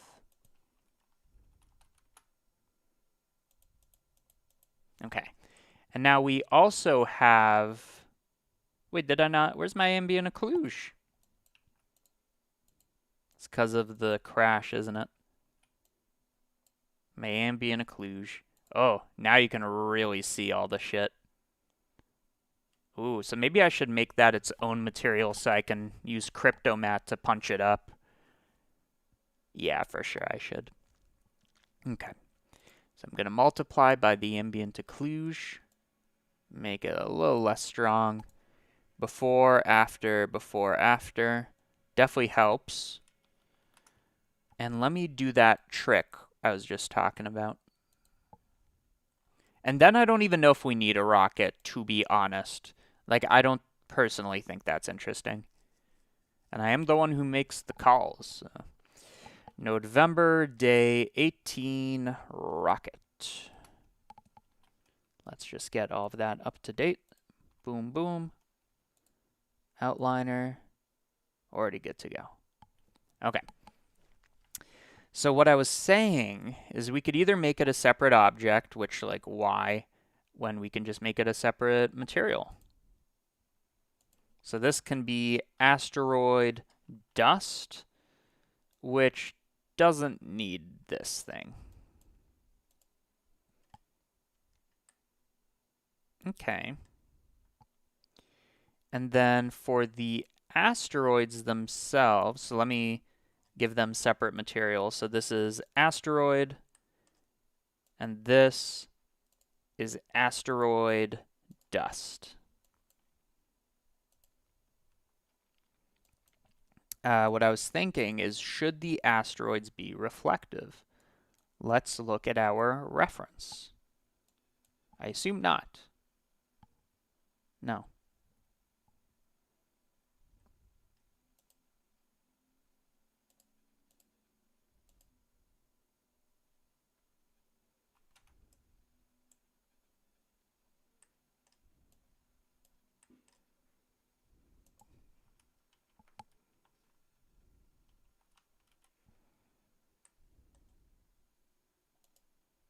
If anything, they should probably be like fully rough. Maybe. I don't even know. So what I'm seeing here is this is really just a battle of like silhouettes, which means the higher resolution or the more interesting our asteroids look, the better the render's gonna look. What the fuck did I do different this time?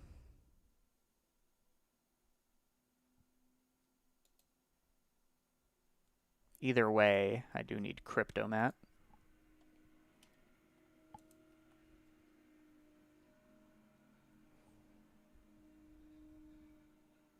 I literally didn't change anything. I didn't change a single thing in terms of render settings. It's using that. Is it using GPU? It is. What happened?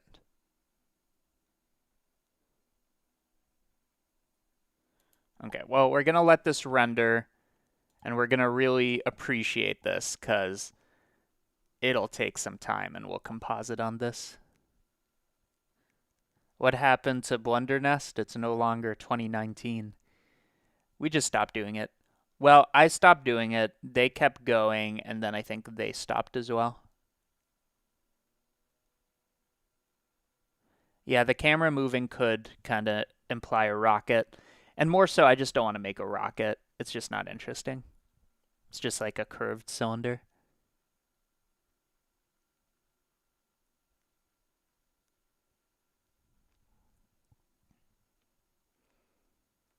Yeah, I think these just need a bit more organic shape.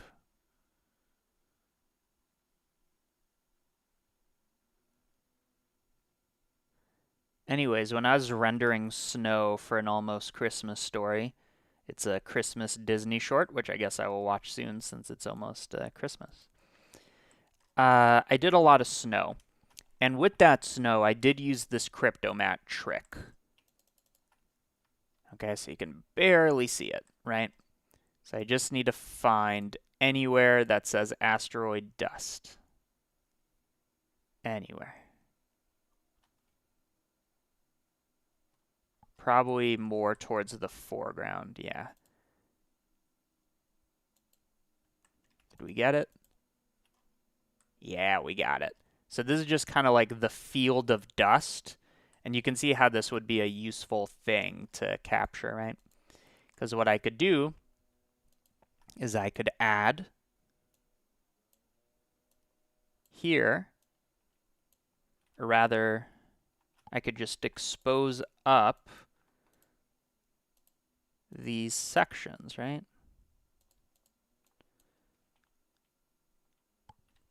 Yeah, so what you're seeing is it looks like it's everywhere. That's just the dust.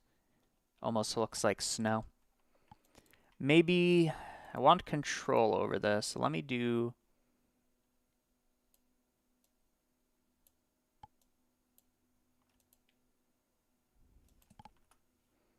Okay, so let me do that. And then I'll multiply by 0.2. 0.1. It just needs to barely be there. Before, after, before, after. So this is just going to make it look super voluminous. And just less. Just implied. Before, after. Before, after. I don't know if, like, compression's going to kill this anyways. So maybe it should be a little stronger than I would anyways.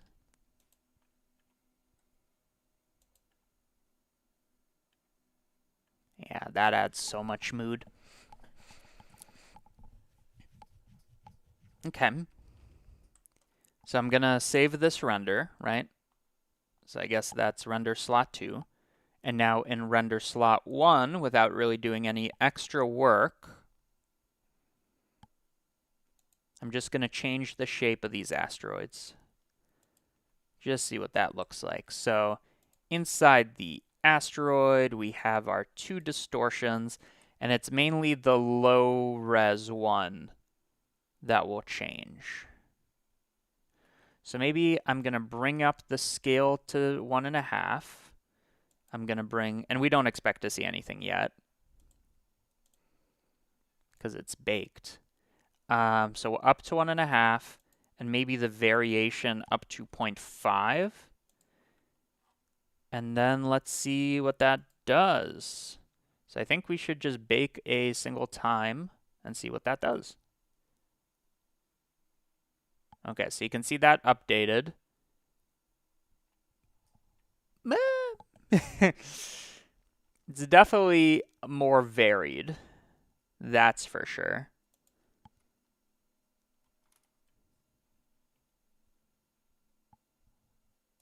Just trying to get different low resolution forms. Okay, so that's far worse. Like, it looked better a second ago, even though it was a bit ridiculous.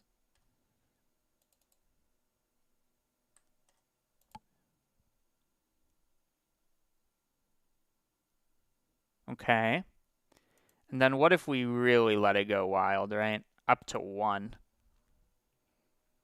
What magic will that let us get into?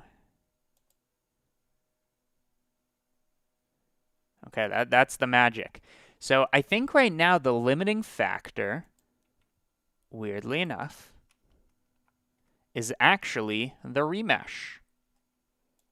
Which is a shame, because this is about to punch up our render time. But it is important, because again, this is all a game of silhouettes.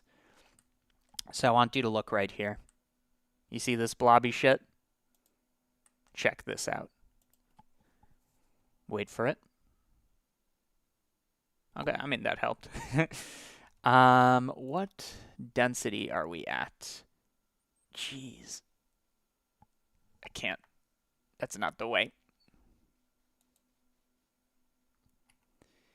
Okay, let's go back here.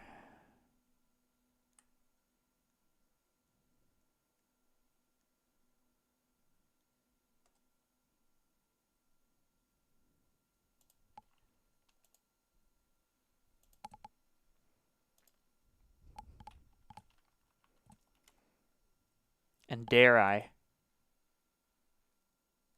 I dare.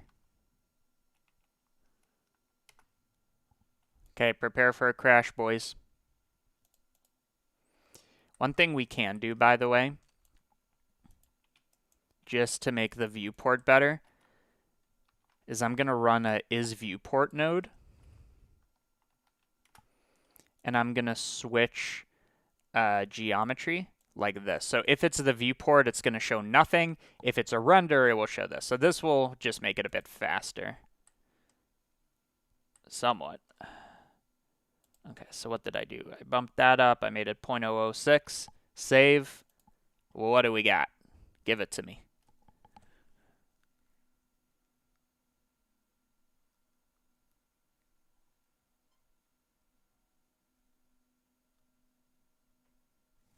Still looking hella blobby. Which means that this needs to be more detailed.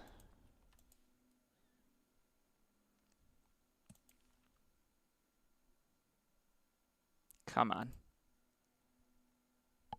So it's super laggy. I don't know if that comes through. Like, I'm struggling to even click something to edit it. In which case, here's what you can do.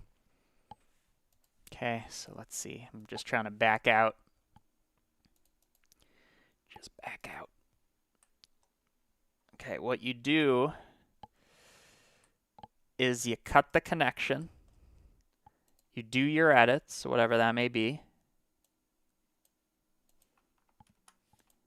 And then you perform your bake. So we're letting it do all this without us seeing it. And then we view it.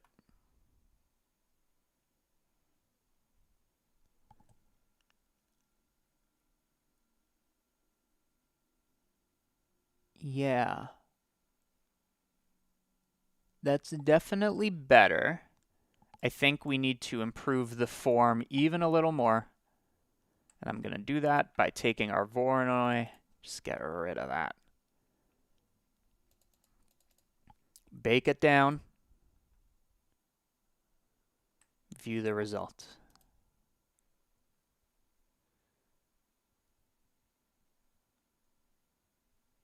I can't tell.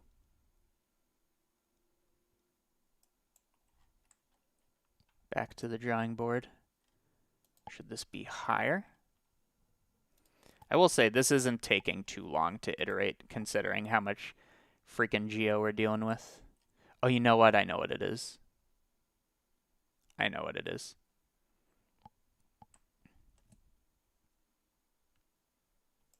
Come on, just cut. Okay, I know what it is. It is the adaptivity right here. So I'm just going to lower this and get ready for long times, but also high res. Bake. Oh yeah, it's already taken longer. And yeah. Yeah. Okay. So now that we have that, I'm just going to hide this in the view once I can get there. Okay, let me just cut.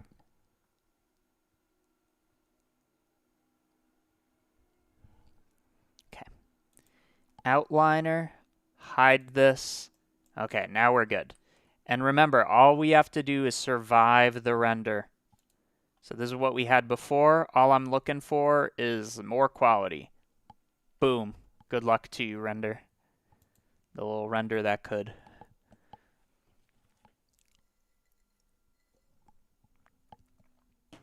And I'll be happy if we can even make it through this render.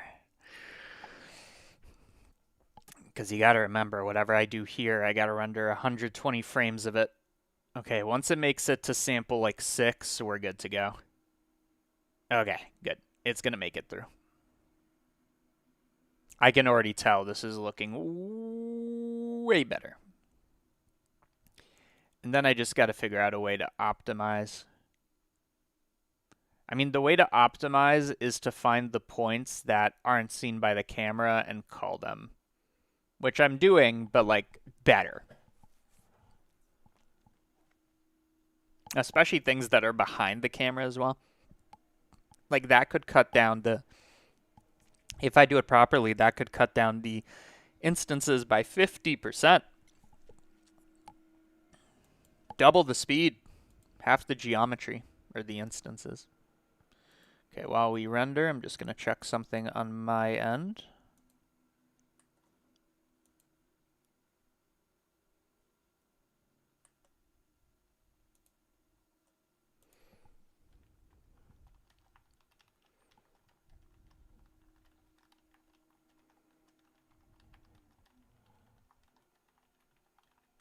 Okay. Let's see the sitch. Before, after. Come on. Before, after. Before, after. One more. Before, after. Just straight up quality boost. Nice. Nice. So I think we're actually almost done with this one. So what do we want? We got this. Ambient occlusion. Add the... Here, I'll zoom in. This. Ambient occlusion. Add the particles back in. Sunbeams. Vignette. Before. After. Yes. Dare I go even stronger? I feel like I'm daring right now. 30% stronger. We could also add color based on the depth. I don't know. We could. We could.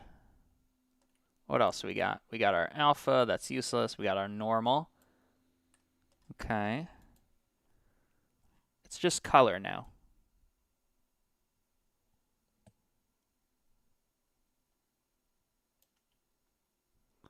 Like, I think we should really lean on these silhouettes, right?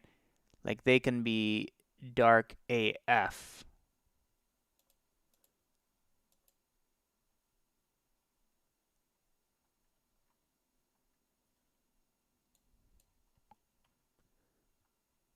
I don't know. I mean, if we're going moody, let's go moody, right? Fuck it.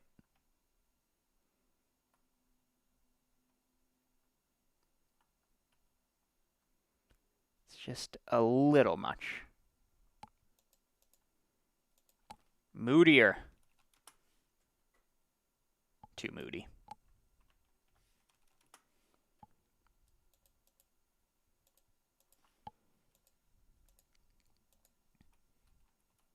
Okay.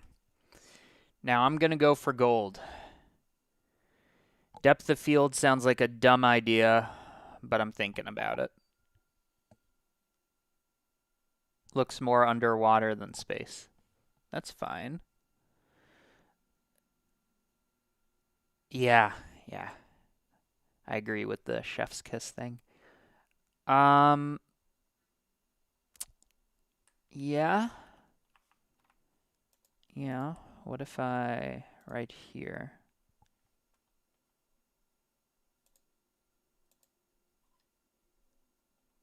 But actually, though. Okay. Don't worry, that's not the final result. I'm going to crypto mat.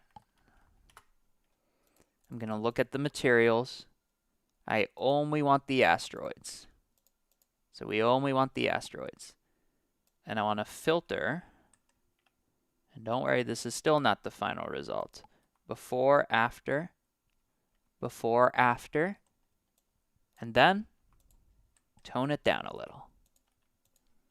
30%. Before, after. Let's zoom in.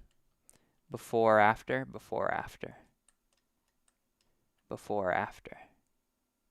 Fuck it. 40%. This is given space.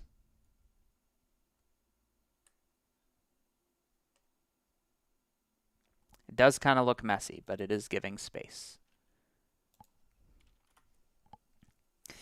Now, the last thing to play with, in my mind, is the volumetric itself. Because that volume is everything. It's everything. What do I mean by that? I mean... So forget this. We're comparing to this now. I'm going to do the same thing. The only thing I'm going to change, and I'm not even going to be able to see it, because if I see it, the thing will crash. I'm going to take the density, and I'm going to bring it up a little. And I'm going to see what that looks like compared to this. Render.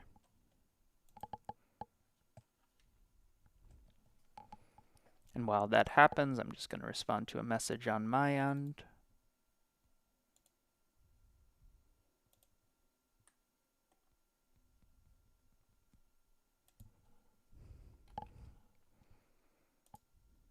Camera Tracker V4, everybody. Get your copy.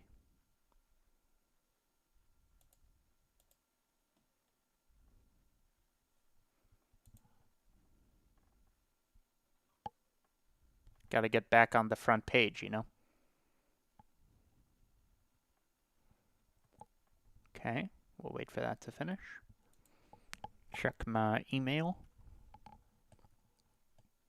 How long have we been going? Sheesh, 4.5 hours. I think we're in the longest stream yet territory. I mean, I'd hope so at this point, right?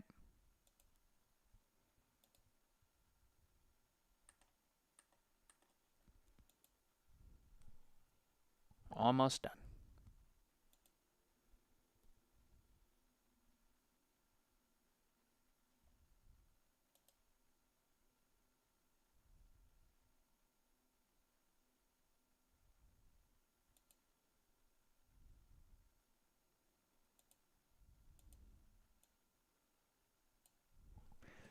Okay, come on. Give me the moolah. I want it. I need it. Okay. Before, after. Before, after. So this is the one with a bit more volume.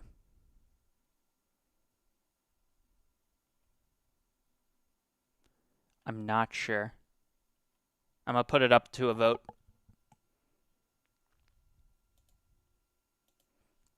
If you're watching, get ready. We're voting. So engage with your audience. I'm engaging. I'll call it lighter, darker, which I'm going to call more volume and less volume. And I'm going to say which. Okay? The poll has begun.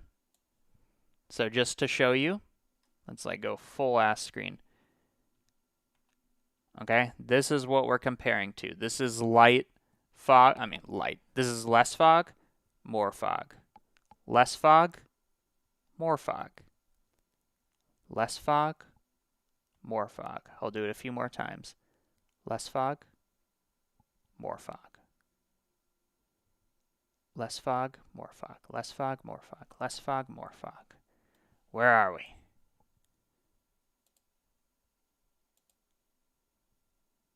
Okay. It seems clear. Let's get one more vote in. This could really change the tides, eh? Okay. Cool. So, we're going back to the less, which I believe was like 0.04, I believe. Okay. So what is there left to do, really? So this is the more, but, you know, imagine it's not there. There's consolidate, of course. If you're not consolidating, what are you doing?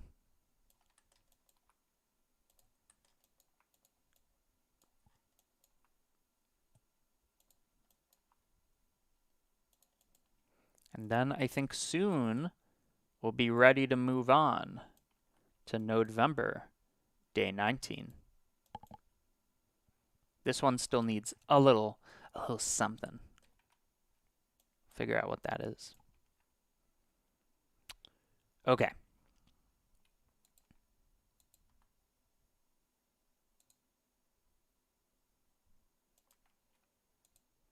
So I want to do one more thing, and it's dangerous. Okay? It's dangerous. I want the tiniest bit of depth of field. I do. I want it. It's going to up the render time a million, but I need it. So to see it, I need, unfortunately, I need to very temporarily expose this. That actually wasn't that bad. I was hyping it up. I'm going to, oh no, it is bad. I'm going to turn on depth of field. I'm going to pick my focus distance to be, I don't know, like here. That distance. 0.8 meters, because it is not to scale. And then I could either do the depth of field in here. Maybe I'll just do it in here. Okay, so this should be a lot, you know? So let's start off with 10. See what that does. I'm trying to zoom in. It's just not allowing it. Okay, so that's 10. 12. Zoom back out. I think that that's there, but not very visible. Come on. Before, after. Before.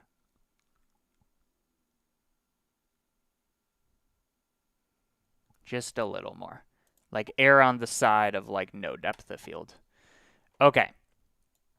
We're doing one final render. We are, believe it, and then we're moving on. And because it's the final render, I'm throwing the samples at it. This is going to take a minute, okay? More than a minute.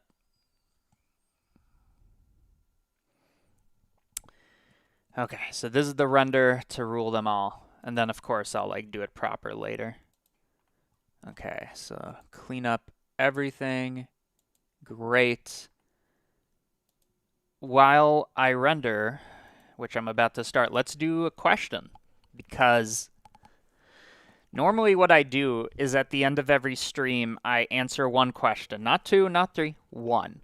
But this is like 3 streams in one, so we'll do that. I'm going to start rendering. And let me actually... So we're going against the lighter. So I'm going to render here. And now, while we render, everybody has an opportunity until we're done to ask a question. And I'm only going to answer one. Okay, so you gotta have the best question. By the way, how many? End the poll.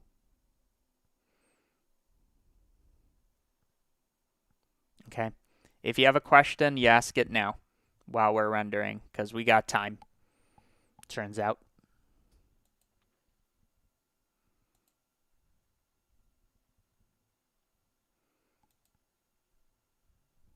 Okay, what do we got? We got nothing. We don't have a single question. Nobody cares. Nobody needs an answer. And that is fine. Okay, we got 4 options. Why did you start Blender? Do you have kids? Who taught you nodes? That's 4. I'll wait a little longer. I'm using depth of field. It's light. So because you're in space, there's just so much fucking light that your aperture would be tiny and your focal number, whatever aperture number, f-stop, would be huge. So that's why. I'm going to go get water while this renders and while you ask a question. And when I'm back, I will answer. Deliberate amongst yourselves. 1 more to go.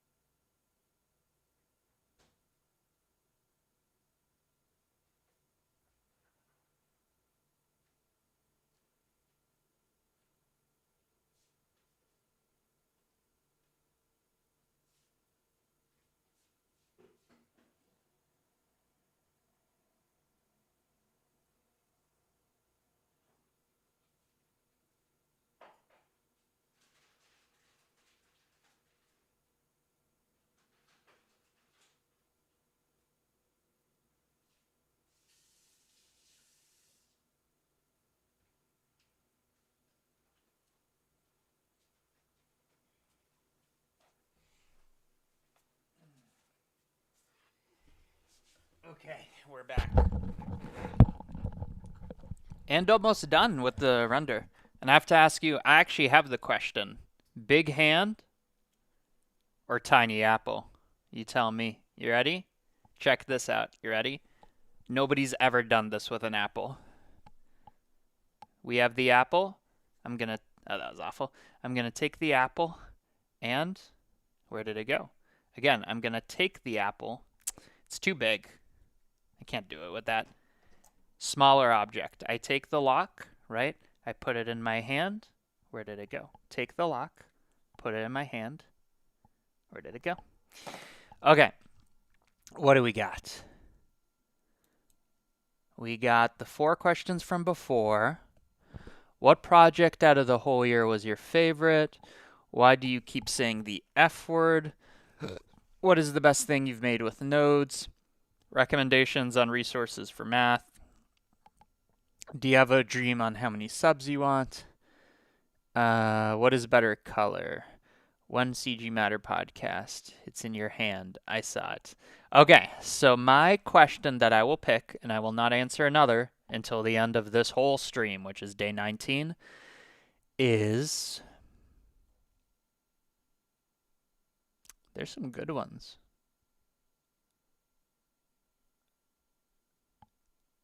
I'm going to answer, what is the best thing you've done with nodes? What is the best thing I've ever done with nodes? See, the thing is, the goalpost keeps shifting. So I've done a lot of things I'm proud of because I only had a certain amount of skill at the time. So what am I most proud of? Because maybe when it was earlier on, it was easier. Maybe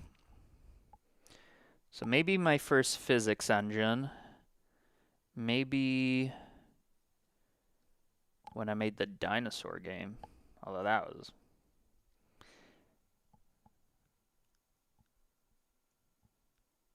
I think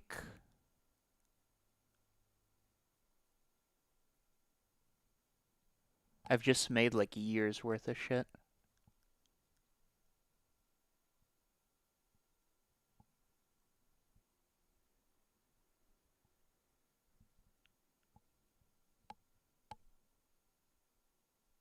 Okay, I have the answer. Controversial. But the thing I'm most proud of with nodes is when I made Curvify. If nobody knows what that is, it is my great shame. I'll show it to you. Okay, so if you look up Curvify, you're going to see this. The thing is, it's been review bombed. I mean, 4 stars, that's not bad. And everybody's like, where's the update? You know, that was a year ago. Now, that doesn't mean it's a bad product. It just means people want updates. And it's like a lot of shit for $30. So I'm very proud of this. A lot of it is very technically skilled. A lot of it was me learning at the time. So here I'm making a sticker thing, procedural fence, procedural rope, procedural chains, feathers. Like this feather competes with the one I made for day like 14 or whenever feather was. And I don't think I probably should have made a whole thing that showed all the options. But there's a procedural river, procedural snow, and all of it can be drawn with a single curve. And maybe at some point I'll do Curvify 2.0.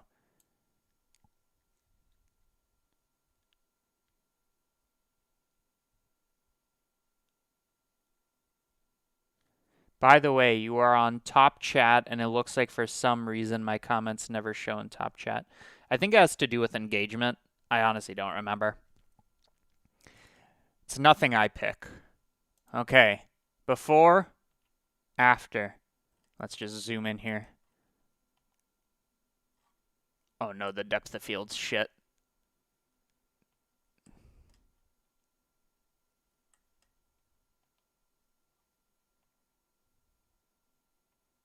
Okay. Okay. Final thing. Depth of field. Punch it up to 30. It's as if it's not even there. Let's just do 50 samples and make sure it's correct. And meanwhile, I'll eat my tiny apple.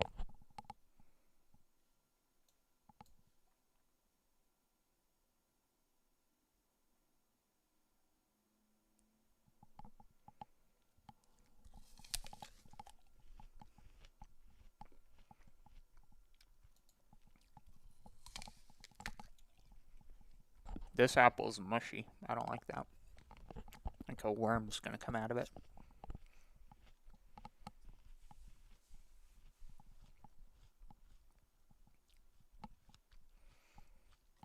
Now, this render is going to come out noisy because it's 50 samples. I just want to see if it's low depth of field, or rather very deep, which is what I want.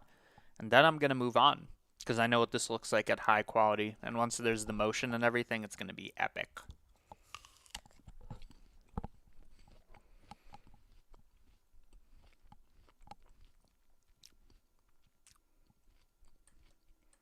Okay, that seems to have fixed it. Of course, might have fixed it too much. So I'm just going to go 24, leave it be. So that is it for day 18. Let's go back to day 17 if you missed it. We made a turtle helmet, which was very complex in terms of modeling. And now with day 19, what is on the horizon? Okay, we're on the third part of the stream. We're already 5 hours in. Day 19, all considered pretty fast. Day 19, which is tomorrow, but I'm doing it today, is tool. Well, again, I already said I know everybody's doing wrench. So here's what I'm going to do. I'm doing this. Now, you might wonder, what is this? And it's actually pretty simple, but I want to make it look really good.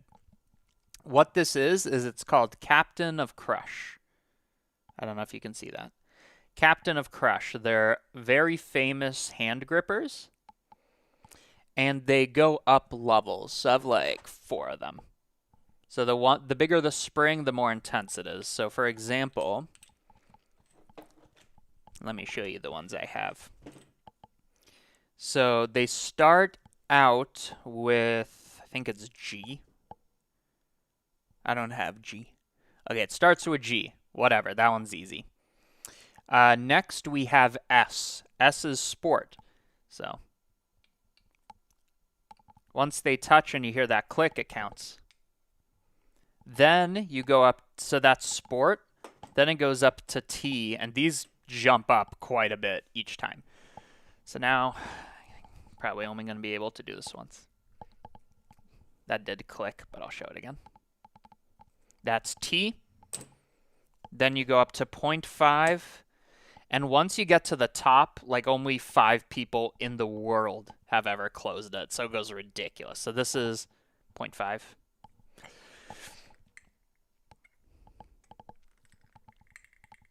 Can't even do it. So that's a tool. It's a tool for strengthening your grip. And I think there's a good amount of detail. Like, I don't know if it comes through, but there's this kind of pattern here. There's the spiral. There's the rust. So I just think it's going to be a cool thing, and that's what I'm going to make. So let's do it. Day 19, Captain's a Crush. I'm not even going to need reference because I have it in my hand. So I guess final thing before we go into it.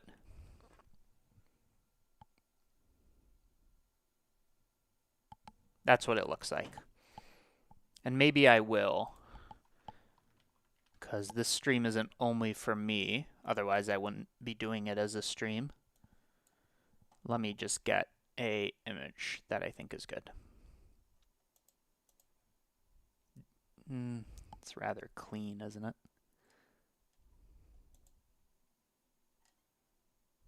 Okay, but it is representative. Okay, so this is what I'm going to do. And let's start up Blender and do it. Day. And I think it is nice. So this obviously is an easier one. But I'm going for photorealism here. And I think it is a nice way to end the stream. Do I go to the gym? I do, and I solely sit in the hot tub. I'm not even joking. I do not exercise one muscle. I relax my brain. That's what I do at the gym. I shit you not. I'll go there for like 2 hours and just sit in a hot tub. Okay. Day 19. Let's finish strong.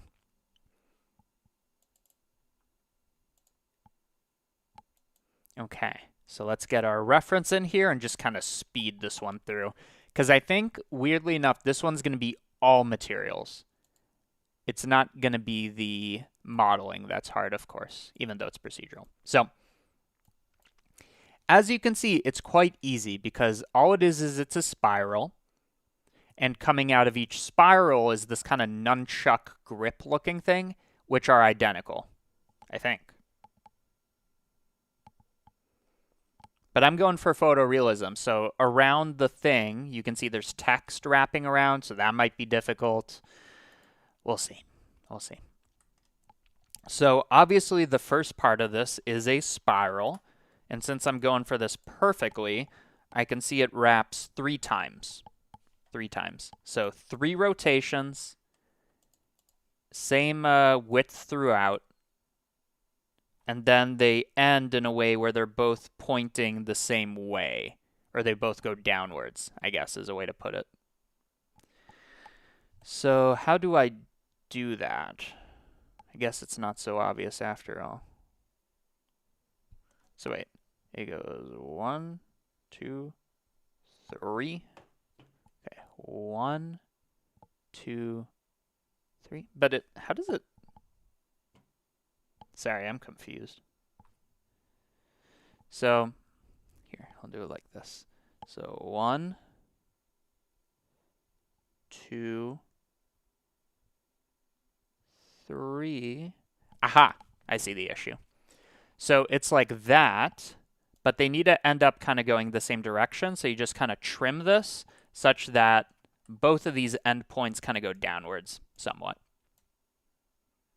And they need to come out diagonal. So I'm just going to trim the end and the beginning such that their tangents kind of go into this triangle. Okay? And now let's use the new, we made this node live. It's simple, but it's a curved tube node. Oh, did I not update that? I believe I updated it, but I didn't reinstall it. Okay. Free nodes at cgmatter.com. Absolutely free. You don't need to be a member. So I'm going to go to my nodes. I'm going to click accept, install the update. And if I did update them, they should now be there. So if I now go here, let's see. Tube. Yeah, curve tube. Great. So again, cgmatter.com lets you do stuff like that. So this, is that correct? Yeah, so it's 3 from some angles, 2 from another. That makes sense. If you look at this inside of here, 2, 3. That's why it was kind of confusing to me. Okay, we're going to lower the height until it's tightly coiled, and let's not pretend like I'm doing the big one. So I'm going to make that tiny. I'm going to make that short. And then finally, I need to take the 2 endpoints, right? And then just extrude them in a sense. And they need to be moved. Oh, wasn't showing the screen. Okay, so this is what I was doing. You really didn't miss anything. Okay, so what I need to do is I need to take the 2 endpoints and kind of move them across their tangents. I can't just like, let's just move that over here. I can't just set position up the y-axis only at the endpoints, right? Because they need to come out this way, right? So how do we do? Okay, so what I need to do is I do need to set position at the endpoints, but the offset, I think it might not be as easy as curve tangent. Let's see. Almost. So you can see this one's working fine. The issue is the way it computes tangent is it's going to look at this vertex. Here, let's do it like this. It's going to look at this vertex and the one after it. That will create this tangent line that it now knows to go down. However, at the end of the curve, and I might have this reversed, is it looks at this one, there is no next one, so there is no tangent line to be made. Aha. So what do you do? Well, you could either compute the tangent at the end, or we could be tricky. I can take the tangent, but I can evaluate it somewhere else. Okay? So, how am I going to do this? Well, I'm going to take the curve tangent, and I'm going to switch. Okay? Because there's option A and option B. So when this is only the end, which is where we don't have the tangent, in that case, I need to take the tangent and evaluate it at the index -1, which I have a node for, decrement. And let's see if that works. Does not work.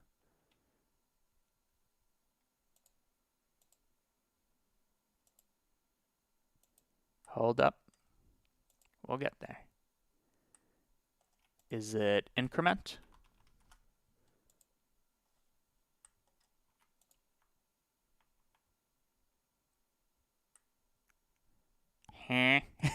So what I'm saying is if this one doesn't have a next one, just go backwards. That's what I was thinking. Okay. So it really should only be the end. So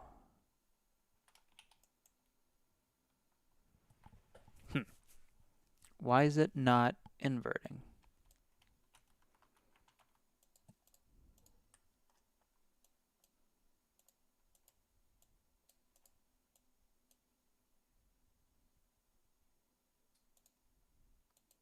Weird.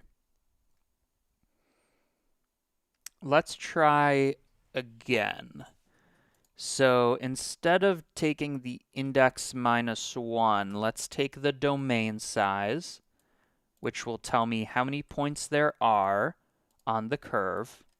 And I'm going to not take this, but I'm going to take this -1. And it does not like that for some reason. Oh? Is that better? No.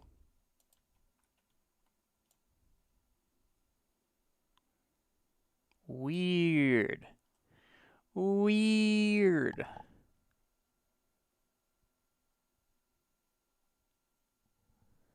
Yeah, so, okay. Fine. I will compute the tangent myself. So I'm going to take the... Oh, you know what? I have a theory. No, that doesn't make any sense. Okay, so if you look at the points that make this up, you can see there's 242. Okay? If I take the last two and calculate the tangent between them, then that's fine. So I'll just do it myself. So I'm going to subtract the position evaluated not at the point count, but the point count -1, because if indexing starts at 0, if there's 10 points, the biggest index is going to be 9. I'm also going to do the same thing, but I'm going to decrement it again. I'm going to subtract, and I'm going to normalize. And we'll see if this works.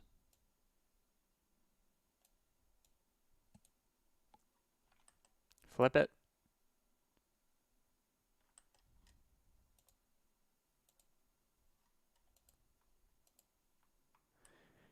What is happening?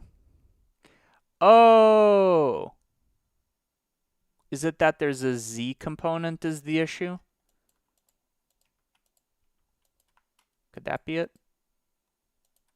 No, that only tilts it up and down. I swear this is exactly how you would calculate it.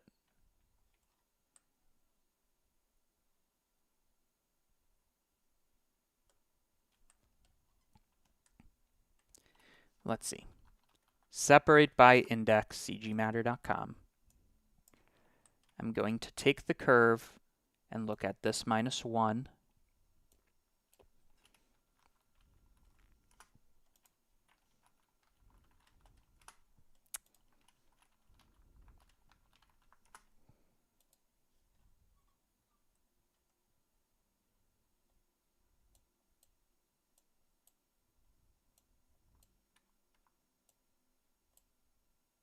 I don't even understand what's happening, to be honest. Curve to mesh. Then we'll look at... Okay. Oh, I know what's happening. I didn't even read the comments, and I know what's happening. So I'm going to fix it, and then we'll see if anybody in the comments knew.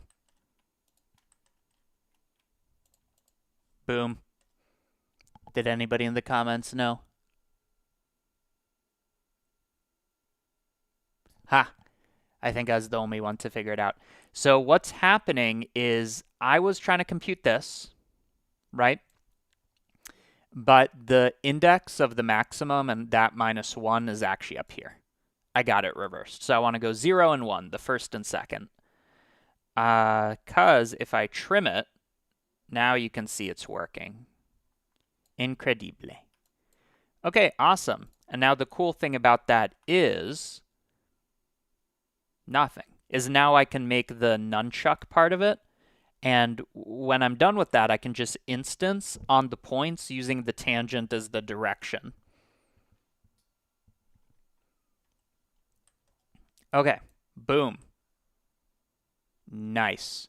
And it should be not only that, but bigger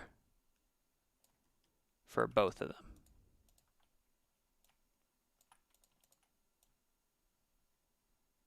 Like that. Okay. And it also makes sense that one is in front of the other. If you can see that. They're not perfectly in line, which makes sense. Okay, so we have this. Let's consolidate. We probably will end up using this later for the tangent, but for now, let's close that up. Tangent. So it's the start that was the issue, not the end, long story short.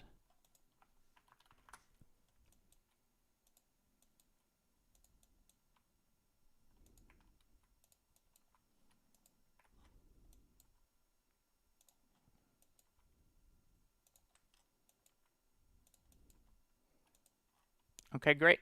So all of this can be considered our, I guess, spring, like our resistance spring is a good way to put it. And now we got to make the nunchuck. Nunchuck's going to be easy. Easy. Although I guess we're going to need to get that bevel. Fairly easy. So what I'm going to do is I'm going to pick something that looks roughly correct. A little less. That looks correct.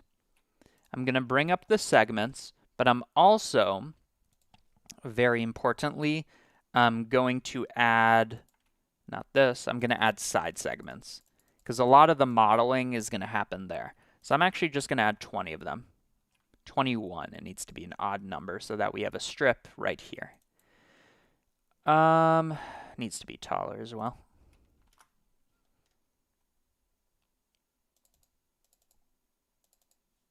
Okay, so now what I can do is I can isolate the strip, which I need to extrude inwards.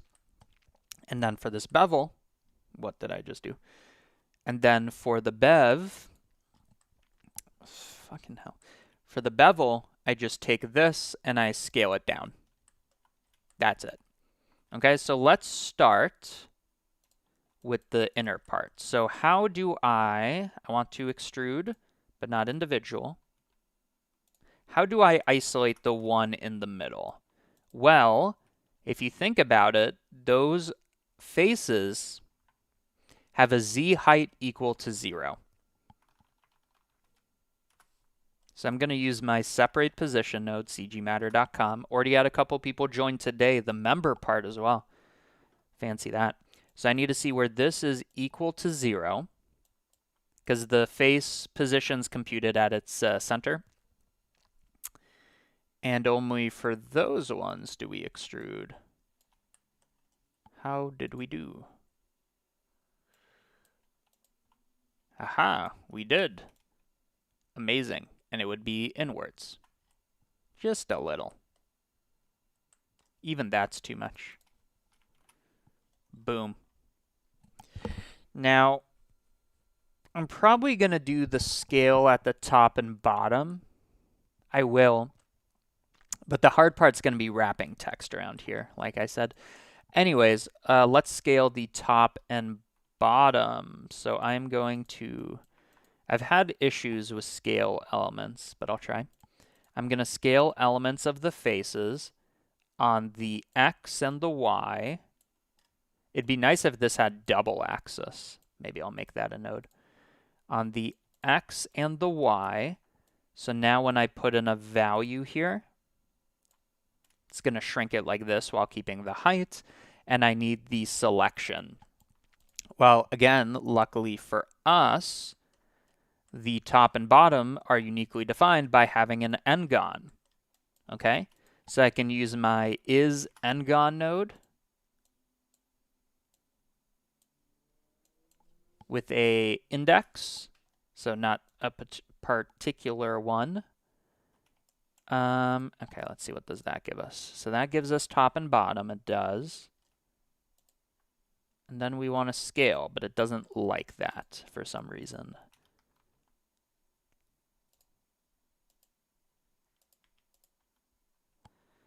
See, this is why I was saying I get weird results.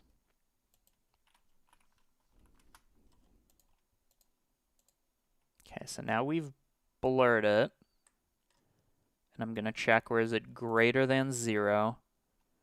Okay, so that's increased. And now, there we go.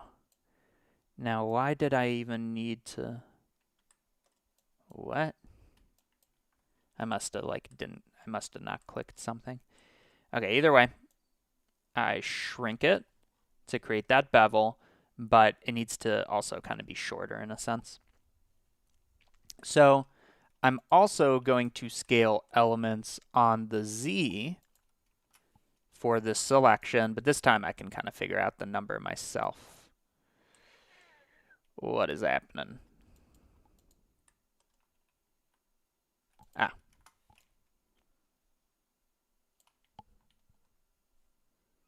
So it does not like scaling on the Z, I guess because they're infinitely flat. So there's nothing to... Yeah, so scale elements just doesn't work the way I think it does. That's fine. So what I can do is I can set position where the offset is that -1 vector. However, the top section needs to go down and the bottom section needs to go up. Well, we talked about that, where we can take the Z component and take the sign of it. So the top part's going to have 1, the bottom part's going to have -1 regardless of the height. Then I invert and connect here.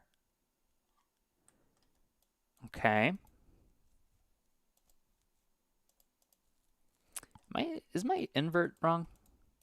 I thought we fixed it. I guess it is. Oh, I guess, yeah, it's not invert we want, it's flip. I think that's the issue. Okay, so we have that, but only on this selection. So, what do we got? Okay, I think they've perfectly flipped. Kind of hard to see. I'll make it easier. I'm going to multiply this by 0, and then just tiny number. Tiny, tiny. Doesn't work. What is happening? Oh.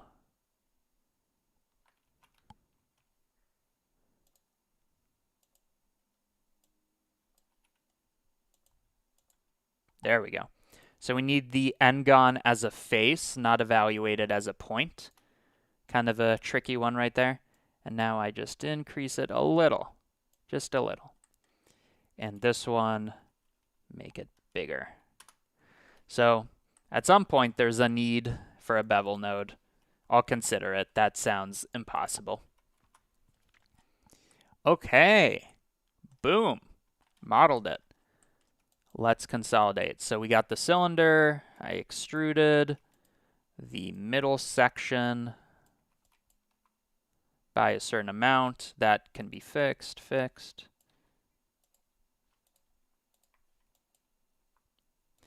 Next up, well, let's just look. I have a cylinder. I extruded the middle. I scaled the X. I scaled the Y. And then I scaled the Z. Okay. That's not going to change. That's not going to change. That's not going to change. None of these are going to change.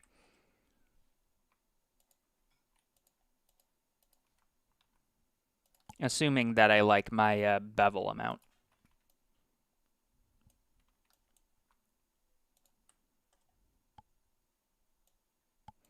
And since I'm not going to change them, I'm just going to hard code them in. For cleanliness. Must remain clean.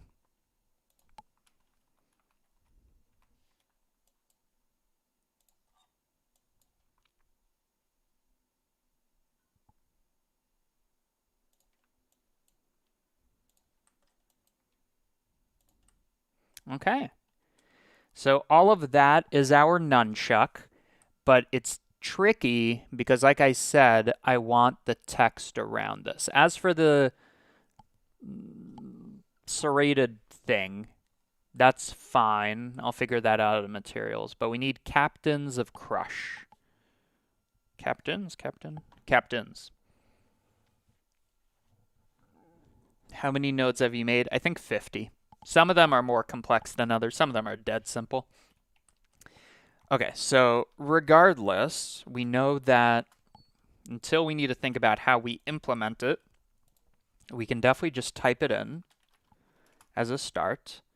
I'm going to keep it like this. Okay, and fill the curve.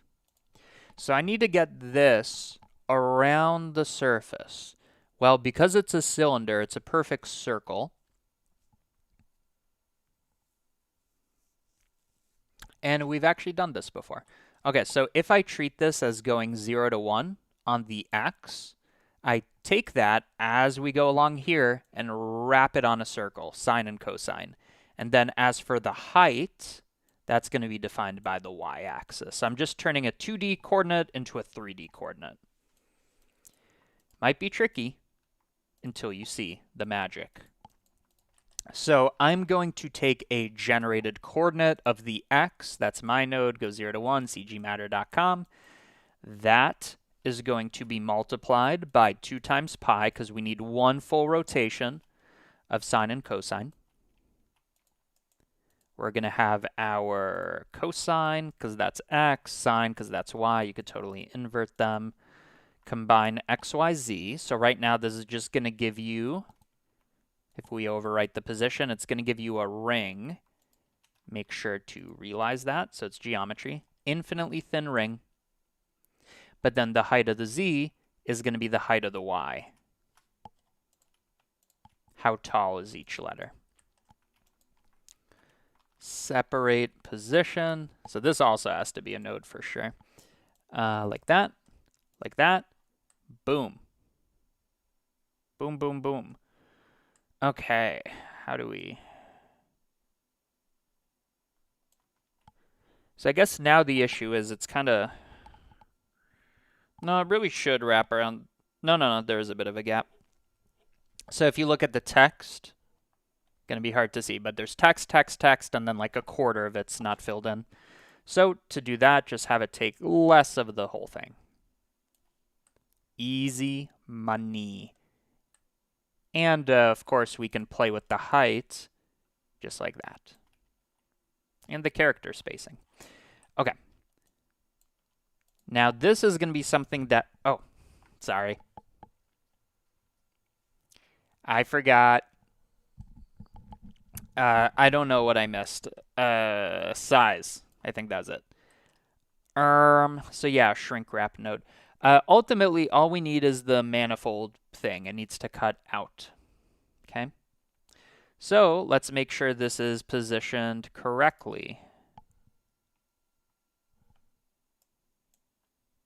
Okay, so for example, you can see this is huge. So I'm going to take the radius, which you can think of as the kind of the radius, kind of the scale factor for the sine and cosine, to be a single number. Make that tiny, and then slowly make that bigger. Great. As for the height, smaller height. Might be easier to see this way.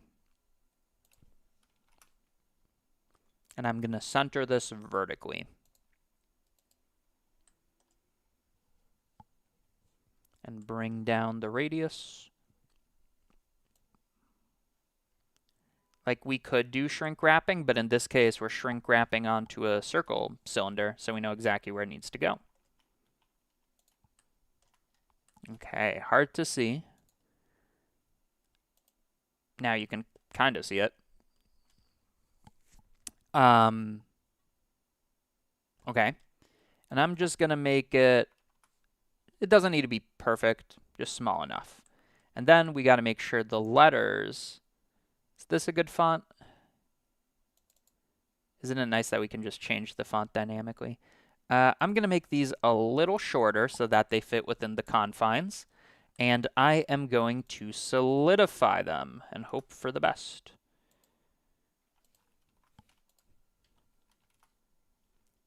Okay, so this is my solidify node, cgmatter.com. And it just needs to punch in vaguely into it. Even less. Even less. And then we cut one shape from another and really hope that that works, because otherwise, what are we going to do? So mesh boolean, one from another, manifold, give me the money. One of these is not manifold. Which one is it? It's definitely this one. Yeah. Okay, what can we fix? Merge by distance sometimes works. And, so that helped. But also, we need to flip these inside out, because I picked a negative solidify. Does that help? I think it helped. Face orientation, solid mode. There we go. We got text in there. Give me that resolution.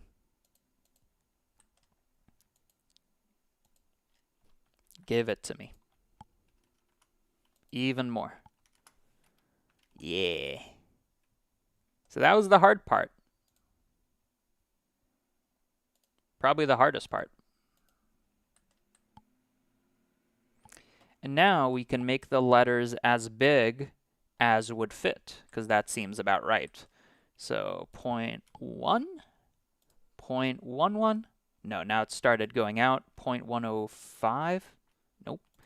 0.105. I just want them to fit inside the bounds. So let's go 0.102. Good enough for me. Okay. Although it does look...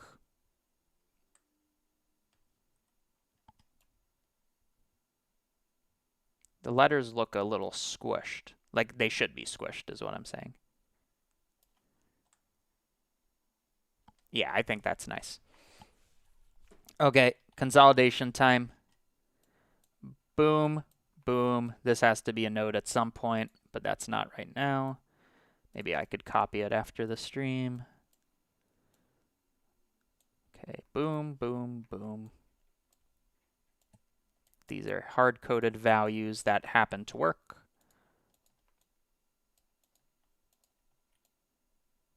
This can stay exposed. Okay, so this is our text. We move it.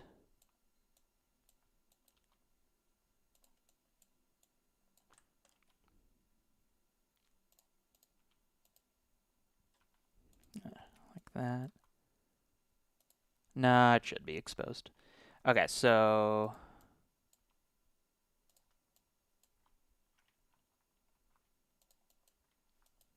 it's always a good day when we consolidate. Okay, so that is our text that I solidify, flip the faces, and merge. Not sure if the merge is necessary, but that's fine. And I should also make the solidify flip faces automatically if it's a negative. Let me just write that down. Although when I open up Notepad, I don't know what will show up. Easy solution. Okay. We can put it on the list here.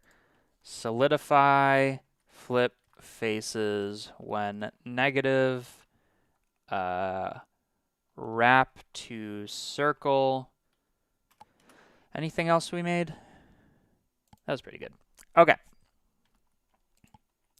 So that is our nunchuck, I believe.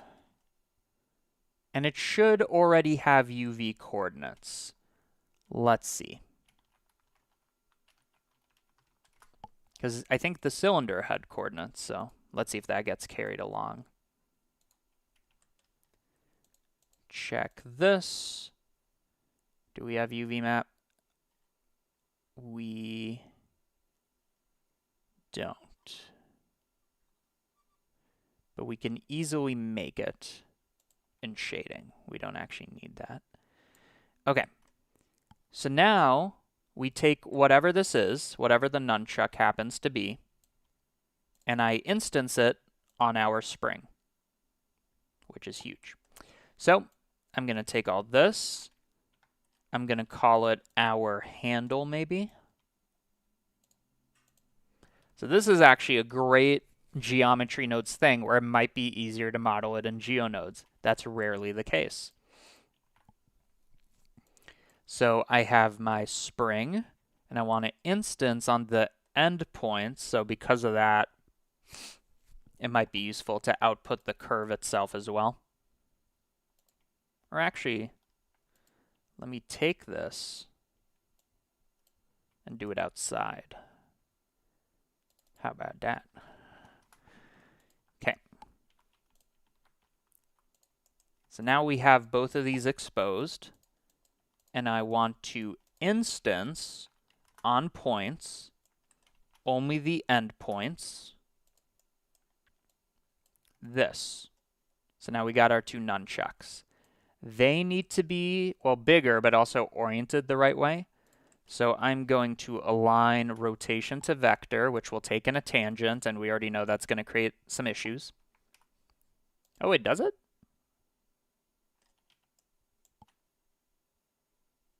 It doesn't. Great.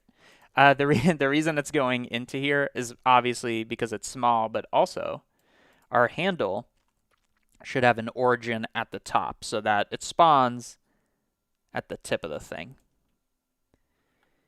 Easy enough. We can get this exactly right by transforming this. Now, did I make a node for this? Bounding sphere, smallest bounding box. Dimensions? What's this do? Okay, I just need the dimension of the thing itself. So I'm going to do a bounding box. That's going to make the smallest box vertically around it. I'm going to subtract So let me actually write that down. Normal mesh dimensions node for later. And I'm going to separate the z component and divide by 2. I'll explain why in a second. And make that the z component. Almost. Negative. Okay, so what happened? I have this. I found the bounding box. That's going to have a top and a bottom, which are going to be on opposite sides. I only care not about their distance, but about their vertical distance. So I subtracted them, extracted the z coordinate, which is all of this, and I just needed half, shifted down by half, and it's negative.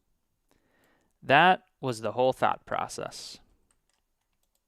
And it turns out it was the correct thought process.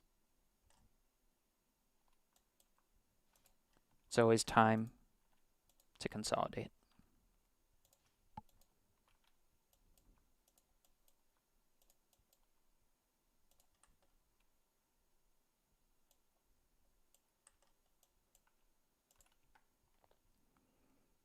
Okay. So now when we look at our handle, it's going to be positioned like this, which means it should be instanced correctly. Yes, great. And now all I need to do is scale them up such that they're the right size. Or I could make the other thing smaller. Let me do that over here. And by the way, did these spawn correctly? Ah, the tangent of the other one's inverted for the reasons, right? Yeah. So I'm going to take the tangent. I'm going to scale by -1, depending on if it's the endpoint. So switch the vector such that it's flipped the opposite of that, like that. There we go. And now I'm going to take this and scale it up until it's roughly correct. So let's just kind of see the dimensions of this. Okay.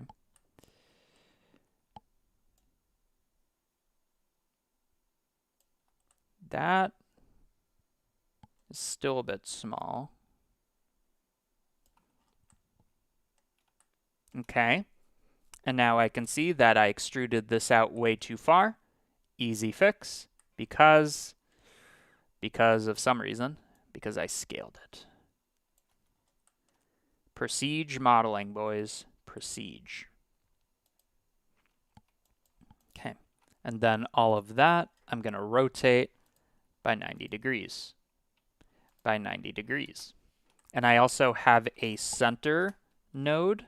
We'll have a center of mass node that I can transform by the negative to perfectly center it. Well, that's not true. The bounding box. Average vector node that I made. Boom.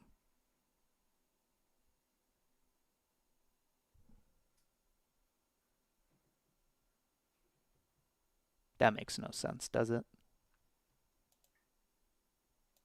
Because it needs to be at the bottom.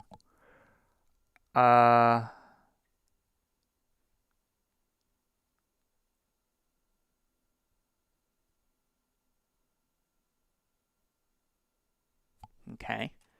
Let me think for a moment. Oh.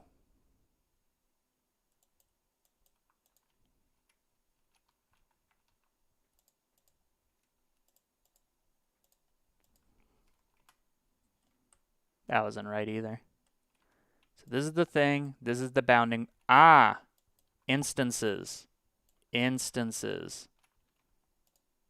Boom. Boom. Boom. And I believe the center of mass node I made should have equally worked, just out of curiosity. Yeah, in a way that's more accurate. Okay, so what did I do here? I took it, I realized it, so it's a one mesh. I took its center of mass, which let's say is right here, compared to the thing. So I moved it back up by going in this direction, -1, transformed it, boom. So whatever we do to this, it will go to the correct place. Even if I like scale it. Or if I, you know, well, that's kind of, okay, so let's make that a node group, realize center of mass, scale by -1, transform.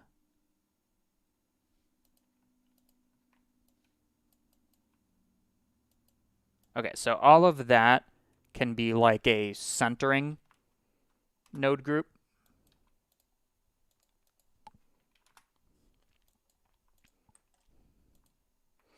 And I think the only other issue is the nunchuck. It's tall enough, but it's not girthy enough.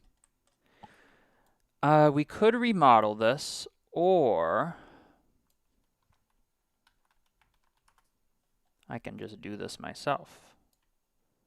So it's roughly 3.4, but the X and the Y are thicker, like that. So call it 3.6. Is that right? Let me look at a side view. A little shorter.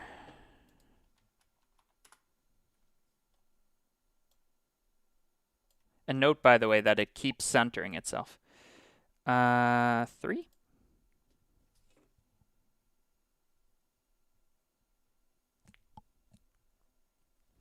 Almost. 3.8. Okay, there you go. I believe that is pretty correct.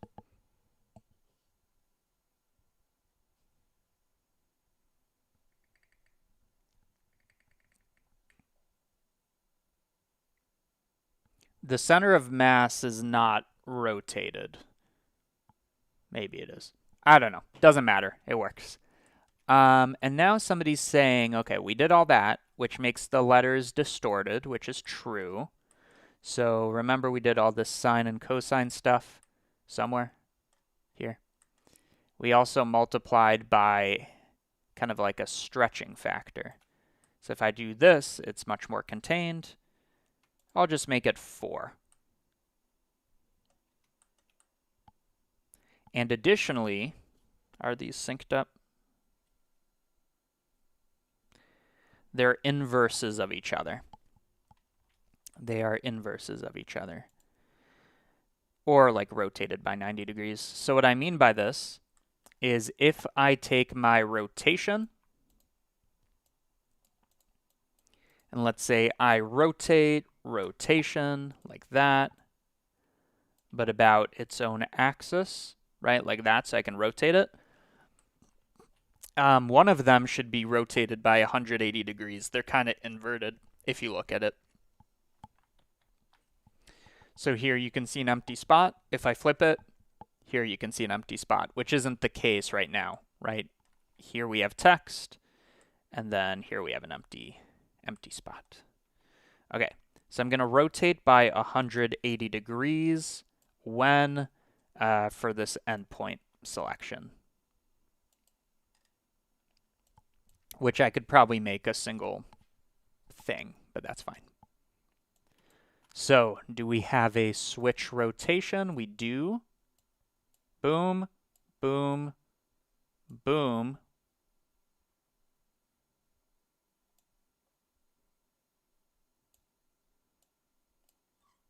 And this is no longer the endpoint, it is the index, because we have instances. Empty, not empty.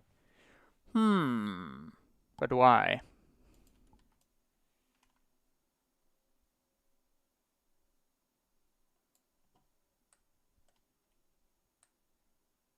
Oh, maybe. Okay, so if it's empty here, but with a bit of a C, what do I rotate by? For some reason, it's not 180. Probably because of the gap. Okay. And that is exactly what I see here. So you see how it says captains on the front and the other one says crush, roughly?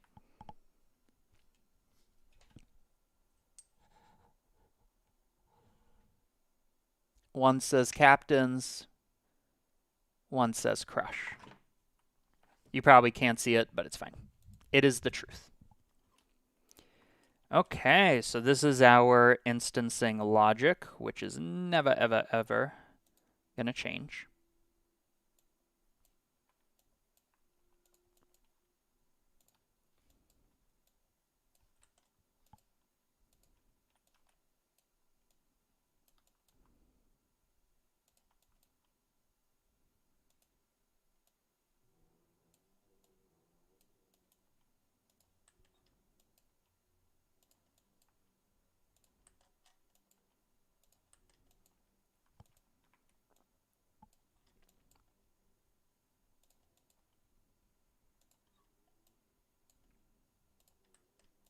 That consolidates real nice. Okay, there we go. So now we shade. Like, it's done. Anything else? Nope. That is the model, clean as can be. So you could argue set shade smooth. Ah, I see. It needs to be by angle. So how would we do that? We set shade smooth only when the edge angle is greater than, no, less than a certain amount. Okay, so let's zoom in here. As I increase this,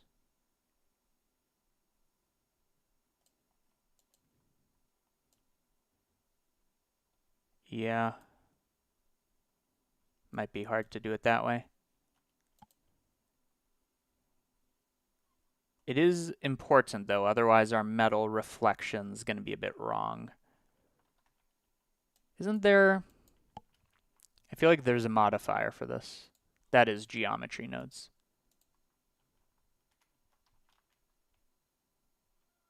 Let's see.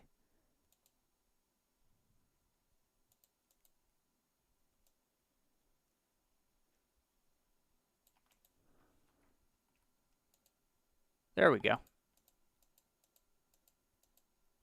Okay, that's also prestige. If you look at this, it's how does it work? Set shade smooth.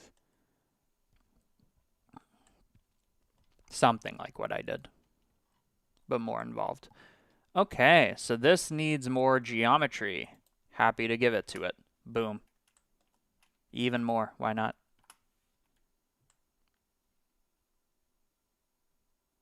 Oh, and then I guess center of mass wouldn't be accurate because it's very top heavy. Sparse geo, dense geo. Like, it's one way to think about it. I'm just going to take what we did before, bounding box, average, CG matter average, boom, boom, boom.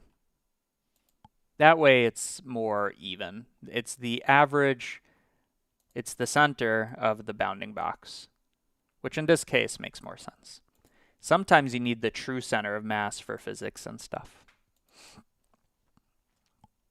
Okay, so as for the materials, we got two. We got shiny metal and we have handle metal. So I'm going to call it spring and handle.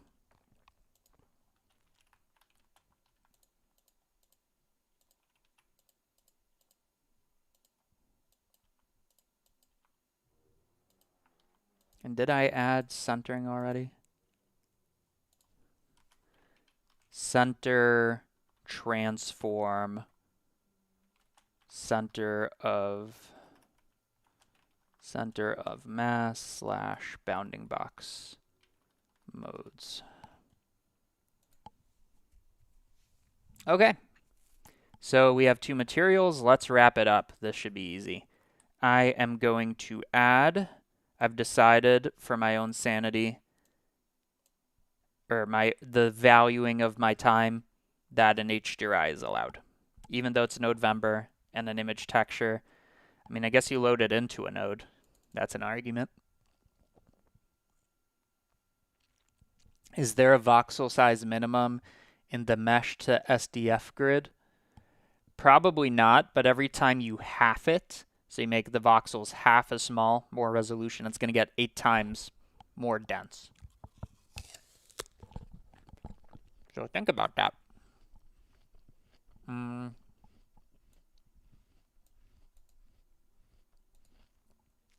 Okay.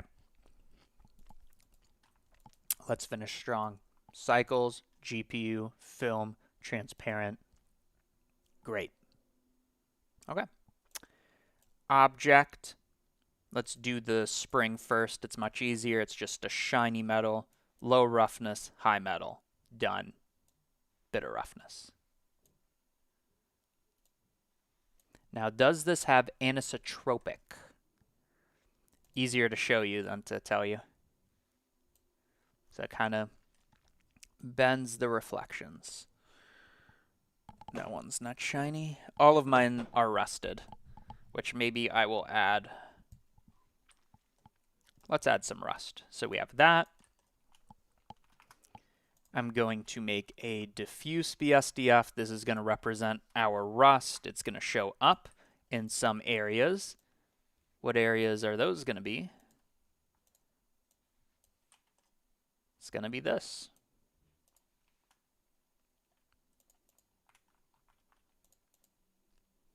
So I'm just making a high contrast map over here. Mix these two with this. So that already looks quite good. And that isn't even accounting for our rust kind of being a deep color like that. Okay. More detail, more roughness. Object coordinates.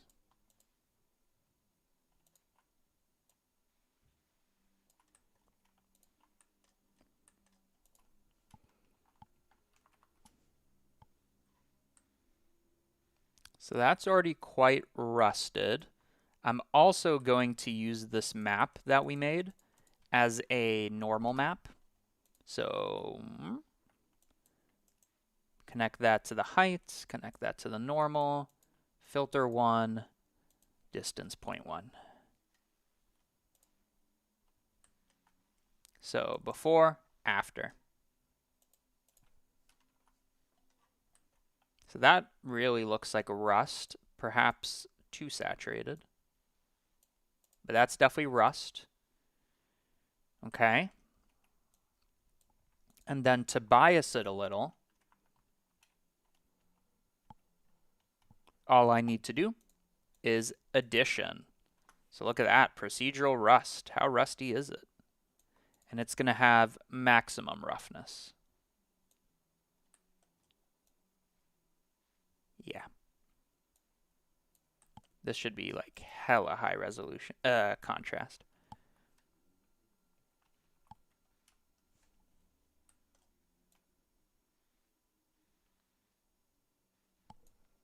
And the rust, for mine at least, happens to look a bit darker. Okay, that's photoreal, kinda. A little too shiny. Okay. Now we're doing the handles. The interesting part about the handles is this diamond pattern, which is so easy to make. Because what we need is we need the coordinates of the cylinder, and once we have that, easy money. So in the handle, which remember looks like this, right? I am going to get the position. And that's all I need.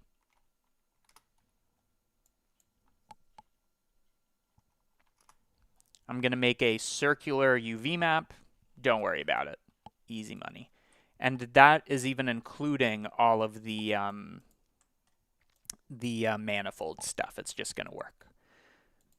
Okay. Well, now that we've done all of that, how long does this take to compute? It's real time. That's fine. Oh, excuse me. Okay, almost 6 hours. We're going to finish in 6 hours. Just about. That's like speed run mode. Okay, so for the handle, I'm going to bring in the position, which looks like this. Note, by the way, that the position should be mapped to the cylinder. X, Y, Z. And Z happens to be a negative. But that's fine. Well, is it fine? I don't know if it's fine. We could do better. So inside of our handle, instead of storing the raw position, why don't we store our generated coordinates? Although I wonder, what does generated coordinates look like here? No, that's not correct. Okay, so I need it relative to the instance. So for the position, I'm going to take my generated coordinates, cgmatter.com, x, y, z, connect, delete, and now we have generated coordinates, which look like this, x, y, z. Great. So how do we wrap something around that? Well, you want a coordinate system that's just two-dimensional. One axis goes up and one axis goes around. So how do we turn 3D into 2D? Well, we use the gradient texture. So if I look at the gradient texture and set it to radial, I think,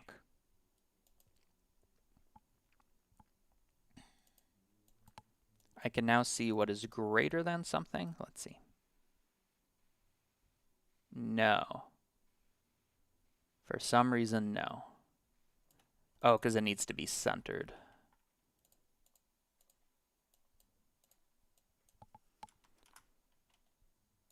Aha! So what did I do there? I took my position coordinates, I centered them so that the center is at the center of the handle. And then I took my gradient, which goes around. So that's one axis. And then the other axis is simply how high up are we on the handle, which is exactly described by the z-axis, maybe with a bit of stretching. So now I can make a two-dimensional coordinate system like this that just goes around. Has an incontinuity, but that's fine. Great trick of the trade. And maybe I can start making shader nodes part of the CG Matter nodes. I could use Voronoi texture. That's a good idea. I was actually just going to make a modified brick texture. Okay, before I finish, gotta pee, but we're close. We're very close. We would have done 3 Nodevembers in one day. I mean, we will.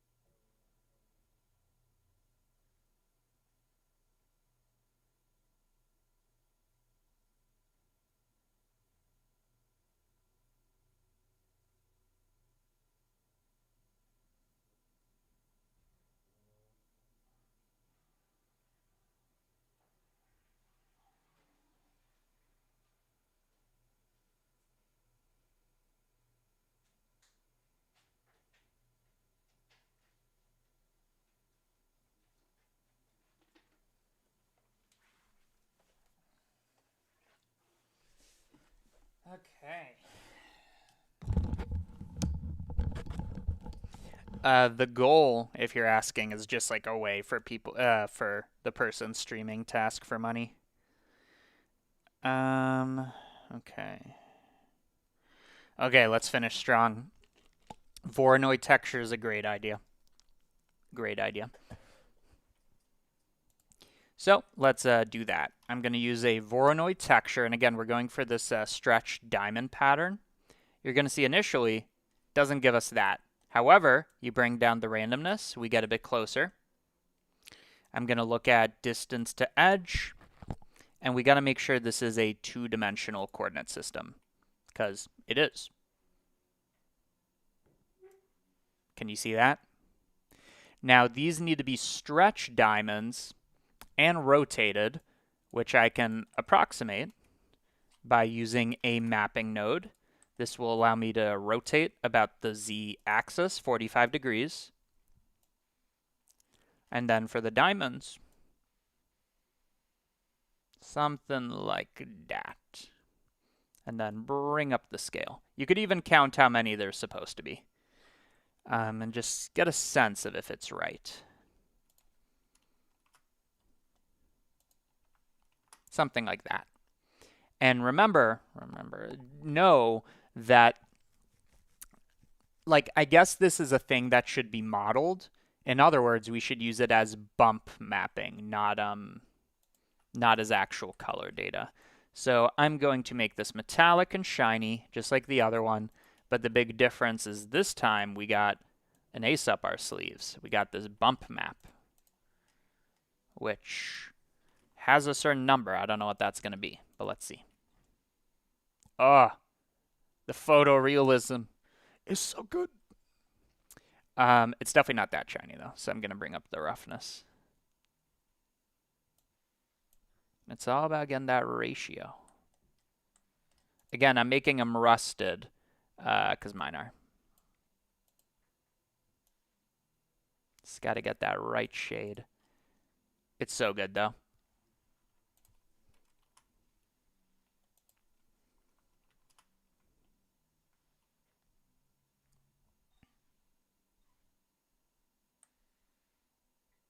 Okay.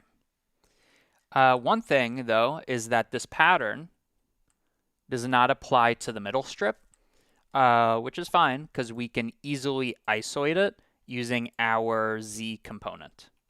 So I'm going to compare it to 0.5 with an epsilon of something, right? So I can check easily like this. Ah, there's money. See, no need for the goal. I've taken a lot of your time over the years, so take some of my money. This sounds like a fair deal. Thank you, Sloosh. Okay. So now we just need to... What did I just do? We need to get the exact number. There it is. We got it. And then this can be used as a strength slider, really like a inverted one, right, for the bump, because the bump shouldn't show up in the middle. See what I did? And additionally, it really looks like it's quite rough. What about anisotropic? What about diffuse? That doesn't do nothing. That doesn't do nothing. That doesn't do nothing. Anisotropic do something. So let's see. Full anisotropic. I can't tell. It definitely makes the seam more visible. So I'm just going to not do that. And another thing is, let's get a bit of extra detail, right? By varying up the spec. Is it the specular? It's not. It's just the roughness, right? So I'm just going to noise texture, always using our coordinate system.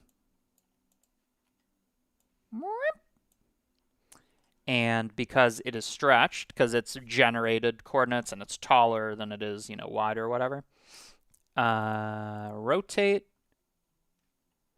or scale by a small y to make that more even.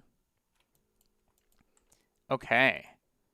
What do I want to do with this? It should be detailed and rough for sure. And in fact, even that's pretty good. And this should drive a roughness map that's around 0.28.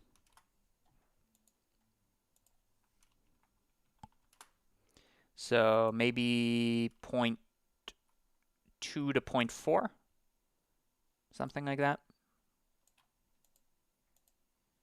So now if you look closely, can you see? And that idea applies everywhere. Oh, we also got to remove it on the top and bottom. Anybody comment that? It's inside, not outside. Let's see if you're right about that. Okay, let's verify. No, I think it's always hard to tell. I think right now it's inside, and now it's outside. I'm pretty sure this is right. I also need to make this selection on the top, or rather like the inverse selection. So I'm going to compare like this. Let's make that the color so we can see what we're doing. Make that bigger until it's also got the tops.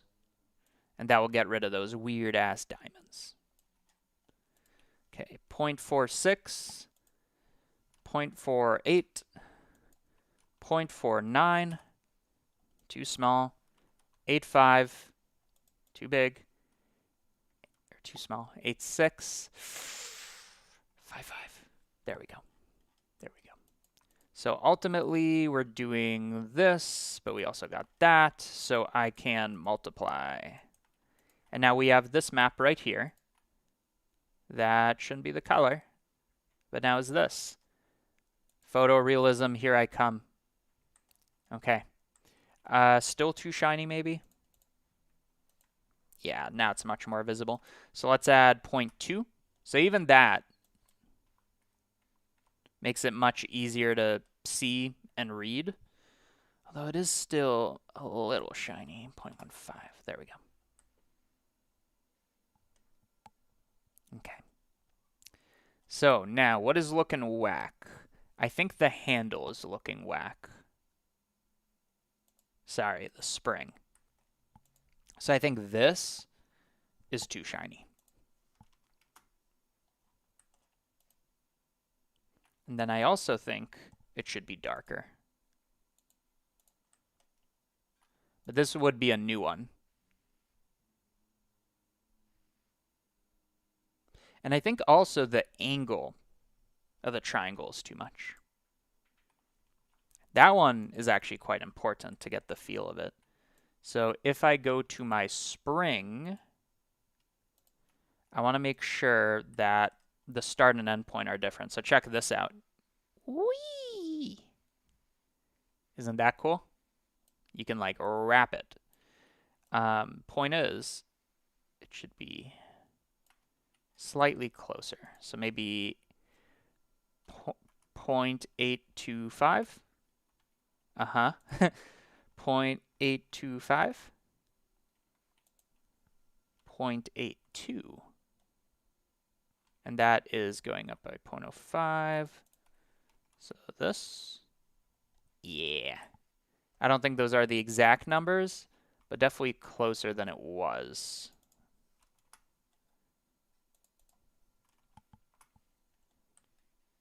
Yeah, and that's hugely important for the thing. Okay. Weak part is still the rust spring thing. I think the rust is too dark. And it is also too plentiful.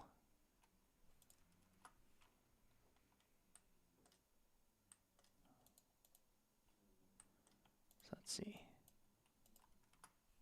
Ah, there we go. So I'm going to add 0.4. And is it too saturated even? Which will let me go a little higher. Okay. So one thing to consider is the lighting matters. And I think they're still a little too thin. Okay, before I go on my spiel. There we go. Very nice that we can just change it on the fly. I don't know. I was about to talk about the lighting.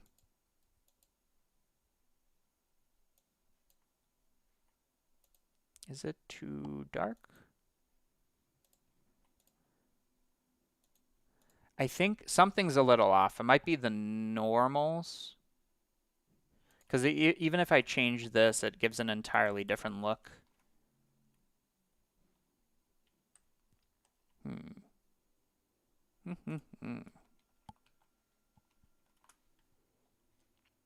Okay. What I was about to say is the lighting really matters, especially when you have all these reflections and whatever. So I want to make sure I get that right. I am going to do my 1440 4x3 thing. You know I only fuck with orthographic. I don't know why. I just like the look. They're kind of like for product renders, really. Yeah. I think this one, we're not there yet, but we're going to get really close to photorealism.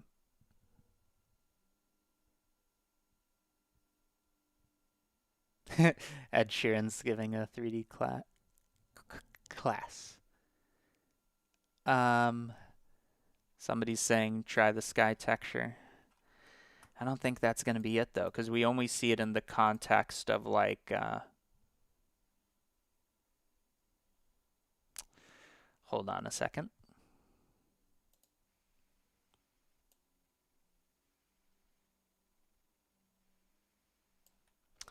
But hold on one more second.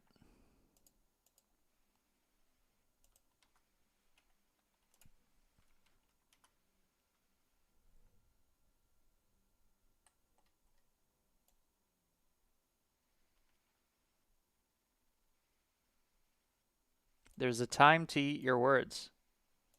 And it might be now. It's just that I've used sky texture for all of these, so I'm like, it's not the one. Might be the one. Okay, so this is telling me that the rust, or this is way too intense.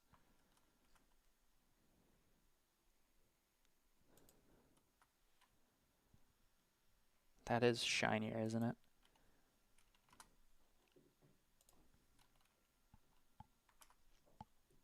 I think ambient occlusion is going to help us read this.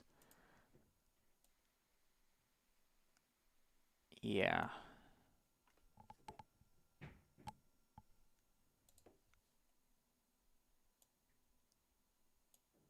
It's also just kind of like floating in space, which might not be helping. So even if I give it a little platform to stand on,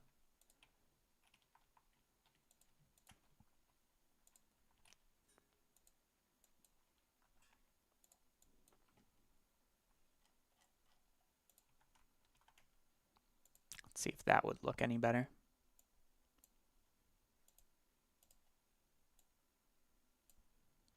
In this case, it might. Doesn't count for Nodevember. Or sorry, it's allowed, is what I'm trying to say. Camera. Can't tell what it looks like until I... And...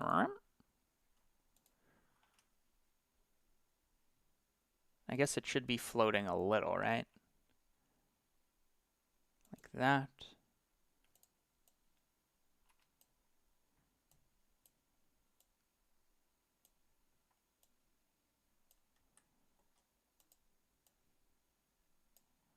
Okay, without, with.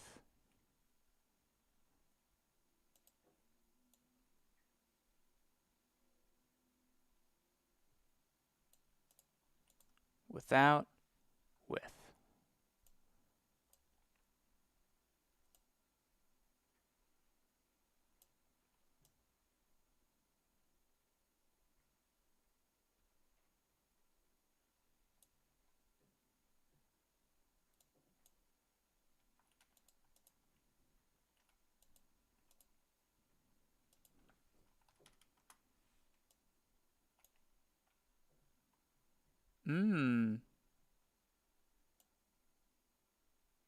At some point I really gotta look into this, but just changing this automatically made the text more visible, which is kind of an important part of this, I imagine, or I'm saying.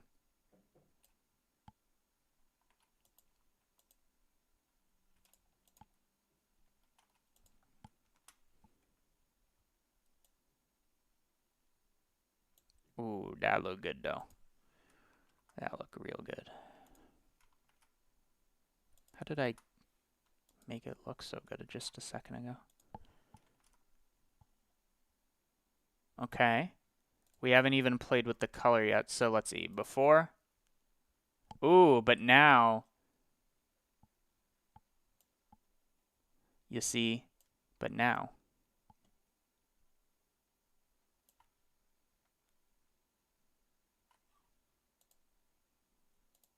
Nah, definitely HDRI. You gotta call it like it is sometimes.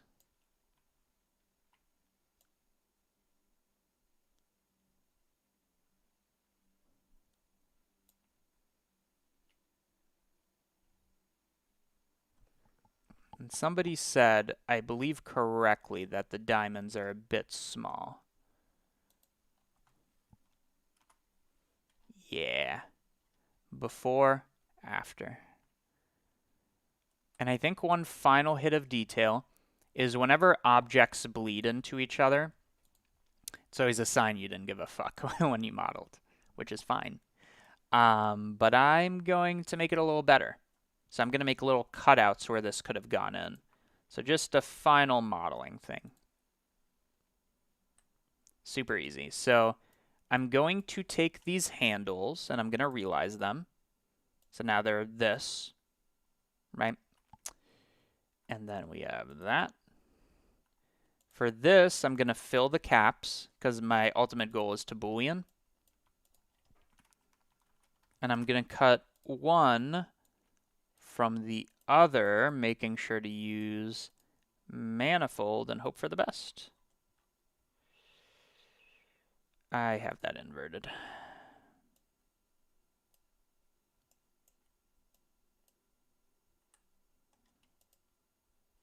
Does that make any sense? No, I did not have that inverted. That was fine. Like this, like that. The only issue is that it's not cutting into it because they're like perfectly touching. So for the spring, I'm going to run a inflate. Here's a great use case for the inflate node. What happened? Oh, I was looking at the wrong side. There we go. Perfect use case for the inflate. So this is what that's doing. And then I join them and center them. Great. Great, great, great. So I'm just gonna like that. And so that they actually connect, I want to just move this up a little.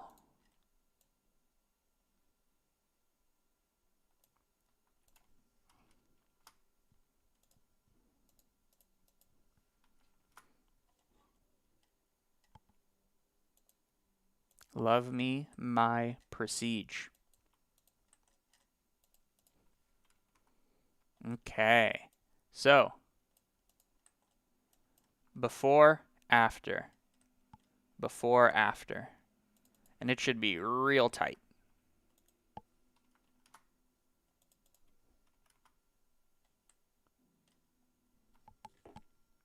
That's actually pretty good. Yeah, that just adds logic to it. So it's subtle, but before, after. Let's look at this side. Before, after. Now, there is this issue introduced of normals.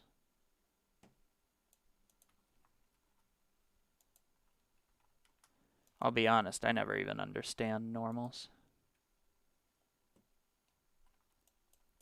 Would it make any difference if I ran a float? No.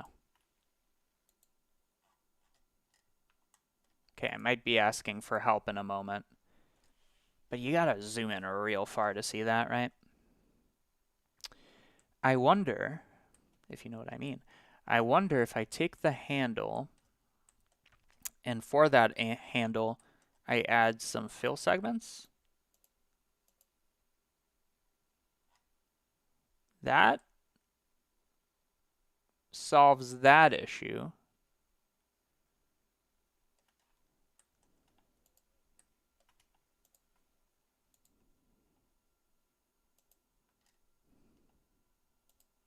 Okay, so we got this cut out.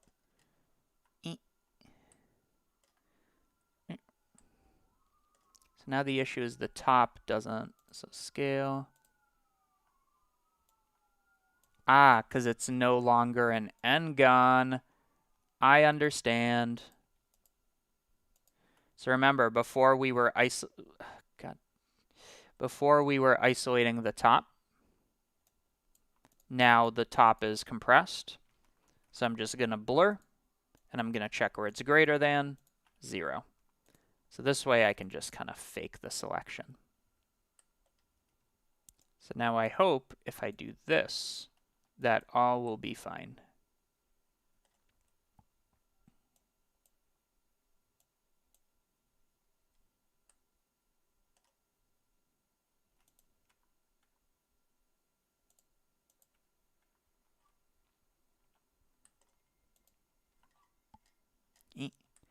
I think, so it looks the same, but what about, yeah, okay. That's a good cheat. We're just going to compress it and make the problem hide. Okay, easy. So I'm going to go into the handle. You're going to notice if I have 5 segments, I have 4 of these. So if I have 10 segments, I have 9 of these. And did that compress it even more? It did. So if I have 30 segments, then I have 29 of these. And now it's gone. That's what I'm talking about. That's why CG Matter's the best. Okay, time to consolidate. Material should be at the end here.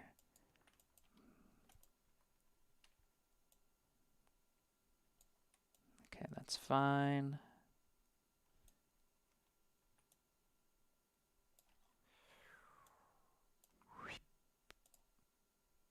No.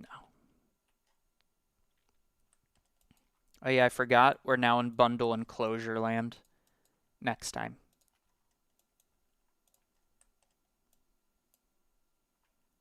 Then this should be in the end.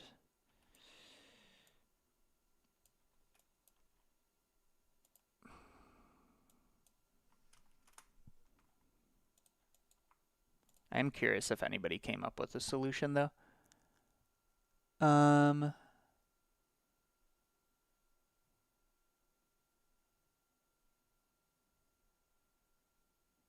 Do you donate to the Blender Foundation? Well, let me tell you a little story. I used to donate. I used to donate $1,000 every month. $1,000 every month. Which I have money, but for me that's still a lot. $1,000 a month, okay? That is enough, and here's where the drama comes in. Let me find the Blender donation.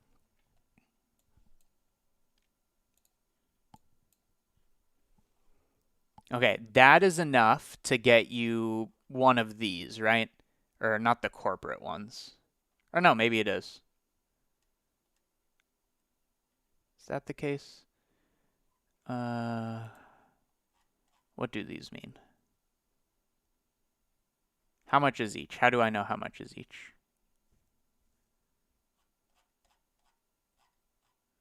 Whatever. I used to donate $1,000 a month. And at the time, maybe still now, that would let you put your logo in here. So I just took a photo of my face. I was going like this. Okay? And the Frederico guy, whoever, like the CEO or whatever of Blender is, messages me. And he's like, change the photo. Now, mind you, at the time, there was somebody else who had their face in there, just a portrait. And I'm thinking to myself, I'm donating $1,000 a month. Shut the fuck up. You know what I mean? So, after that, I stopped. But for a good while, I was doing $1,000 a month. I don't agree with that. That was my take. I don't even know if I would qualify now to be up here. So maybe I could go back. I wouldn't go back up to 1,000. But maybe some amount. I think I would be up here. Is there any way to know? Oh, corporate memberships. Okay, so I was 12. Well, how much is that? So $12,000 in euro. Okay, so 10,000 euro roughly. So I would be here. So that's bronze. What is bronze? Okay, so I was around here, maybe even up here. I don't know what the numbers used to be. So I used to have my logo here. Like I was amongst Adidas. I was amongst Polygon. I was amongst Steam. My logo is my face, okay? That's just where I'm coming from.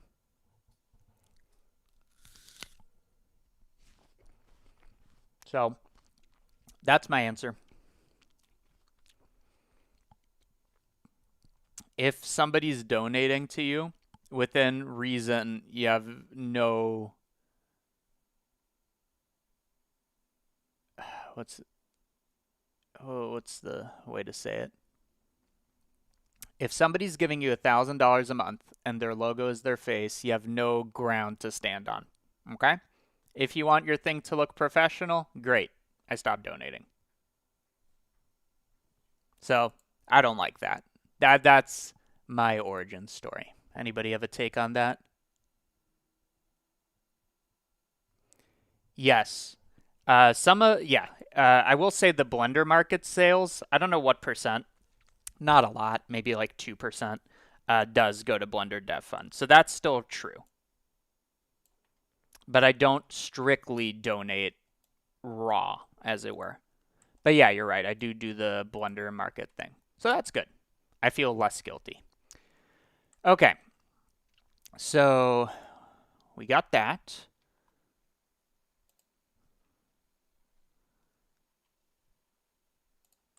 I kind of want to look at the email, see if I'm like exaggerating. Ooh.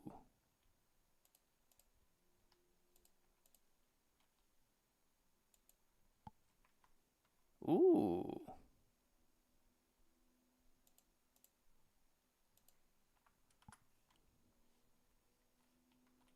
That adds for sure.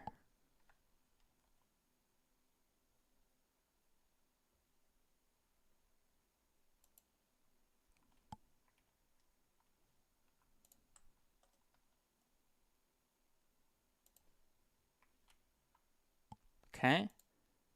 I'll read the comments in a second because I know that was a spicy take. What was I gonna do? Yeah, I want the rust to be more visible. Okay, there you go. Let's read the spicy take.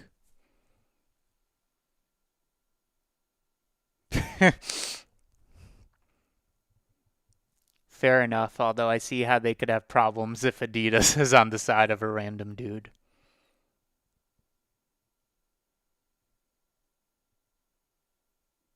Yeah.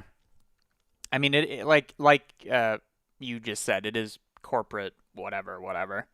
So I'm not I'm not even an LLC. So not even by a technicality am I a thing. So yeah, let's wrap up here, and then I'm gonna see if I can find that email. That's where I'm at. Okay, so mapping 8 roughness, and I'm just gonna add a bit of detail to the base color. So maybe one of them can be a bit brighter, and one of them can be a bit darker. Let's see if we can even notice before. What about up here? Before, after. I don't even know if you can notice. Okay, let's do a comp, and then I'm going to look into this. Ambient occlusion, material. What do I actually use? I keep turning on normal and then like never use it. Well, that's good. That's good. Ambient occlusion is going to be clutch for this one. Ooh. But actually, though,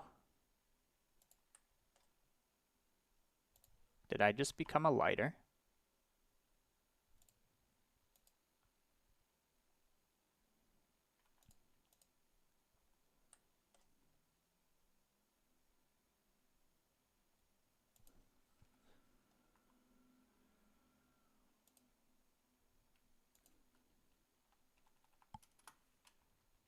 Oh.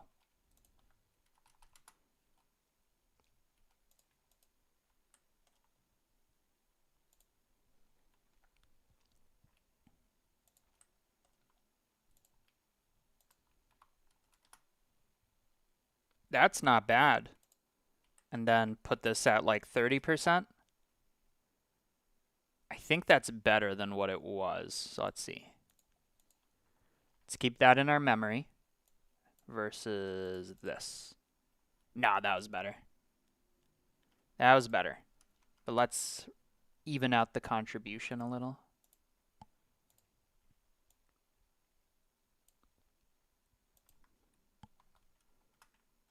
Okay. So let us render, and I'm going to see if that drama, if I actually remember it correctly. But this should be a stupid fast render.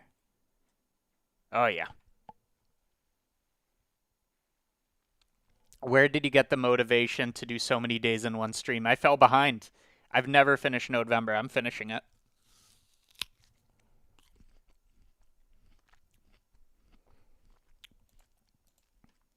Like, they could literally just have a creator corporate section or whatever.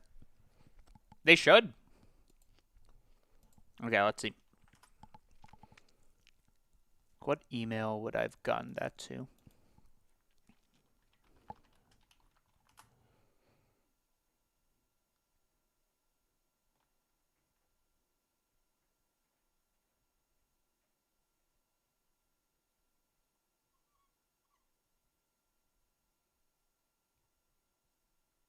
What's his name? Is it Frederico?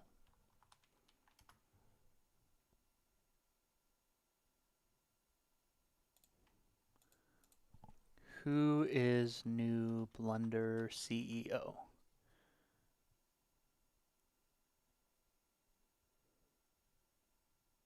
Francesco.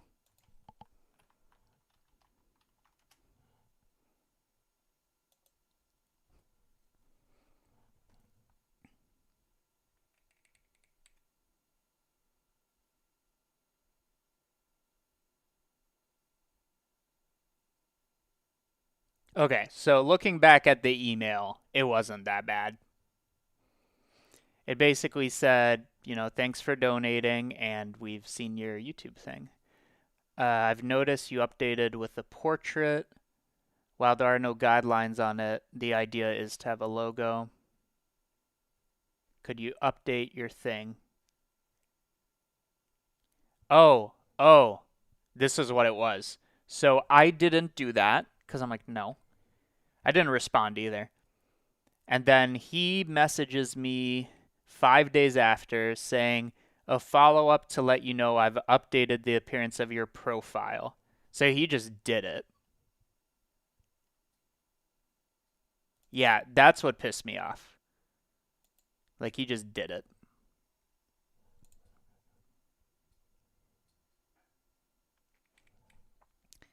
Not okay. Not okay. I don't condone. I didn't even agree to it. Let's also do... I know this isn't the place to vent, but I haven't thought about it in a long time because it was years ago. Okay. But I understand where he's coming from. Like, I didn't know. I don't think it was at the time, but I don't think there was Adidas and shit over there. Although it shouldn't matter. I'm going to do a depth of field, but subtle, as you can see. 2, just enough so that there's something.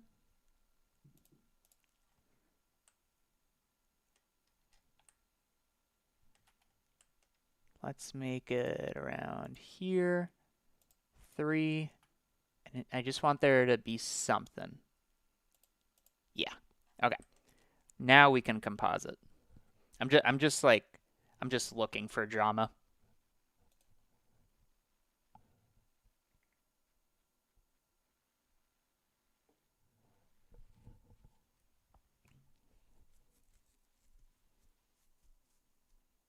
Okay. So now let's do our comp. And I just want it to generally look good because the idea at the end is to make a 360 turntable. Because this one, I mean, if I may toot my own horn, we got quite close to photorealism. We'll see if we can get there. Okay, so this is going to be the viewer node. This is going to be the comp, which we don't need the backdrop on. And let's see what we can do. Always, always, always. Ooh, that looks good in black and white. Always, always, always. Ambient occlusion, multiply. It's not a render if you didn't do that. I don't know where I like picked up or made that trick, but I love it. It just makes everything feel more connected. Like, look here. Then we're going to go for our good old workflow. Glare. Like that.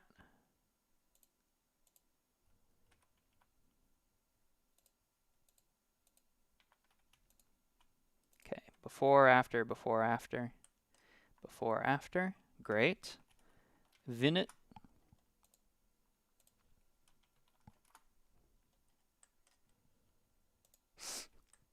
That should be it. It just looks so spicy in grayscale. Like in grayscale, that's real. Can I make it real with color?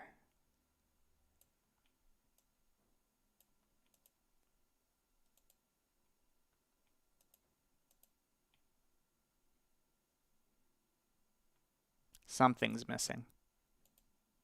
But in grayscale, though,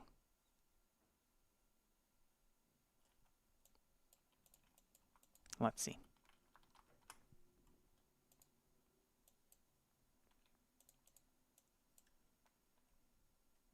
It's just that noir, you know?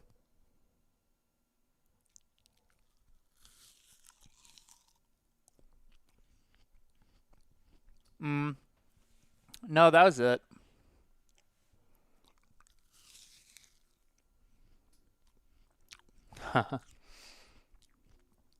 Okay. That's spicy. Before? Well, let me do it in comp. Okay. Before, after. Before, after. I know, but you can't deny that that looks real. Only thing that doesn't look real is the font. which of course can be changed. Did I just do 3 Nodevembers in 6.5 hours? Let's see.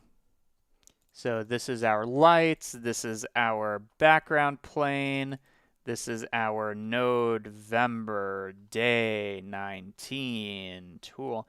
I mean, at some point I might do this again because there's some like things I have to do at the end of the month, which will make streaming like I don't want to do it at that time. So I might just kind of work ahead. So this is going to be our scene, which has the camera. The only thing that could make it look more real is different lighting. But that looks real to me. Apple. I do think it's worth changing the font, though. Like, if we went this far. Okay, let's see. So that clearly looks fake, which is good because that means we'll be able to distinguish. What if that's not any better. Okay, let's look at the real font. Very thin. Very, very thin. And some of them might break the Boolean, so that's why we got to be careful.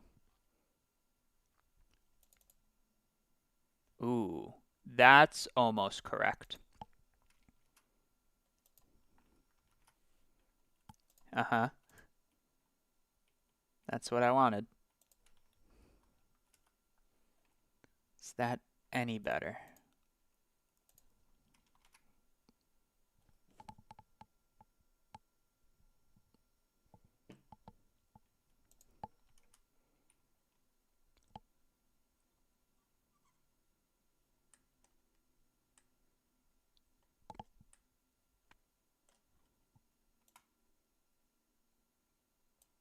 Whoops.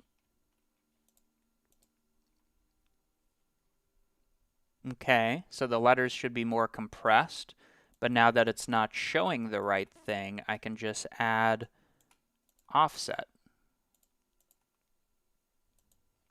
and hope that it works. So prestige. So prestige. And we can just artificially put this where it needs to be. So remember we have this. And then for the other nunchuck,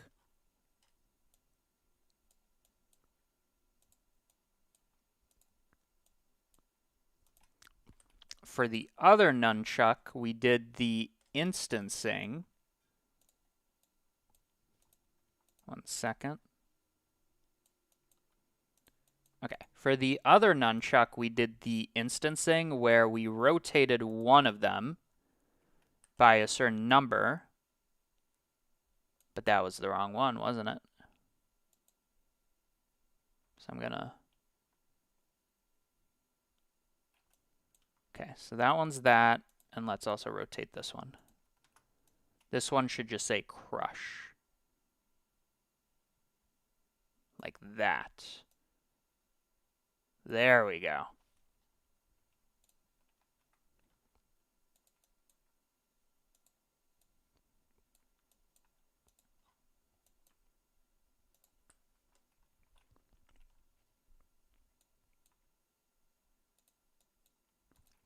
Okay. Now let's compare the renders. We have 1.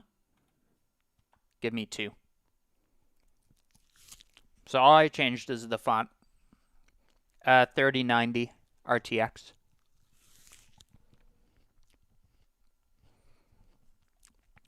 Okay, is that any better? Before, so never mind the compositing, like that had changed.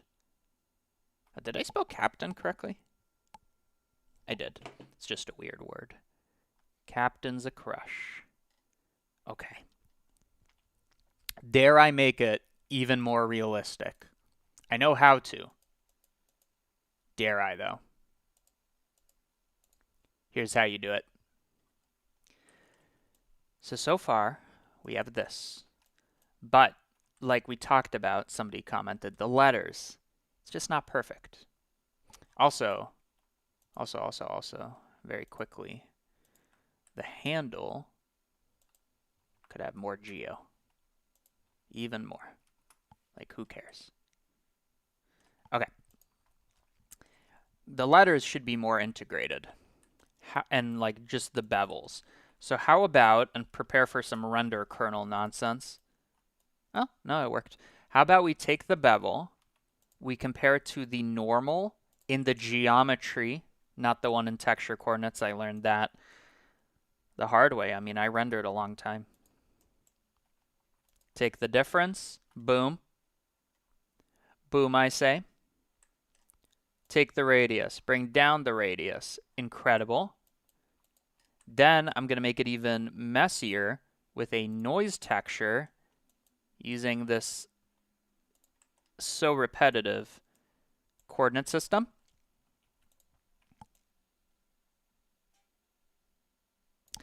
And I'm going to multiply by a non-normalized version of this. So now you can see I've done that, essentially.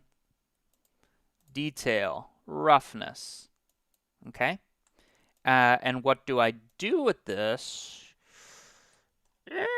Like rust? By the way, somebody recommended sheen. I just want to see what that looks like. Oh, why did I not listen? The sheen.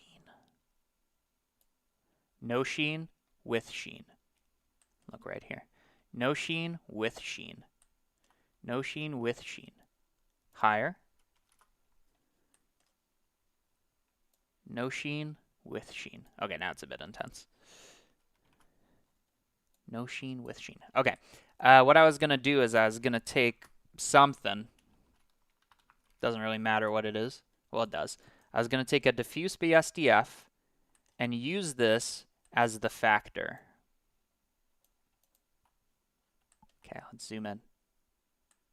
Before, after. Okay, but we're not done.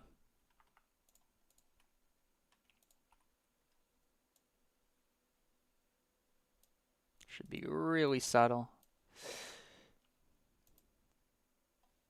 Okay, was it worth it? Before, after, just kind of these micro scratches. Before, after. It really only adds anything to the letters. But that's pretty good. And I don't want it to be as strong necessarily. Okay, so that's that. Before, after. Before, after. Now that's not enough, is it?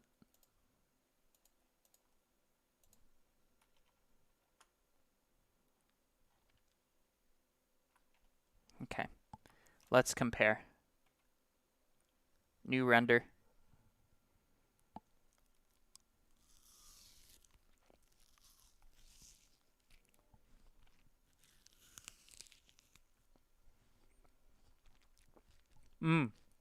Somebody made a good point.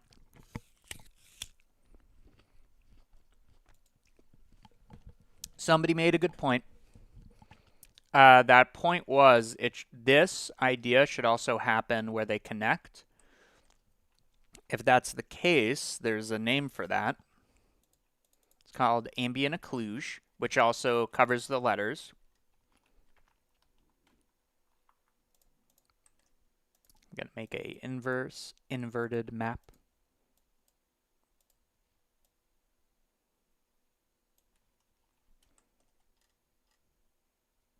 Okay, so let's compare. This versus this.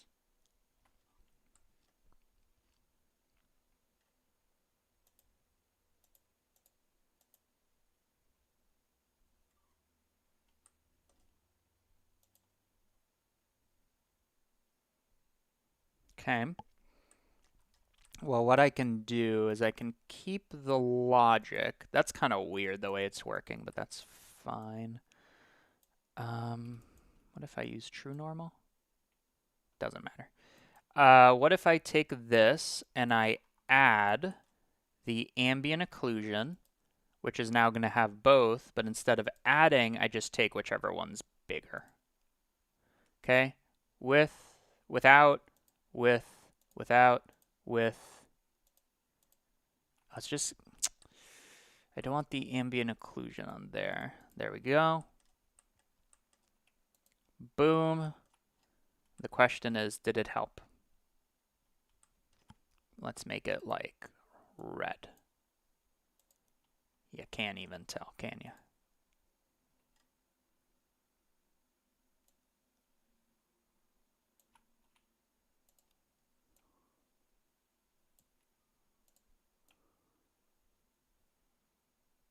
Okay, that's a bit more included. It didn't really change much, but before, after. Okay, what did I want to do? So here's my previous render. Let's look at our new render.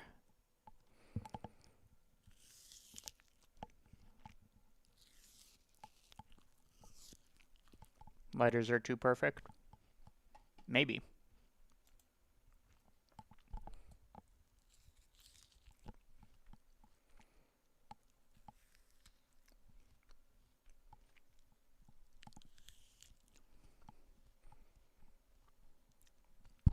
I have a feeling this one's going to crush the other one.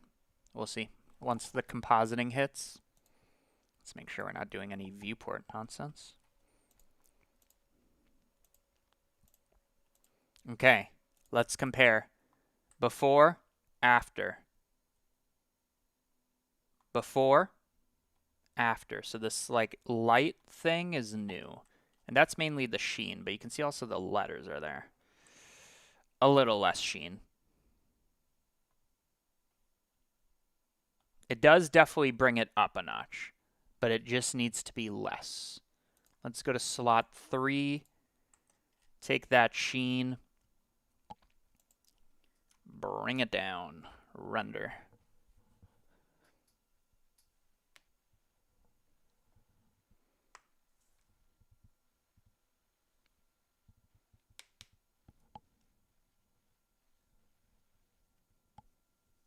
Okay. So now we're comparing two sheens. So this is without, this is with a little, this is with a lot. Without, a little, a lot. Without, a little, a lot. Honestly, I might be on a lot. I think I'm on a lot, actually. I didn't expect that. So we were at 0.2. Let's go somewhere in the middle, 0.17.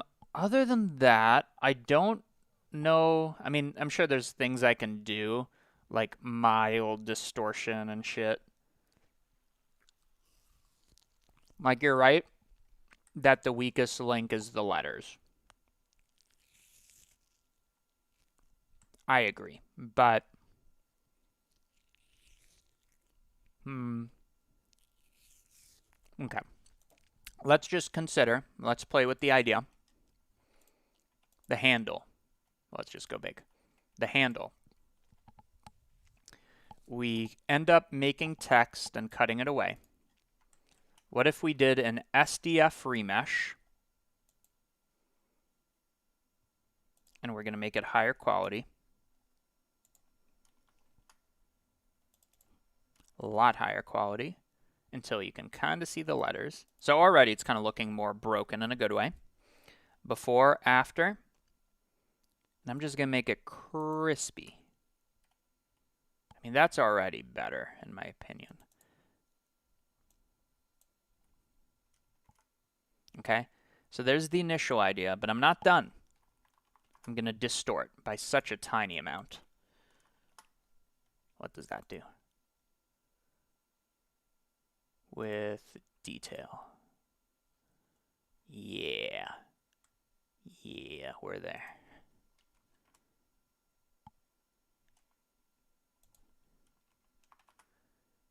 We are there.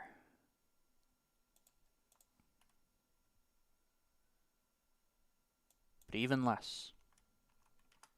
It's all about restraint. Okay, let's check. Before, after. Before, after. Before, after. And it definitely should not be as deep.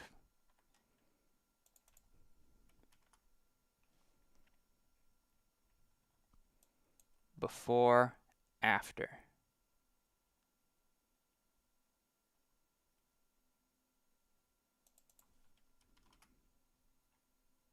Yeah, why not? Before, after. Let's make the letters a little smaller. Okay. Let's see what that looks like. And this time, since we did so much at the very end here, I'm going to throw a bake so that I don't need to calculate this again. Go to frame 1, go to node, go to disk, bake. Doesn't take that long, and let's compare. So let's see. I want to compare to the one with a lot of sheen. So I'm going to render here.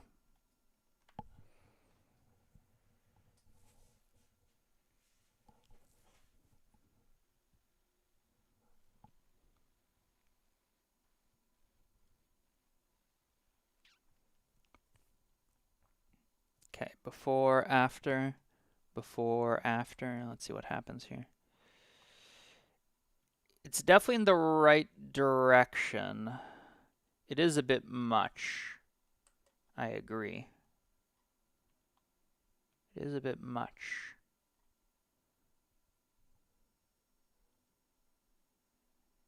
I do think it looks better, though. More organic. And she's organic. Okay. So, handle. Where is it? Turn to page 437. Okay. Before, after. Is it this? Almost.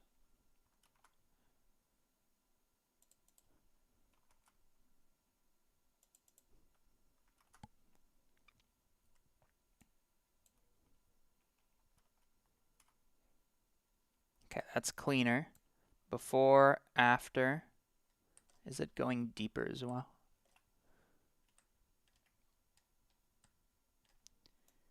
Before, it is going deeper.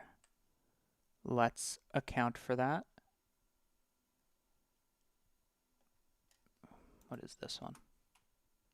That's up and down. What's this one? That's left and right. What's this one? That's also left and right somehow. Okay. Solidify. Oh, it just has to be the right number.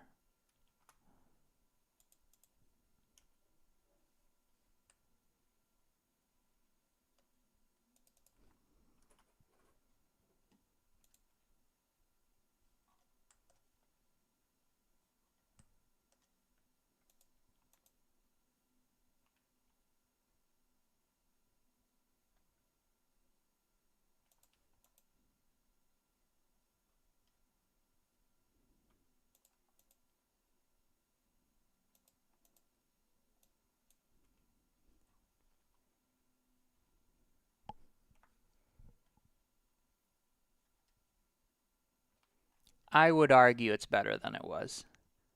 Plus, there's got to be an endpoint, right?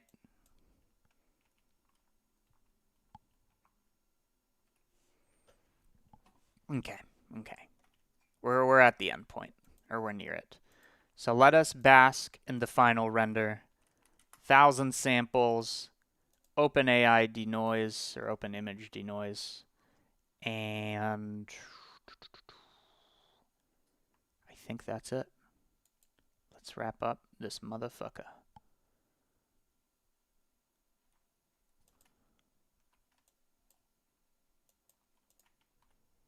We'll see if it needs crypto mat.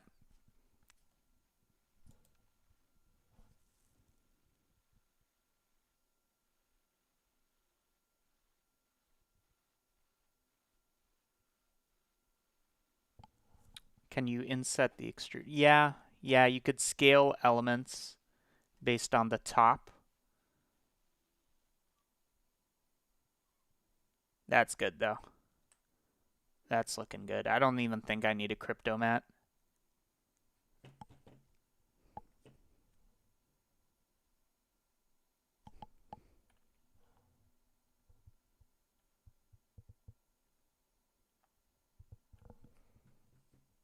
Kind of looks like a perfume commercial almost.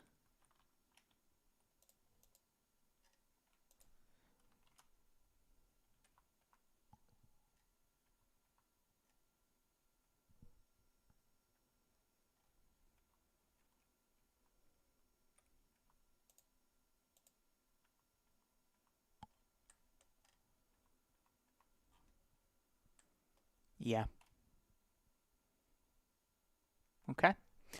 That's going to be on the stream, folks. I don't know if anybody was there beginning to end. 7-hour stream.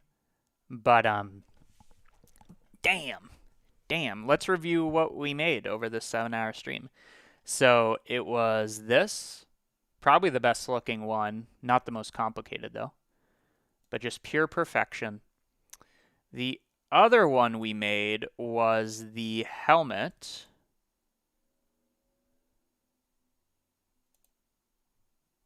Where we made a nice turtle helmet. Full prestige. Looks so good. And then for day 18 for rocket, we did an asteroid field, which is too heavy for me to render right now, but it's got detail. And I think all of them are like render ready. Okay.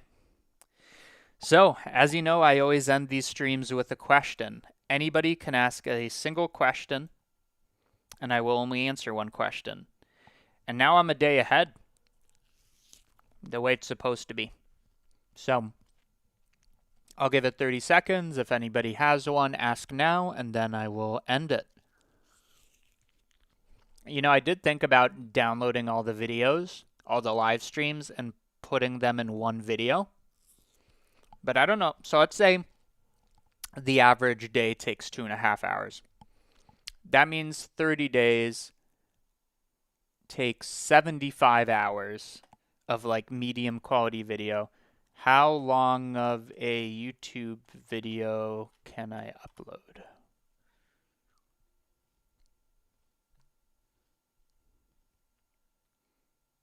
You can upload videos that are up to 12 hours long or 256 gigabytes in size. So it literally wouldn't fit.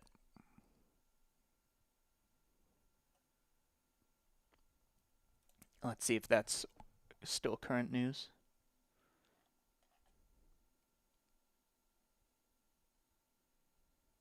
Yeah, it's like 12 hours.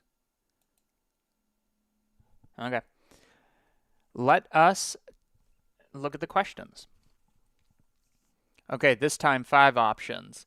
Do you have kids? Questions automatically. How do I avoid node spaghetti? Which nodes cost the most performance? Any interest in walking the US again? For someone who knows nothing about math, what method do you recommend for learning? What a node challenge taught you a lot? 24 hours is the max as far as I know. Okay, I'm going to answer any interest in walking the US again. So for anybody who doesn't know, 2 times, but 1 very good attempt, I tried to walk across the United States, Massachusetts to California, specifically like Santa Monica Pier.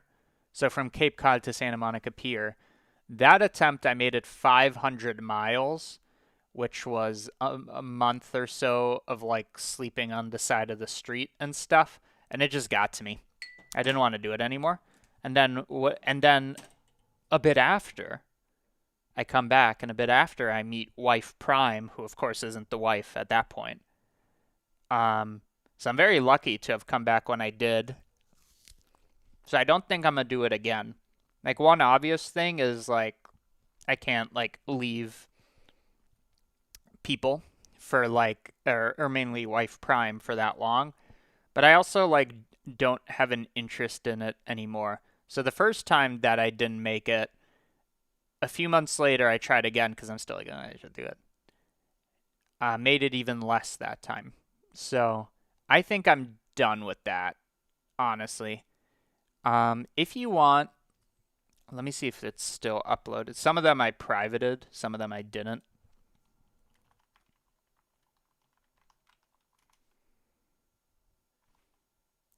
I would highly, highly, highly recommend watching this video.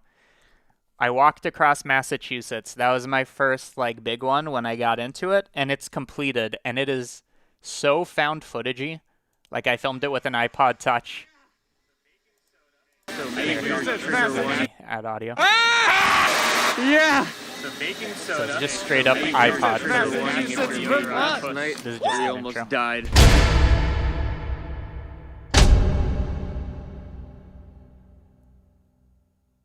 So this is the cart that we're using. One issue with the cart is that, you know, you go across one pebble. Like, this and is the kind of thing you see before a murder. How do I? Fit for a king. Excuse. I did stay in hotels some of the nights. Anything like that, it might be a bit more than. Only one town left, and it's Williamstown. One northwest. Oh yeah, my hill hand or was whatever broken. Is the last As road well, I need that to was go the down. thing. It does go a couple miles, but it goes straight to And I'm Vermont. not going to spoil the ending. Not that there's much to spoil. I have an easy time getting to the hotel 2 days after. I have another hotel lined up, and then after that, it's camping for like 2 days. Can I? So that's just a fun watch for me. Okay. So that is it. Yeah, that's a good idea. Okay, so thank you everybody for watching however long you did. I think I was probably in here the longest at 7 hours. Okay, I don't know how else to end it. Bye, everybody. Check out... Okay, wait, I know how to end it. Check out cgmatter.com for free notes, literally free, for the Nodevember stuff, which I'll upload tomorrow, probably. Go here. You have all the Nodevember stuff. You can download the files, which isn't available outside of that. 5 years of project files, just stupid amount of stuff in here. Like in here, there's just like a melting simulator. Like one file is like its own add-on, basically. And then the second thing is check out Camera Tracker version 4 just came out. It's so new that even this isn't updated. Camera Tracker version 4. Let's watch a trailer and then I'll wrap it up.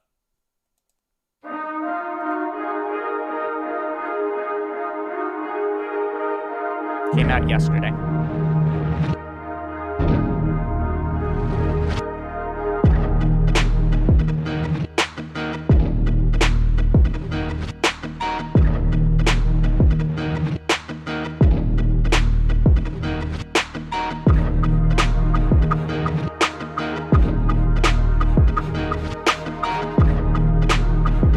So it's more than just a camera tracker, it does a whole bunch of shit, which is what I try to show. This shot's like 30 seconds, I cut it short, and it's on 2x speed. Which if you don't know, that's very long for a tracking shot. Okay, let's wrap it up. Check that out, link in the description for